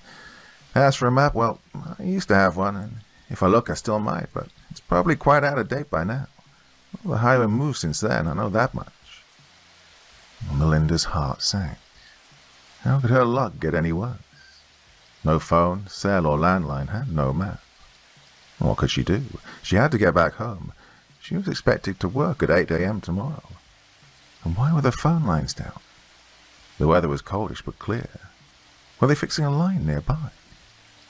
Well, she told Granny Royce the name of her town, but Granny only said, "Oh, believe it or not, I've never heard of that town. What'd you say the name was?" She told her again. "Nope, doesn't ring a bell. I'm sorry. I could not say which direction it's in. Why don't you stay the night, sweetie? I'll give you a discount for your trouble." "Thank you, that's very kind of you, but I have to work tomorrow and I need to get back home. I'm not even sure why I'm out tonight. The only reason I had doesn't seem to matter anymore." "Honey, I wouldn't advise trying to drive back that far tonight," Granny Royce said. "Why, it's almost 3 in the morning and you haven't had any sleep. Maybe the lines will be up in the morning and you can call your work and let them know you'll be late." "Oh, that won't work either," she replied. "I'm the opener. No one will be there. No, I'm sorry. I've really got to leave. I'll just head in the other direction until I find the road I was on." At that, Granny Royce's expression, already one of kind concern, seemed to shift somewhat to one of fear. She paused, looking at Melinda as though she wanted to say something else to keep her inside. Finally she said, reluctantly, "All right, honey, if you're sure, just you be careful now. Don't speak to nobody till you're back on the road." Well, that last warning seemed a little silly. After all, what was Melinda, a little girl? She thanked Granny Royce for her kindness and headed back to the car. About halfway to the car, she remembered thinking she'd seen something moving in the trees. And her eyes scanned both sides of the secluded little cleared area she was in, looking for anything that appeared to be moving on its own rather than being blown by the slight wind. She saw nothing. Satisfied, she headed for her car. All 4 tires were flat. Oh, God damn it. She leaned down and saw long slash marks on each tire. Someone in this little slice of Green Acres had slashed her tires in the time it had taken her to find out she had no way of contacting anyone tonight. Kids from a local farmhouse. Gotta be, she thought grimly. Well, nothing else to do, so you might as well go out at night and slash tires. She stopped and let the reality sink in. She wasn't going anywhere tonight. Well, she had no choice now. She had to stay the night here until morning, when hopefully the phone lines would be up and she could call someone from work to ask them to go in for her, and then AMA to get her tires dealt with. She sighed and walked back into the house. She could hear Granny Royce as she was walking back to her room. She'd already turned off the lights. Resigned to her fate, Melinda rang the bell once again. "Oh, that you, miss?" she heard Granny Royce call. "Yes, it's me," she answered. "Oh, sorry to be a bother. My name's Melinda Orton. Sorry I never mentioned it before. I guess I will take a room for the night, if the offer's still good." "Oh, of course it is, dearie," said Granny Royce, re-entering the room and turning the lights back on. "Melinda, oh, that's such a pretty name, honey. Well, let's get you situated. You put your name and arrival time in the book there, and I'll get you a key. All the boarding rooms are on the second floor. There's only a couple left." "Well, there are others here." This was surprising. Not a single car had been in the front lawn when she pulled in. "Ah, yes, Miss Melinda." Granny was pottering around in the adjacent room. "Mr. Norris? Young Calvin? There's a few of us here." She came back out with a key in her hand. "Oh, just out of curiosity, what made you change your mind?" She seemed to brighten as she asked the question, as though relieved that Melinda would stay after all. "Oh, it's probably just local kids getting kicks," she said. "But I found my tires slashed." Granny stopped suddenly, her face twisted with concern and worry. Then she resumed, as though nothing was wrong. "Oh, nothing to be done for it, I suppose," she said with an air of sadness. "Well, not until morning at any rate," said Melinda. "Then hopefully the lines will be up."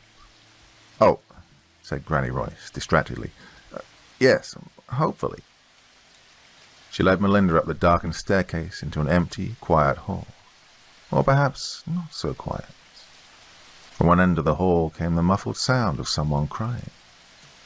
Whoever it was crying softly, not with anger or petulance or fear, but with deep sadness. It sounded as if crying was something this person was used to, but they were still unable to stop. "Who's that?" she asked, pointing in the direction the crying was coming from. "Oh, pay that no mind, honey," said Granny. "That's just Mr. Norris. He's been like that a while. Older man, you understand. Not all there." She tapped her temple. "Oh, I understand," Melinda replied, but wondered privately how an old, out-of-touch man would wind up at a roadhouse. "Has he been here long?" "Oh, a while, I'd say," answered Granny. "Don't recall how long, actually." "Well, how does he pay for room and board?" "Oh, I guess he doesn't drive," she said to the old woman. "Actually, it doesn't look like anyone else here has a car." Granny started at this, looking up with an almost guilty expression. "Oh, well," she said, "that kind of thing is the business of the guests. I don't ask about such things." She turned the key in the lock of the room she'd led Melinda to and opened the door. Turning on the light, she showed Melinda the quaint little room. Melinda thought it looked like stepping into the past. She could swear this room would have looked modern in the early 50s at the earliest. Come to think of it, so could the rest of this place, she thought. No wireless service, no computer, that old bell. And those magazines, well, they looked new, but... That thought was cut off as Granny put the key on the nightstand and started in with instructions.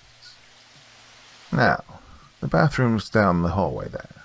They'll be sharing with the whole floor, so please bear that in mind if you have to go. There's a shower schedule on the door as well. First come, first served. Start your name to the first available line. That's the order the showers are in. I wouldn't worry about it if I were you, though. I'm sure you'll be first in line.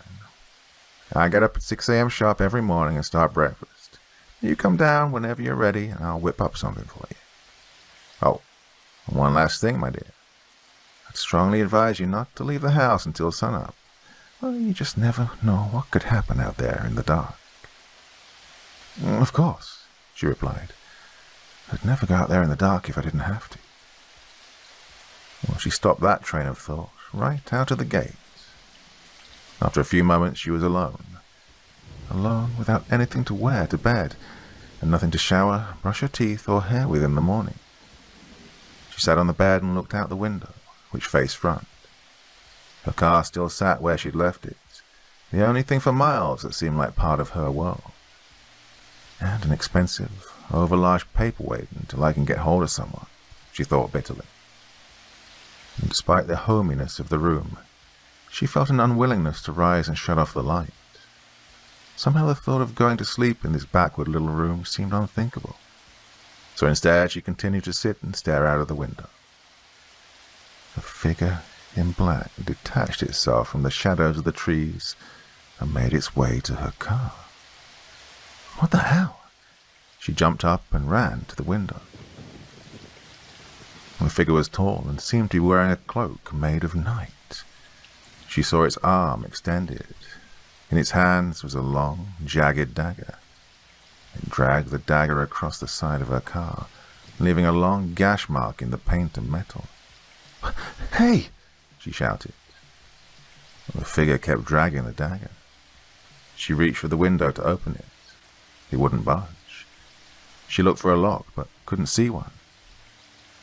"Hey!" she yelled again. And this time the figure raised its head. She could see the glint of two eyes under the hood. The figure raised the dagger, slowly, determinedly. It pointed it straight at her face. Well, she leapt away from the window and ran for the door. A noise on the other side stopped her. Footsteps, dragging, shambling footsteps. And crying. The sound of a person for whom deep, longing sadness is a way of life. Mr. Norris. She waited. Somehow she just felt that she should let the old man pass before she opened the door. Before he got very far, however, she heard other footsteps, these much quicker and lighter, running up the stairs and stopping near the door to her room. "Stop it," hissed Granny Royce. "Go back in your room right now. You know better. She can't see you yet. Hopefully she won't have to at all. Now, you get back in there. You've no business being out here at this hour anyway." What on earth? How could that sweet old woman talk to another human that way, let alone an old man with a foggy mind? Well, she almost opened the door right then, but somehow her hand stopped and waited until the shuffling, crying man had made his way back down the hallway. She heard his door open. She opened her own door just in time to see his foot, shod in a well-worn house shoe, slide into his room. The door closed softly after him. "Oh, that poor man," she thought. But now she was determined to find out what was going on. The punk outside in the Halloween costume slashing up her car, followed by Granny yelling at an old man, had made her begin to understand that not all was well here. She went back down to the front desk area, which was completely unlit except for the moonlight and porch light coming from the window. There was, however, a light on near the back room that Granny Royce had emerged from before. Melinda paused to take a look outside the front window. Well, the maniac with the dagger was nowhere to be seen for the moment, but she was now determined that it was he that she'd seen moving from the trees. What? He could have killed me. She strode in the direction of the light, seeing that it was the light to the kitchen. She kept going, expecting to find Granny Royce still pottering about with whatever an old innkeeper did with herself during the early hours of the morning. Instead, she found Granny sitting with a young man of about 20. He had dark hair and a scruff of stubble and was wearing a dark brown corduroy shirt and khakis, along with a pork pie hat. He looked like he was ready to go sell newspapers on a street corner in the 30s. He was quietly sipping tea while Granny was admonishing him from the other end of the table. "Now that was a horrible thing to say," she said. "When I was your age, young men minded their manners." "That's a laugh, talking about my age," muttered the young man with a sneer. Just how old are you? Do you even remember? Calvin Davidson, you are trouble, young man, she hissed back. Neither had noticed Melinda yet. One of these days you're going to say something you'll regret. Oh, come on, Granny. What could I possibly say that will make things worse than they already are? Demanded Calvin. I mean, look at old Mr. Norris up there. Both of us are... Oh, hello, miss. I didn't know we had anyone else here. He'd just seen Melinda. Hi, she said. She had the feeling she'd walked in on an old argument the two of them had had many times, and that did not concern her. Her fear and anger were forgotten for the moment. Calvin had been talking to Granny like a sullen kid, but something about what they were saying seemed... wrong. "Well, can I help you, Melinda?" asked Granny Royce. "Is there something wrong with your room?" Well, that brought her back. "No," she said. "The room's fine, but nothing else is. I mean, what on earth do you even have a roadhouse out here where it seems like no one else ever stops? Why are most of the rooms full, even though mine is the only car out there? Why did I hear you talking to Mr. Norris like he was a dog? Why would you want to make sure I didn't see it?" Well, she got no further before Calvin cut her off. "Oh, good Lord. She's not even been here a night and she can see it. Why did you even let her in, Granny? Why don't you just bolt the door? Hell, if I could go take down that sign, don't you think I would have done it by now? Lord love a duck."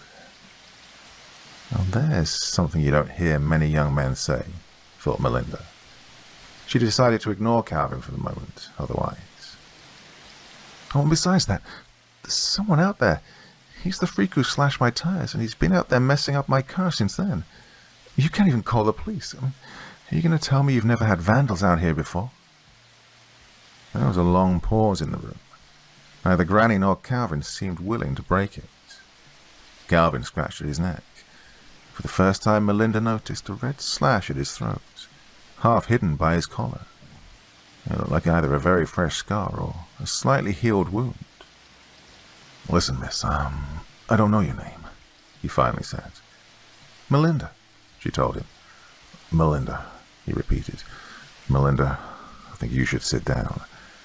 I have to tell you something that you may find troubling." Melinda didn't like how he said that. She also didn't like the way his tone had switched from sullen child to serious adult. He looked several years her junior, but he was talking to her like he was her uncle or her boss. He swallowed a sip of tea and sighed. Then he looked her straight in the face and said, "The reason I don't have a car out there is that when I got here, no one my age, no one in my line of work, would have owned a car. It would have seemed like an impossible dream." What are you talking about?" she asked hesitantly. "Well, I worked in a textile mill," he said. "The mill was shut down by the time I got here. Most businesses were. So I struck out on my own, a drifter looking for what work I could find. And I stopped here. Forever." "Businesses were shut down? I don't understand," said Melinda. "We're having a rough time of it right now, but businesses are mostly staying open." "Not then they weren't," said Calvin sadly. "I arrived here in 1929.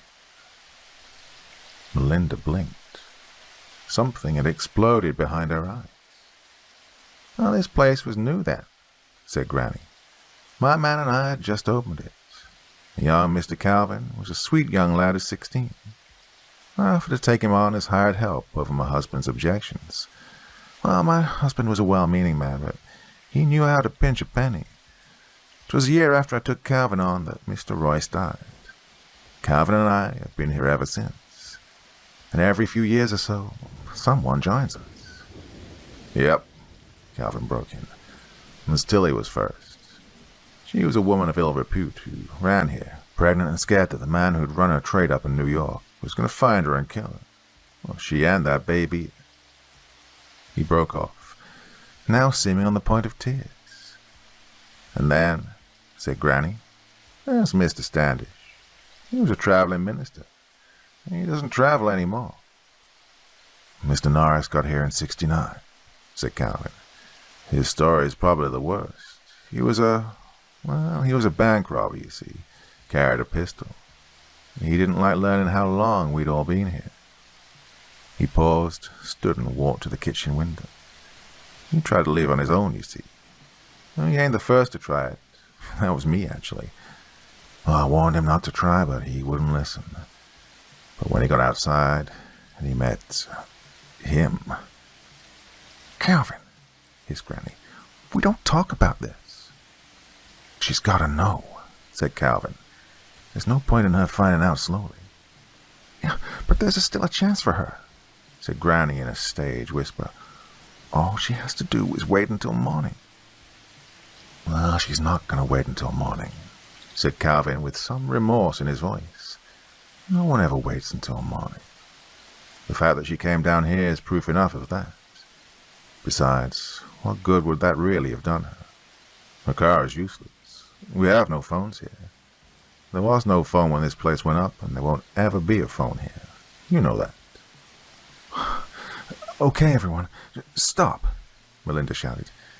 That's enough. Now, you can't keep me prisoner here, and I have no intention of staying any longer.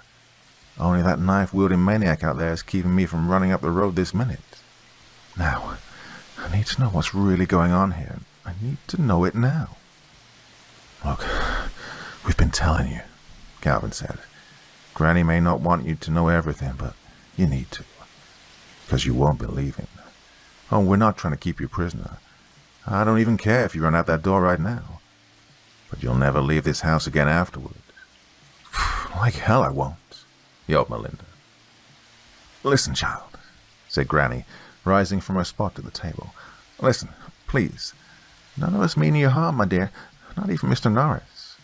Well, there's scant he can do anymore, and he knows it. That's why he's up there crying all the time. But we're stuck here, all of us. I hope there was a chance for you to run for it in the morning, but Calvin's right. There's no guarantee you'll be safe in the morning anyhow. What the hell is wrong with this place? Choked out Melinda. She was beginning to break down. She could feel the tears welling in her eyes. It was about a month after Mr. Royce died, said Calvin, when he came. He was wearing that long black robe and carrying that ridiculous dagger. I saw him when I was trimming the hedges in the back. I told him he needed to get out of here because I didn't like his look. He moved so fast I never saw it coming. And he got me from here. Calvin touched his neck. To here. He touched his lower abdomen on the opposite side from the neck slash. He began to undo his shirt, and Melinda almost vomited. Under his shirt was a long, ugly slash that went deep and was still seeping blood. She could even see bone, muscle, and intestines wriggling within the mangled ruin. I died that night, said Calvin. But then, I didn't. The next thing I knew, I was being dragged into the house by Granny, and when I woke up, I nearly scared her to death. She was sure that I was gone. And the thing is, I was. But I was awake. I could talk, walk, do anything I could while alive. Well, except take any enjoyment or nourishment from food or drink anymore. Well, I still drink the tea because it keeps my skin from turning ash gray. Well, I learned that about 50 years ago. He didn't go away, though. Granny broke in. I went out to deal with him, carrying my axe. Well, he took my axe and buried it in my bag. Oh, I won't show you the wound, honey. Calvin shouldn't have shown you his either. No one should have to see it. But, well, that's how he works, Melinda, continued Calvin. He's got that knife, but if you try to use a weapon on him, he just moves like he does and takes it from you. You never stand a chance. He'll use whatever weapon you try to take him down with to end you. Mr. Norris learned that the hard way. This is not happening. Melinda was ready to break down. She had to hold it together. She had to get out of here somehow. Nothing about this was right. Nothing about it could be real.